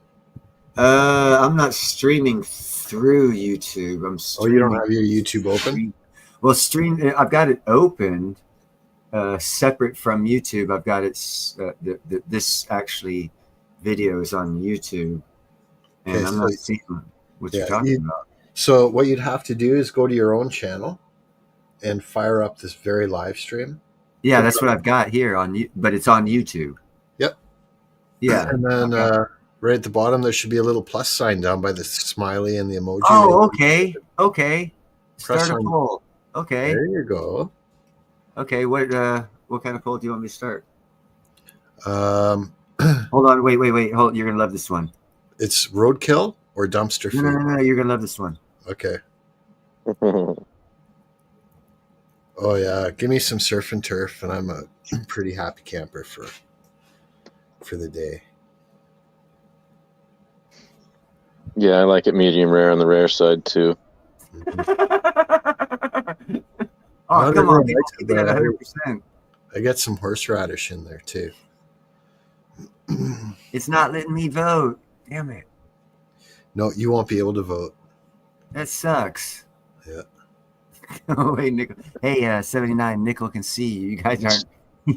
You guys have to deal with each other. Sorry.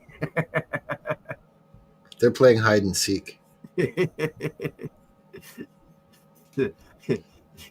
So Lord 79 is here. Oh, this is gonna be fun.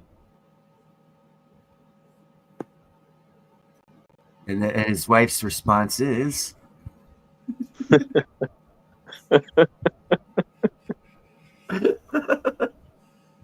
oh, sorry. Let's go back to your poll. What's better? What road? No, I got to end this one. How do I end this one? Well, let's see what the numbers are. Okay, it looks like 4 people, 5 people have voted. 4 think she's crazy. 1 says no. If you let it run, for a while, then it'll get tabulated. It'll get tabulated. I want to do your poll. I was just doing that to Mr. 79. I don't care about.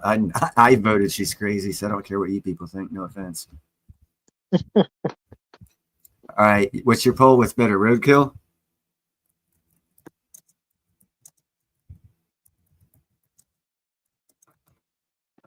Yeah, it was roadkill or dumpster food. I'd have to leave the stream and go back to YouTube to vote, but I'll vote verbally for roadkill's better. Yeah, it's more likely to be fresh. Yeah. Well, you're not even. You're discounting the possibility of it not actually even being dead yet. This is true.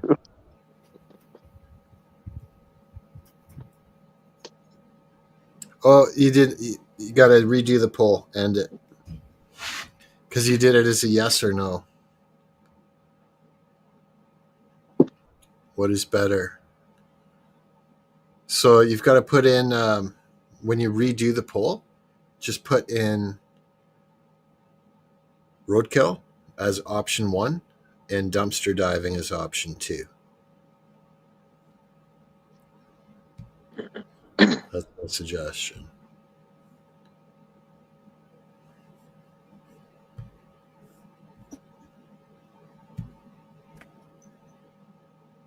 I mean, I could see a scenario where a deer or something gets hit, kind of runs off, falls down because it's got broken arms and ribs and whatnot. It's going to die, but it's sitting there. So killing it would be the most humane thing. And therefore, hold on a second. Isn't the rule if you kill it, you eat it? Hello. So you just got yourself a deer that didn't run from you, as long as you got a weapon on you to put it out of its misery.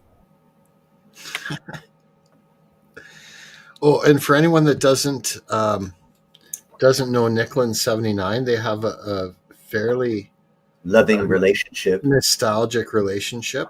Oh, come on, use the word loving. Okay, loving.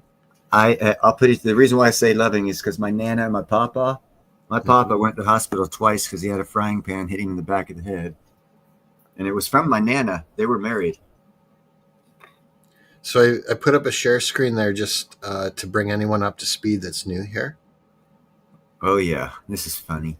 Okay, so this is just, if you're not familiar with nickel stacking and 79, this sums up their childhood together. Nickel, you can trust me. Unban me. 79, I want to trust you. I'm just not sure if I should. If you don't pull the football away, then I will trust you forever.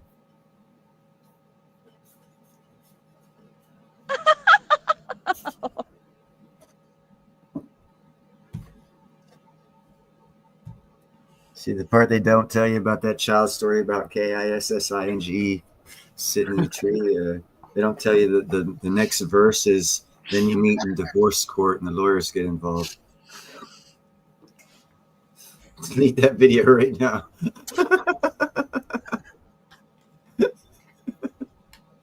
It's. I think it just sums it up. So, Can you feel the love? I'm feeling the Christmas vibe already from the love tonight. And I only say that because, quite frankly, right at today's prices for energy, I would prefer getting coal from Santa so I could burn it in the fucking fireplace and keep warm. And I hear the more bad you are, the more coal you get. So I can actually save money this year by being bad.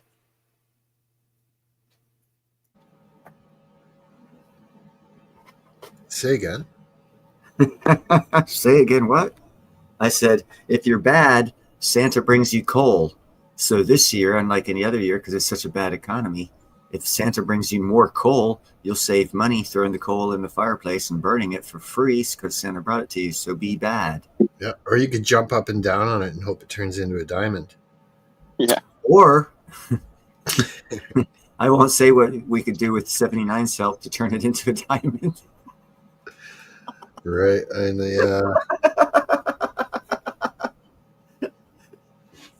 What am I getting you for Christmas? I'll have to think about that one. We'll see. Maybe 2 lumps of coal. You really haven't been good, 79. Hey, cool. I'll send you 2. That way we can be even. Chestnuts roasting over an open fire that's being burned from a turd-sized lump of coal. Brought to you by Santa because you were a bad boy. That just doesn't sound right. No. We need to work on the melody. Maybe next year. Well, you were saying that you might know a professional music producer. No, I actually do, and I was hoping you wouldn't bring that up. Yeah, he's in his own world on his own time. It will happen. You can't lock me down to his time scale. It could be out of the blue one day. He'll be like, he might call saying, you got time? You want to do that recording?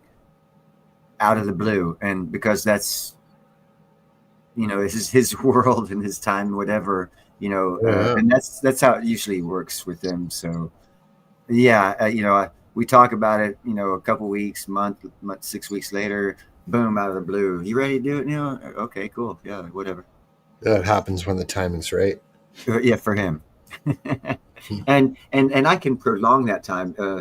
Last time we did it, I hopped on the piano. We didn't do no singing. It was he was into, what was it, making beats or something like that, and then he sells them to like Paramount and Sony.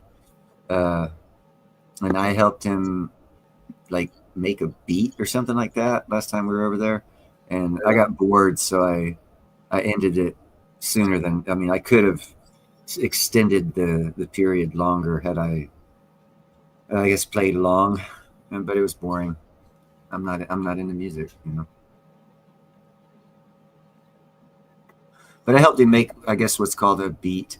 It's a rhythmic sound, repeated sound that they use in that modern music where you take the turntable and you spin it and do all that other shit to the old music. Yep. Well, a lot of these guys, I think, are looking to see what your level of interest is, because if you are extremely interested, frequently they're looking for, I think it's called musical engineers, right? Say that again? Frequently they're looking for musical engineers, people that are wanting to get into the music industry. So I suspect he was just sort of wanting to invite you, to help him. Oh no, I built his sound studio for him. He actually was playing around with me. We get along, and he actually made me. You talking about the guy next door or someone else? Yeah. No, he's sincere. He's sincere. He actually, when I'm in the backyard, well, I'm not tending my garden anymore. I cut it down, but I'd often be in the backyard tending my garden when he had random clients coming in, and to do I guess a session. They'd be in there for hours recording stuff and doing stuff for whomever that individual was in their genre of music, and he'd be like, I've got a video of the inside of his studio of a couple people one time. Where I wasn't jamming with them, but yeah, a whole group of musicians just showed up out of the blue. So they just like put an impromptu jam session. A lot of them were from Southern California, where down for all night headers at. And they just showed up here that he had worked with for years, recording music and whatnot. And I recorded about a 3-minute little jam session they had. He has a lot of equipment to manipulate sound and repeat and do all kinds of crazy stuff. That's right on. Hey, Nickel, how's it going? I'd introduce him. He would expand his freaking business if they're serious. I could see if he's interested in showing up and discussing. You talking about on Indy's show or on Frank Teresa's show? Well, I wasn't thinking even that far ahead. I thought he was maybe hoping that you were right into music. And, no, he's he is. I've actually turned him down. He wanted me. Yeah. He's actually getting his wife to do it now. You're like, no, it's too boring for me. He I think he had plans for me to do what his wife's doing now. She's learning how to play certain, I don't know what they'd be called. I'll use the word beats again for lack of knowledge of the industry, on the drums, where she does a certain rhythmic type thing, and he's trying to get her to perfect it. And I'm pretty sure he wanted me to do that for something that he's got going on. And I was just like, I'm going to be moving. You don't want to put your time into me, and then I'll fucking go off to another state, and it'll cost you money to fly me in to do whatever, and it won't be worth it. So it's a waste of time, basically. It's my perspective. That's right. It's tough to find good people, right? If you'd have been here a couple of years earlier before I had my exit strategy initiated, it might have been different. But and the 45 cent per gallon gas tax hasn't even hit yet, bro. Come on, fuck. Sorry, this state sucks. It used to be outstanding, though. California used to be like I said, man. When I first moved here, 70s and 80s, 90s even. Yeah, that's when I moved out here in the mid 90s, man. It was rocking the Casbah, bro. It's been going downhill ever since. Rocking the Casbah. Yep. Rock the Casbah. Well, I can get early retirement now, and that was what I was waiting for. I'll get about $800 a month, and they cut your retirement in half for retiring early. So I get like $800 and something a month, and that's good enough for me to, especially go to Alabama where I can pick up a house for $100,000, and it's like the mortgage on that would be I don't know what, $800 a month. So I could still live a good life. It's not a lot of money, but you can get by on that, I guess. Like I said, it'd pay. And the way the houses are dropping, like I said earlier in the stream, man, for $35,000 worth of $35,000, you get a starter house. What are you guys doing? Wait. You get a starter house for $35,000 to $50,000, throw fucking another $35,000 at it. You got a totally new remodeled house for less than $100,000, and that's $800 a month. So yeah, 800's a good number. It covers you getting a $100,000 loan, buying a $50,000 house, and putting $35,000 into it. Make it the way you want. What more could you ask for such a cheap,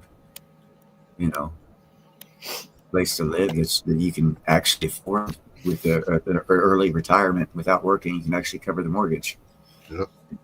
New windows, new doors, new wiring, new whatever else it needs, floors, bathroom remodel, whatever.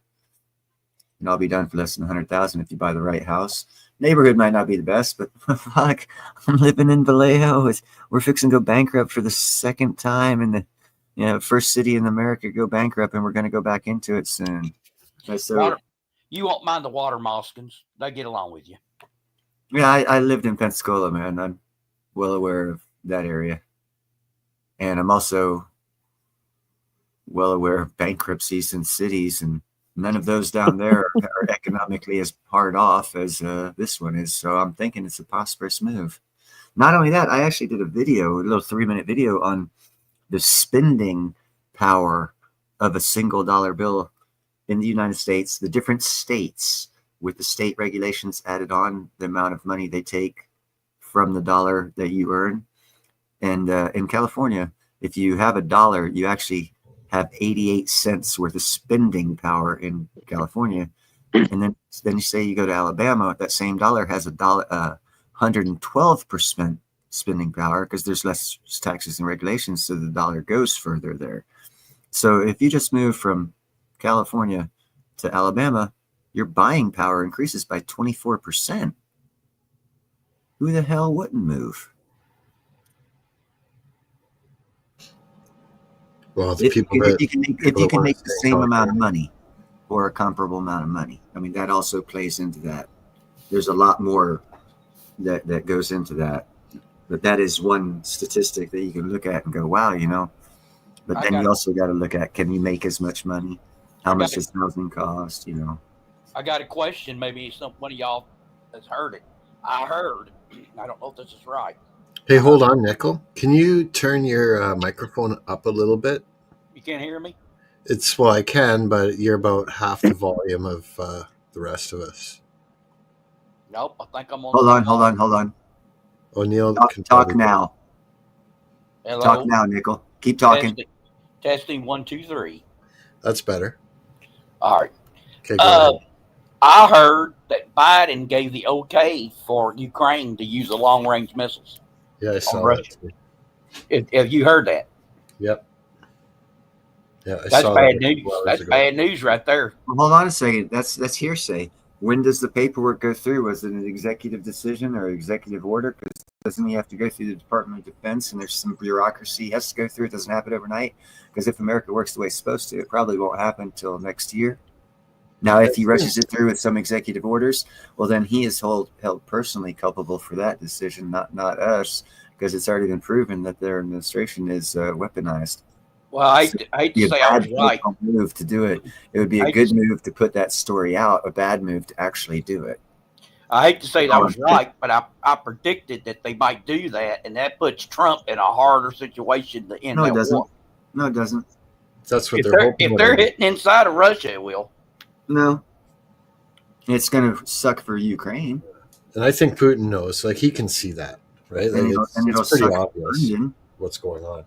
Because if you also watch the one city that was put on the nuke list, if that kind of shit happened, the first one on the list, I believe, was London.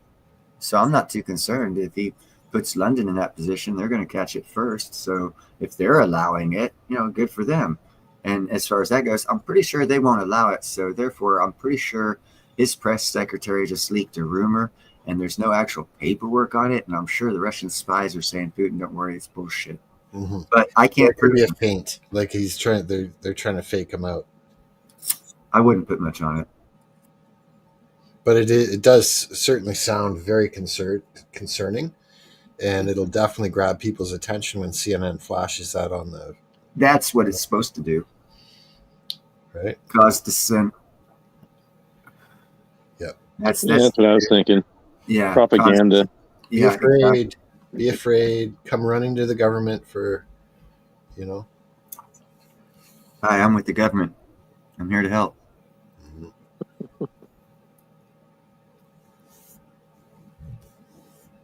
Now, one thing they're good at is causing problems and then giving you the solutions they wanted for the reason they caused the problem.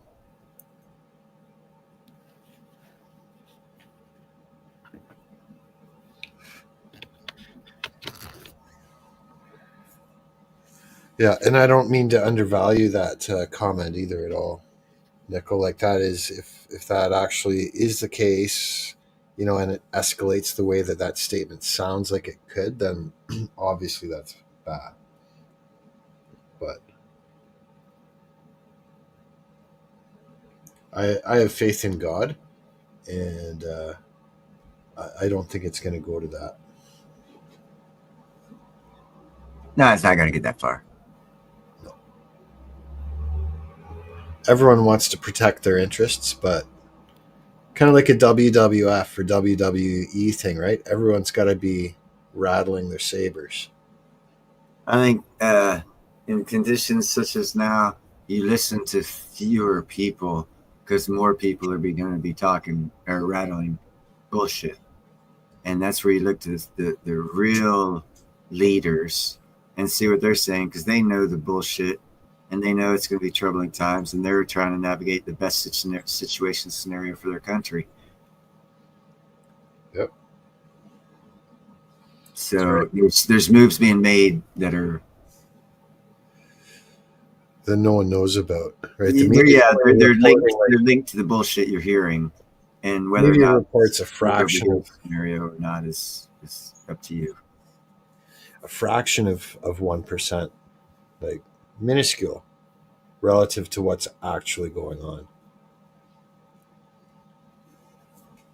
Well, see, the funny thing is about that statement there, 2 months, anything can happen.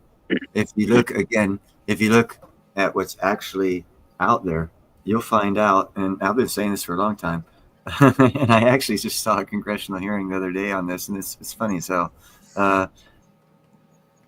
The current administration is not a truly formed administration. They are still, to this day, trying to push through confirmations that they have been unable to get through Congress, to get to through the Senate, to get confirmed. Okay, having said that, they're in the ninth inning of the administration, and they don't have their people confirmed. Okay, having said that, look at the incoming administration and the layout of the land on what's going to happen on day one with the list of his candidates for approval in his administration. And I think you're going to see, because of the preparedness of him and the political power he has, having both Senate and Congress, you're going to see all of his nominees, except for maybe one or two in the smaller scale, not the bigger positions, be confirmed the first week. And that gives him first 6 months of getting shit done. And they say presidents have to get shit done before they're kind of sort of lame duck and can't really do anything because they lose political power till the next election or whatever. Well, that gives him such a jump start on that, because most presidents who take that 6 months takes 3 to 4 months to get all of their cabinet picks and the right ones in, where Trump's going to have that all in the first week. Well, they're saying Getz won't get his. and that's a political point, because if you see, now this is what people don't think. If you pick an administration, you pick someone intentionally for the other side to jump on that you don't want in anyhow. So that way you get the brownie points for putting him up there. You draw their attention, everyone's attention's down to him while everyone else is getting pushed through, and they're all attention on them. And you give a lighter version of him, and they have to kind of accept it because that's the only other one. It's a political game, man. Yeah. He's playing it like a freaking chess king. Trust me. It is like chess. It's like working it to his myself. favor. That's why you should have voted for Neil Hahn, President 2024, because I actually know how to get shit done. But since y'all didn't want to vote me in 2024, we'll wait till 2028. I'm cool. But the $425,000 job a year would have been nice. Thank you very much. But I'll wait. He'll get a pay raise for 2028. You gotta wait, man. Even if all of us would have voted, even if everybody here, I know every I'm one of your fucking subscribers. guys. Okay. I do run every year. I've shown that. I do run every since 2012, 2016, 2020, 2024, and I'll run in 2028 because I want to prove that I did not vote for either side. I thought I could do a better job, and now people are coming around to my thinking that I've had since 2012 that our system's fucked up and any mojo could come along and do a better job. And I'm Mo and Joe. Do you think Trump will try to do away with the Fed? I know some people think it's not whether he'll try, it's whether the influence and power and the flow of the ocean at the time will allow it. And that's a bigger thing than one administration. That was determined 50 years ago. And that I don't know, because there's a lot of things that changed in 50 years when that was determined to prolong that time. because people hate giving up power. So they'll struggle, fight tooth and nail to keep hold of power. That could extend a time period of something existing that's not supposed to exist. As I showed in the beginning of this live stream, Judy Sheldon, she was the nominee in 2016. The Senate did not confirm her. So they forced Powell on Trump. That's why the Democrats said Trump is you picked Trump, or Trump picked you. No, he did not. It was forced on him. His pick was Judy Sheldon. If you watch that interview, when she gets in any of those positions, the shakeups occurred to get rid of them. That's the linchpin. Yeah, she was right on target. Yeah, right the win is determined by the other forces in the economy that can have already, for several reasons. One, forces that have already strategically moved to take advantage of a change, those that are wanting of the change, so they're in an industry that would benefit from that change, and those that were fighting the change that'll go away because of that change. And I think the ones that have been fighting the change have been fighting that change for 8 years and ran out of money to fight that change. So then you've only got those that are positioning now and changing positions to take advantage of that change. Again, it's a win. I say within 2 years, most probable, but I'm not a psychic. And there's a lot of things I don't know about skeletons in people's closets and he said, she said that changes shit, in politics. There's a lot of that. I mean, hell, I never suspected a congressman would pull a fucking federal law, pull a fire alarm during the session of Congress so that they have time to read a freaking bill. The same as the Republicans the Democrats pushed through on the Republicans, but they didn't pull no fire alarm. They were given 5 minutes to read a bill and vote on it, and it turned out to be a shitty bill. So the Republicans tried that on the Democrats, and the Democrats pulled a fire alarm so they'd have time to read the bill. They knew it was a fake pull of fire alarm. It's a federal offense, and no one went to jail. So, it all depends on who. Laws are subjective. Well, I'd like to see him try, but at least try to do it. I think he could. And I think he's got a better chance this time than last time for several different reasons. 3 main reasons he can get it done this time. One main reason is for 8 years, those that hate what he's going to do have been throwing money at him unsuccessfully. It cost a lot of money to try and assassinate this son of a bitch. They didn't get it done for $10,000. You saw how much they paid Oprah to have Harris on. You know what I'm saying? They paid this other chick $10 million to show up at Harris. They've already gone through all their money. And before that even started, their money, that part, you got to remember their money. Before that started, back in 2017, when Trump went to Saudi Arabia and talked with the king, shortly thereafter, oddly enough, a couple of his nephews who funded a lot of the sources that got money into the United States causing agitation, well, those guys just ended up dead. And they were the king's nephews. And then so that funding dried up. That meant that the people that were causing the agitation had to pay for it with their own money. So they had 6 years of wasting their own money trying to get it unsuccessfully. So they're like out of money to do anything. All they've got is positions of power for which they've already lost. So I'm actually anticipating the next Congress in 2 years to be a total different environment to where there won't be that many. It won't be the same face of the Democrat Party running against them, the Republicans. That's how much of a dramatic change I think has been made in politics over this last administration to this next one. So the extent of the power that this guy has this time is totally different from last time because they don't have money to fight him. They've wasted all their money getting their Senate seats that they got and their Congress seats that they got. And Soros has already backed out all their big money. Bill Gates is they're all running out and they don't like losing money. They didn't become rich because they made stupid investments with their money. So they're stopping. So that's one thing. Second thing is he appointed people he thought he could trust that were actually traitors. So they fucked him. And that made, threw egg on his face. We all said, well, you said this and you didn't get it done. He'll be like, he wasn't going to play the game of, I put this guy in and he stabbed me in the back and didn't do what I said and lied to me. He didn't do any of that. He just took the shit. He might have said some stuff, but he took the shit and just rolled with it. This time, look who he's got. And that for 100,000, would any one of y'all be Trump's food taster? Say that, dude. Say that again. For 100,000,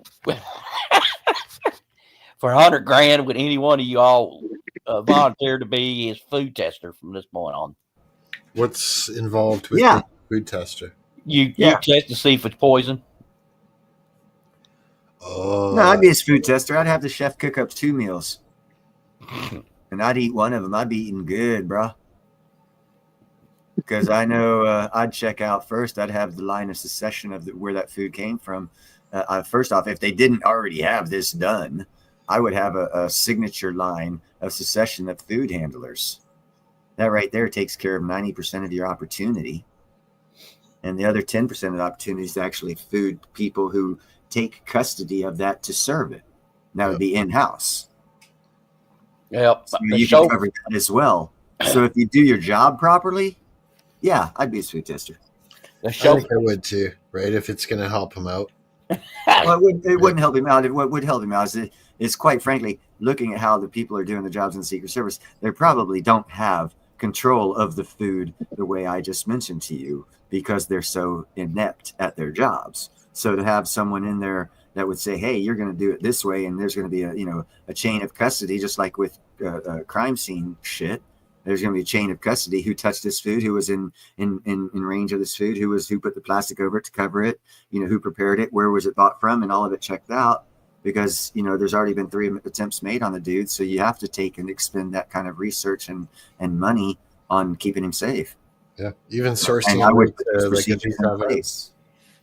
if he's having a burger, like where was the cow farmed? Exactly, that far back. That's how far back I would go. How about poor driver of his car? Every time he goes to start, he's probably giving himself to the last righteous. No, look at the guy who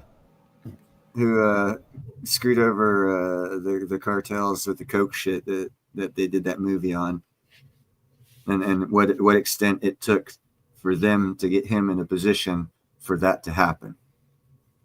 It's all federal documented. It's just the movie was a movie done on factual things that actually happened, and there's actually documentation on. And there's like Air America or something like that where Tom Cruise was playing a reenacting of this guy who had a little Cessna and dealt with the cocaine cartels and when it first brought cocaine in the 80s. Made in America. Okay, is that the movie? Okay. I think so. Tom Cruise? Yeah, and at the end, when he got the court case, he had to go into this one place and he had to go there at a specified time, and everyone knew that was a give for them to assassinate him. And then one night, they made sure that when he appeared at this one place at a specific time to check in with the courts, that no one was there that night. That was all planned by the courts and someone inside the courts. So, as far as drivers go, you just look for that kind of shit, and you can easily point a trigger at who's the traitor. You just have to have someone in a position to yell, hey, this motherfucker here is trying to be traitors.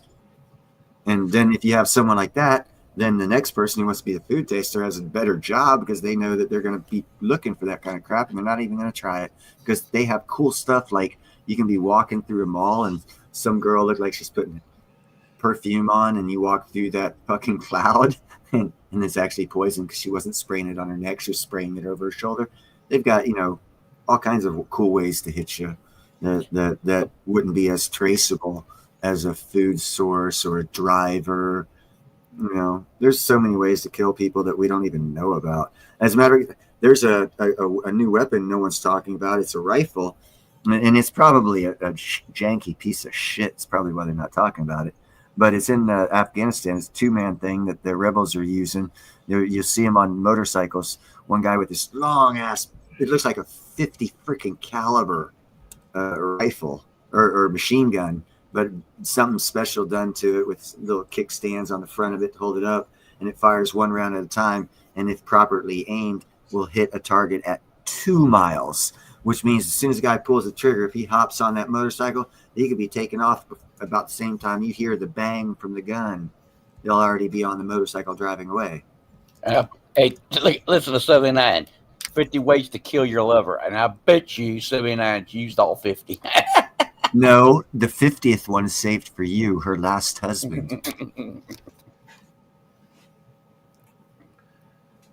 Oh, I just typed all that in because I didn't want to cut you off. You should have cut me off, man. Well, You're up here to talk, bro. Just tell me, hey, Neil, I got something to say. Oh, my I'm head. here. You're being kind of quiet, man. You can interrupt me too, bro. I'm here. Let's interview 79. Ask her, how much gold does she have? I tried to get her up here, but she said you were up here. She couldn't stand the smell because her computer is a scratch and sniff. Yeah, I know. But how much gold does 79 have? Let's see if she answers us. Well, if she weighs 110 pounds, she's probably got 110 pounds worth of gold. Yeah, but her bra is probably a 44 triple D, so she can put a lot of gold in there. Yeah, a couple pounds probably. Ooh, don't fuck with Pat. She used to make missiles. That's right on. Let's go to the garage and MacGyver some stuff up to the neighbor 3 houses down. I told you, you son of a gun. Check this shit out. Boom! Sorry. I have a vivid imagination. Mentally, I'm only 7. Yeah, she's avoiding the question. If I were her, I would have already Iggy'd you, locked you. I was going to say, I think the smart answer is to say 0. Do not have any gold.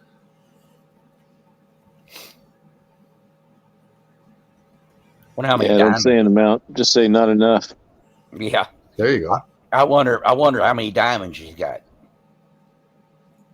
Not enough. I knew she was going to say What that. actually is what just for the people here in the chat and on the there's only 7 of us here, so 4 of us are on the chat or on the panel. What would you individually consider personally for your scenario enough silver?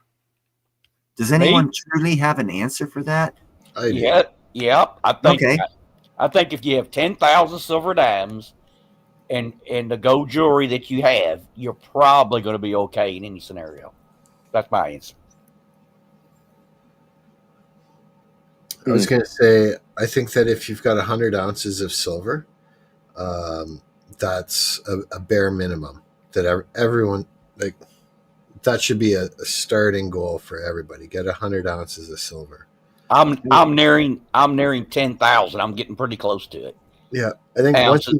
once you've got 1,000 ounces of silver, you're like in the top couple percent of silver ownership of people in the world.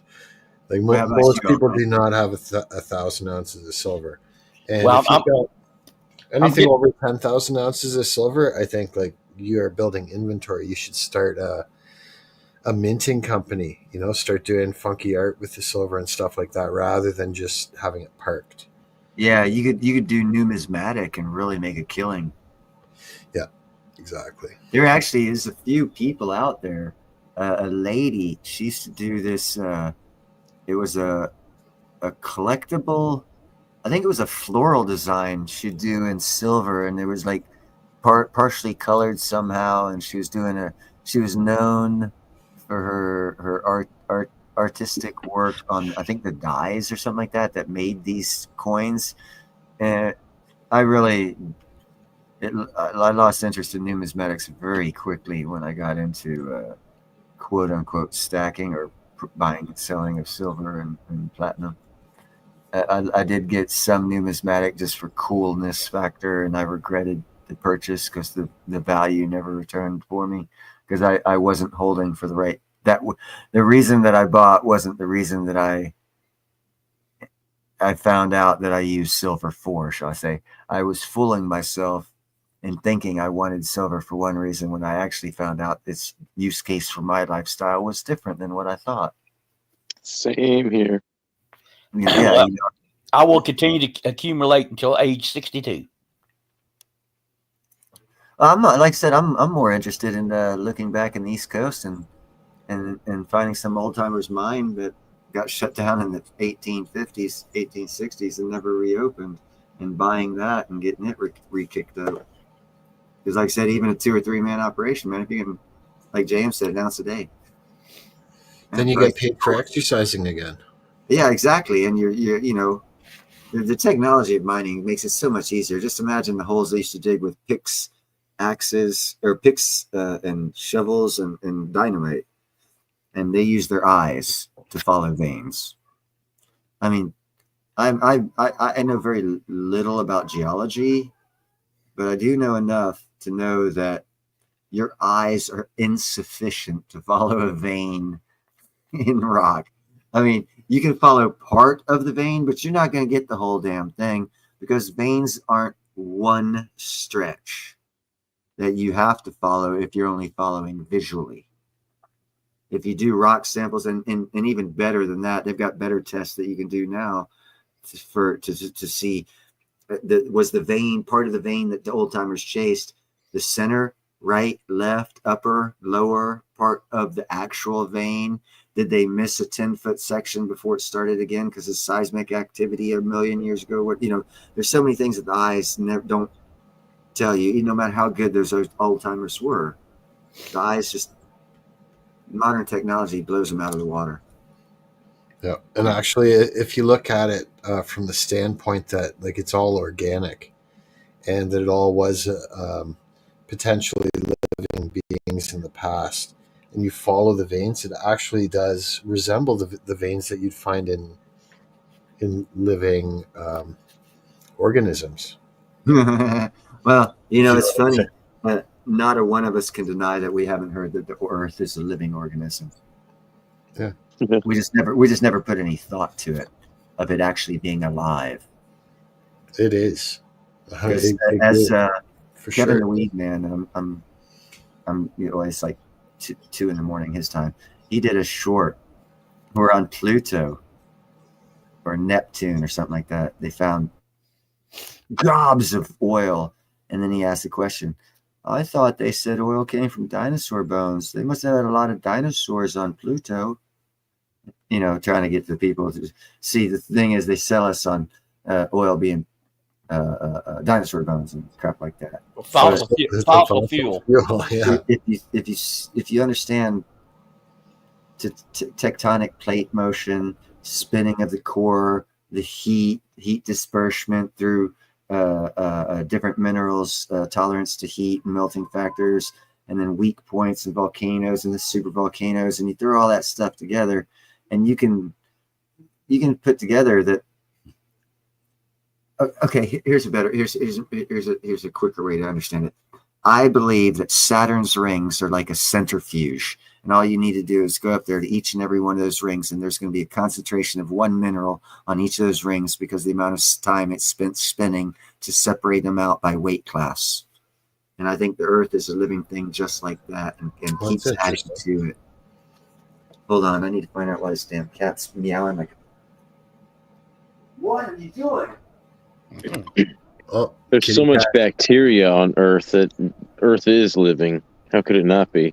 That's right. Oh my God, we're finding out so many things. Did a video on this. They're calling it dark oxygen. It's these 3 minerals that formed at 6,000 meters, and together they produce 1.2 volts. Together, it's like I wish I could remember what the 3 minerals are, but together they produce 1.2 volts of energy.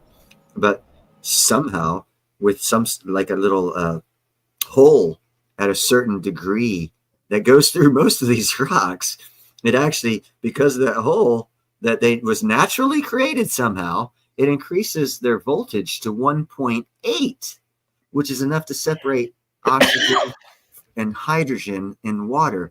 Now, understand, there's 6,000 meters, so they're surrounded by water. So all they've been doing for eons is making oxygen. That right there should blow any scientist away. I throw photosynthesis out the window. Throw your 8th book biology books out the window. They're a lie. There's another way. So knowing that, since we based, and if you remember your studies in schools, and probably middle school for most of you, biology classes, photosynthesis is the principle of life and the creation of oxygen and why everything lives and why everything is everything. And that's all a lie. We are now discovering new ecosystems of species of life that we never conceived 6,000 meters under the sea. I find the amount of technological advances from that knowledge. Still exploring Earth. Earth is still not completely explored. Yeah, that's Amen to incredibly deep. Yeah. Dude. And oh man, yeah, no, there's so much biological knowledge and chemical knowledge and pharmaceutical knowledge and all kinds of stuff, dude, that we can learn from. And not to get religious, but the man himself said everything we need is on this planet, and one place we haven't looked is in the ocean. So if we haven't found cures for stuff, it's because we haven't looked in the right spot. Now we're looking at spots and we're finding out everything we knew is wrong. Oxygen can be produced in more ways than photosynthesis. You don't need sunlight to create oxygen. Now ask yourself this question. If hydrogen is going to be a fuel source for rockets and space guys need oxygen and water is on every planet,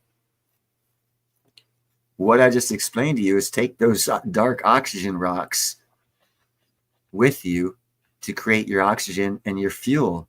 All you got to do is stop on the way and pick up some ice. And now you just solved the age-long problem of life support and fuel for ship travel in outer space just because of that discovery. I think that's true, Mike Herrera. I think we need to explore the ocean more.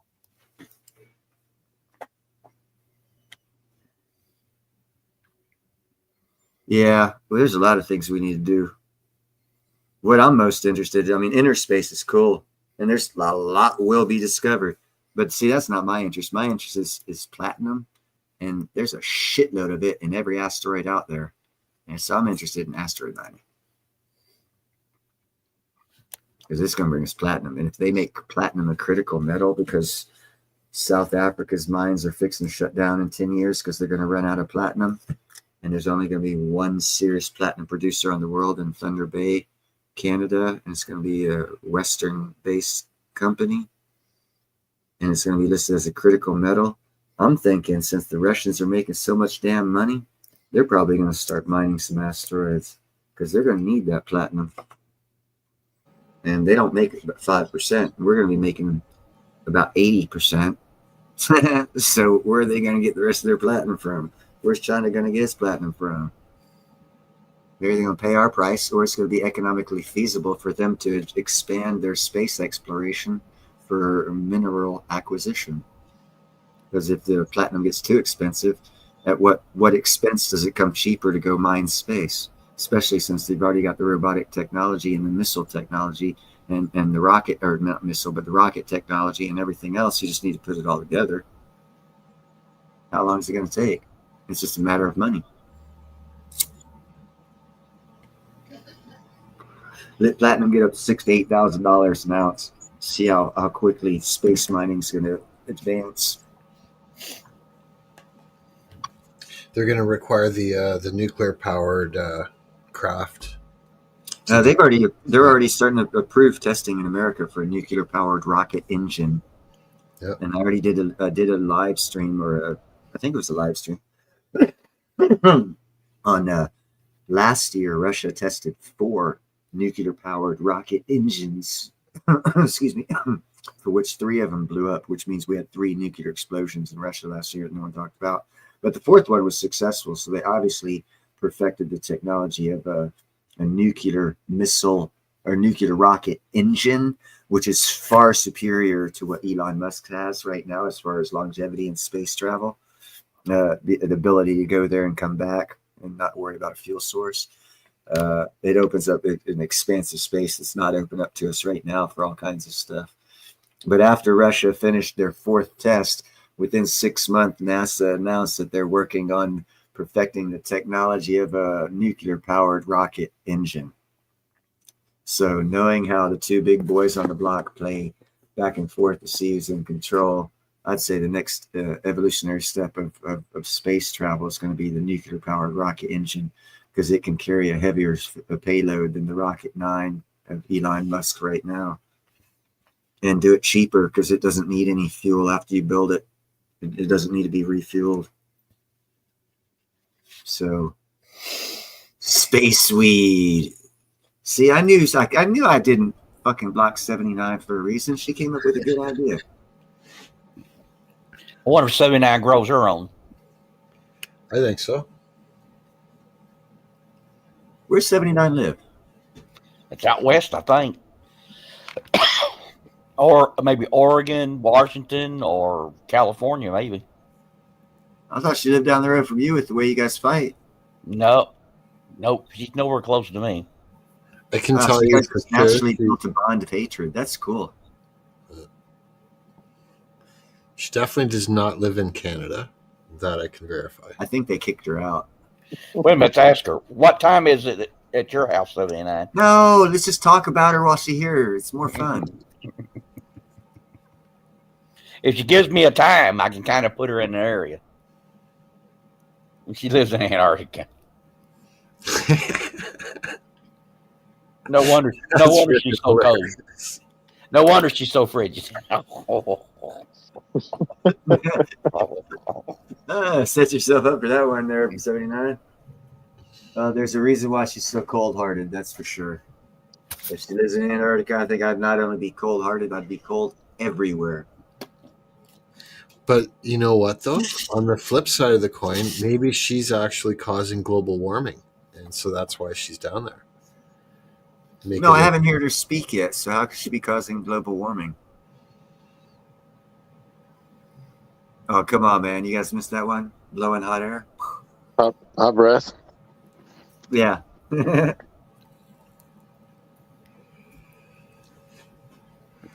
For sure. Rocky has pleaded for her to come up. She don't have to. She can do a thing like I got here. You don't have to show yourself.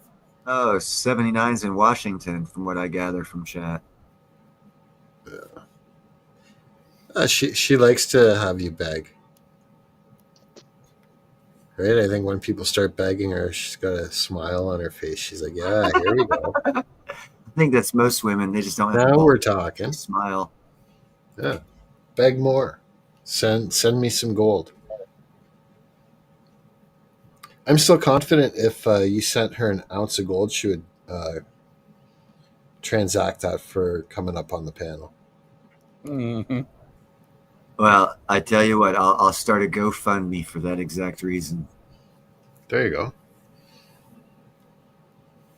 Not that I think I'll that would do it. Not that I'll do it at all. I'll keep the gold. Fuck that shit. I don't want her up there that much. I'd rather have an ounce of gold. I just want to hear her come up on the panel and say, how you doing? And then that's it. Just How kind you of doing? zap. Cut. Boom. How you doing? And then Well, who you think she sounds like? Marilyn Monroe? Dolly Parton.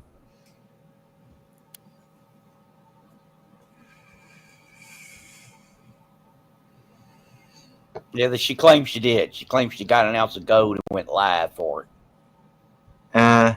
Luckily for you, I would only give you, well, I don't know. I like that Canadian nickel. I'd give you a replica of the Canadian nickel that Silver's using as his profile picture right now. And it would be plastic, because I think I have one of those. Uh-oh. Yep, lost somebody. All-nighter. Yeah, now is All Nighter, his voice sounded familiar to me. Is that? He is uneducated economist moderator. All right. for you get a special deal. You know? Man, I tell you, like a Jerry's kid, I am special. How about I am special. How about some osmium? We should do it for osmium because you probably don't have none of that. I ain't gonna give up my osmium for no woman. 2 for the price of 3. I give it gold because I can find it for free. Osmium I have to pay for. I ain't gonna give it away. I'll give her some fool's gold. Oh, she don't like osmium. I like her more now. Hey, Matthew Crestlife is in the house. Matthew. Whatever happened to Seth? You remember him? He was from Iowa. Does it make dollars? If it doesn't make sense and it makes dollars, I'm doing better. Yeah, Neil, you got to go back to that YouTube tab and end that poll. He's right. It doesn't make sense. It doesn't make sense. No. It doesn't make The poll question is, what is better, road or dumpster diving? Yes or no? are your options. Yeah, well, you know, I challenge you to smoke 6 bowls and come up with a better one, buddy. How's that? You did good, man. You did good. You got the poll. Actually, you did Was a it couple spelled poll correctly at least? Yeah. Let me double check. We'll get the spelling Nazi on it. What was Seth's last name? I cannot remember. He used to come in when I would have Iowa games on, but I have not. I saw him in a bigger channels chat, He and I came said, out "Hey, of nowhere and he disappeared into nowhere. I said, hey Seth, or something, or yo Seth," and he never acknowledged it. You So, know, it's funny that 79 says it's a stupid poll because she inspired it. Damn it, 79. Why do you inspire stupidity out of me? By aliens. He got abducted. Were they the grays or the greens? I think he got abducted by the greens. They're supposedly the reptilians.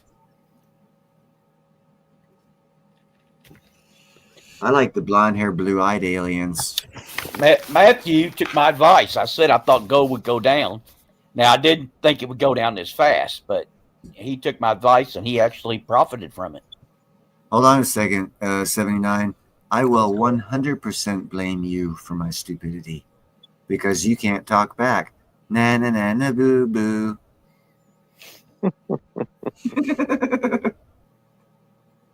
He made 200 off me saying gold was going to go down. Sweet. What, he shorted the market or he just sold? He sold before. Would have saved more if he would have sold silver.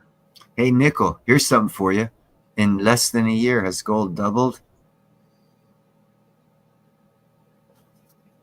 Has it gone up 100%?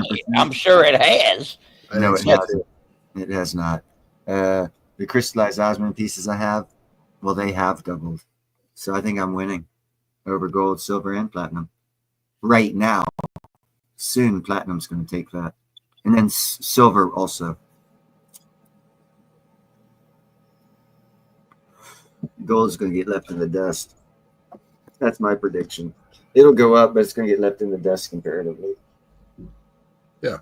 I think that approximately in the medium to long term, every 1% that gold goes up, silver will probably go up about 2%.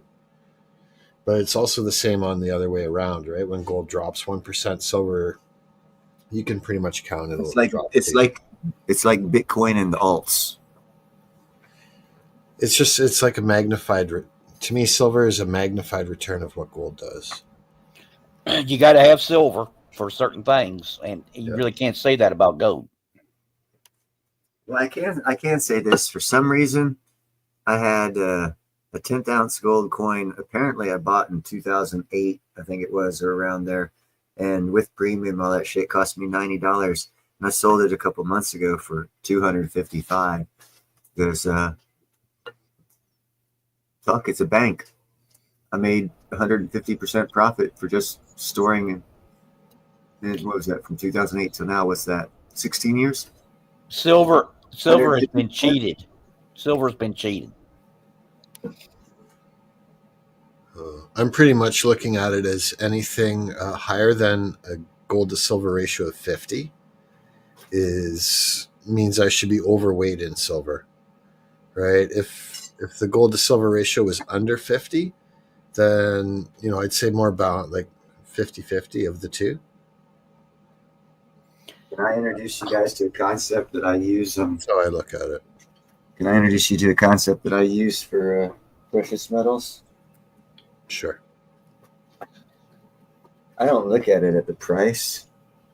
What I do is, and what I'm doing, and the way I'm looking at it, is I'm going to create a product that people are going to give me gold and silver and platinum for that product. And that product's going to be made by me. So no matter how much gold, silver, platinum I get for it, it's going to be a win for me. So I don't care about how much I have now. Right now, I'm looking at silver and platinum as a be my own bank scenario. Not in any, I don't look at it any other way than that. I am getting some gold, but I'm going to be using that for my jewelry purposes, not for my be my own bank purposes. But once I get other things rolling, that I'll be manufacturing, making myself and selling, that's like free money to me. So I will accept Bitcoin, gold, silver, and I'll have that stuff given to me. So I'm not worried about acquiring it the way other people look at acquiring stuff. I'm going to acquire it by making something and having someone want it so bad that they're going to give me gold, silver, platinum, and Bitcoin and stuff for what I've created. And that's the way I look at it. That's my perspective. So I don't know if I'm an actual stacker. And I will have gold and silver and platinum, though. And stuff. Matthew asked me a question. I do not buy sets. I do not invest in sets. If I get one, it's by chance. It's on an auction, and I get it like for really cheap. I do not like the mint. I won't buy anything from the mint because the quality control is non-existent. So I don't get coins graded. So I would not do it. Here's one thing to look at. Look at the 2025 coins after the inaugurations and see what happens with the leadership in that department of the mints, and see if the quality doesn't increase in the production of stuff they produce. I'm not a newsmist. Is that it? I'm not into that. What's his name? I can never think of his name when I need to. The one that's real good friends with Tiger. Dub C. Frostbite. He would be the dude to ask about that stuff. He is big into numismatics. And that would be the guy. If you want a question about the mint, then Silver Wolverine's the guy you want to ask, because he knows everything there is to know about the mint. Epstein. The one that got in trouble? No. He's asking about Frank Epstein. Got a drug dealer, local drug dealer down the street. Oh. Puffy. Is she talking about P. Diddy? No, she's taking a puff right now. I can't smell because she's around puppies. Her eyes are What was that? Ooh, Matthew's cooking pancakes. Yeah, Frostbite. He put the JM put the link. Yeah, he's on it. If it comes to numismatics, he's on it. Did he or didn't he? Very clever 79. Yeah, that's a good one. It's a good one. Yeah, I got my bayonet, and I said I'm gonna if when they come and the crap hits the fan, I'm gonna P. Diddy them with that.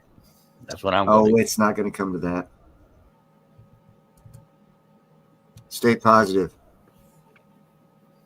I think it's numismatics with a U.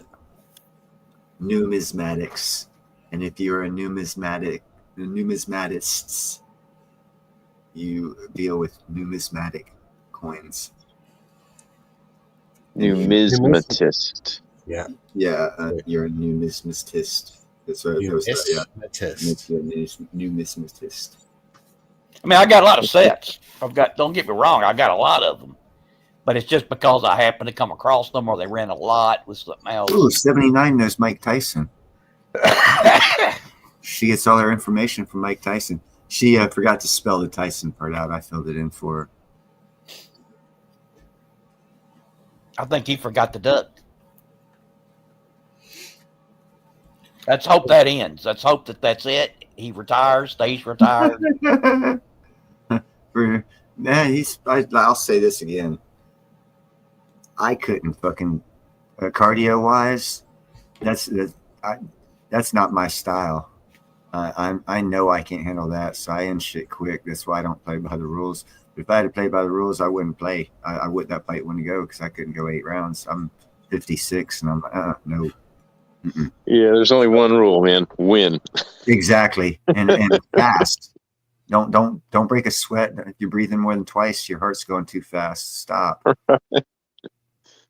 I bet you before it's over, Tyson will fight Holyfield. Nah. They'll probably try to get that going.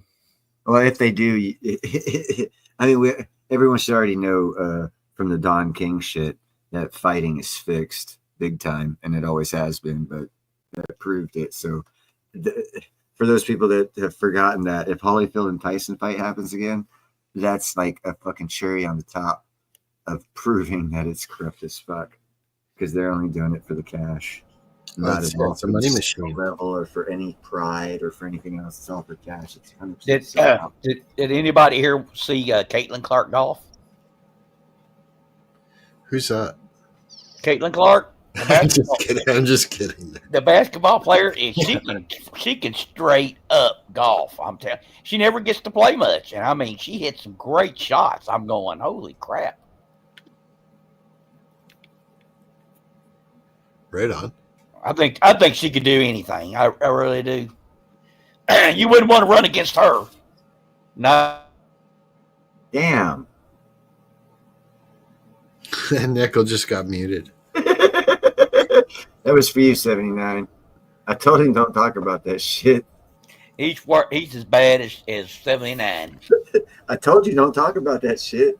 You're not up here. You get on Kate. It's like you want to marry her, you want to have her as a mom, and you want to have her as her kid.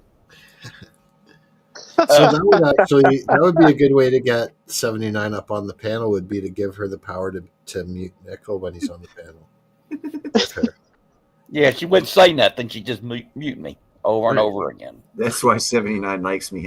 I do it to her too. I treat each of you the same. Yeah. The reason Tyson smacked him because he knew he wasn't going to hit him any other way. So he got his first shot in. Caitlyn Jenner. Quit it, Matthew. I did not watch the whole fight, but I watched it was like highlights of each round. Man, he was spent in the 6th, 7th, 8th. Oh, the second. He was done after the second. It was over. I knew it was because he just wasn't moving. And I go, oh, man, this is going to be over. It's a young man's sport. Of course it is. And I'll tell you, boxing is the hardest thing to walk away from because everything is on you. You know, you win, you lose. It's all about you, and you get so much money for it. And you're so popular, and you get a lot, everybody knows you. I mean, it's very hard to step away. That's why so many of them come back. I'm going to make a comeback. Yeah, it's tough. You keep getting beaten up all the time. It's not good. And you live in glory. It's like, because when you were great once and you want that so bad to have that again. And you don't want to admit you're getting old. And so there's a lot of factors in that. Yeah. It's true. Gotta tell you though, one of my favorite movies growing up was Rocky 3. Oh, one with Mr. T? Yep. That's the best one, probably.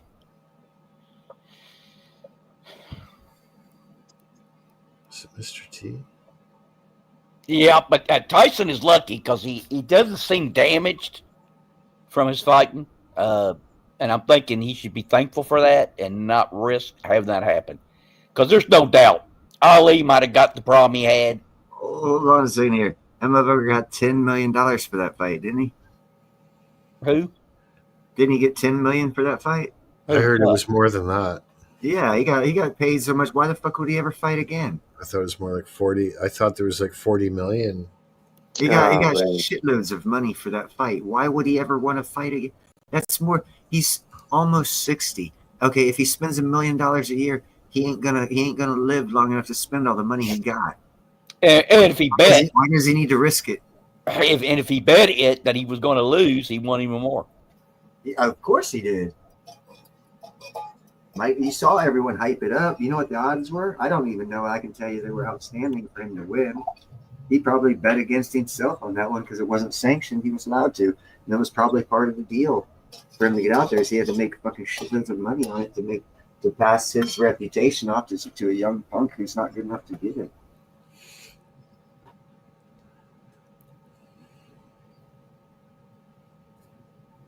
Well, who was the guy? See, what's his name? He was a heavyweight. And he's got slurred speech from all the hits. I can't think. He's a good friend of mine. Muhammad Ali.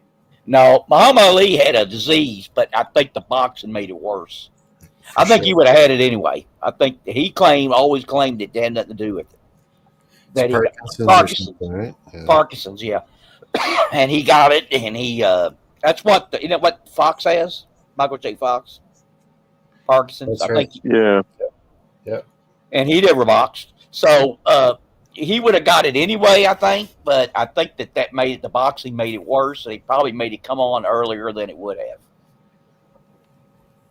Well, I think everything I say about that Jake Paul and that fight, it will be 100% correct and true as soon as that Paul guy gets into the WWE and uses the fight with Tyson as a reason to get a multi-million-dollar contract from the WWE. I bet you that's his next move. Hey, listen, guys, I'd love to keep chatting and everything. I just realized it's 2:30 in the morning here. I got to work tomorrow morning, so get out of here, big man. Yeah, I You got need to to be in here. Have a good week, everyone. You as well. Thank you. Yeah, I need a great one. I need to get ready to cut this off. If anyone wants to get backstage, 79. So you and Nickel can have a heart to heart. You're more than welcome. We're a comedian tonight. But I'm gonna go ahead and end it. If anyone wants to stay backstage, No, look what you said later, JM. Then if I were to say, "Oh, I got to leave," she would say, "Drop dead, Nickel." That's what she would say. So I'm gonna end the stream for anyone. It's at the top of the chat. It's pinned. If you want to come backstage for the unrecorded chalk, to where we don't have to watch our nouns and pronouns and all that other crap. Until next week, I'll talk to you later. Good night, you two.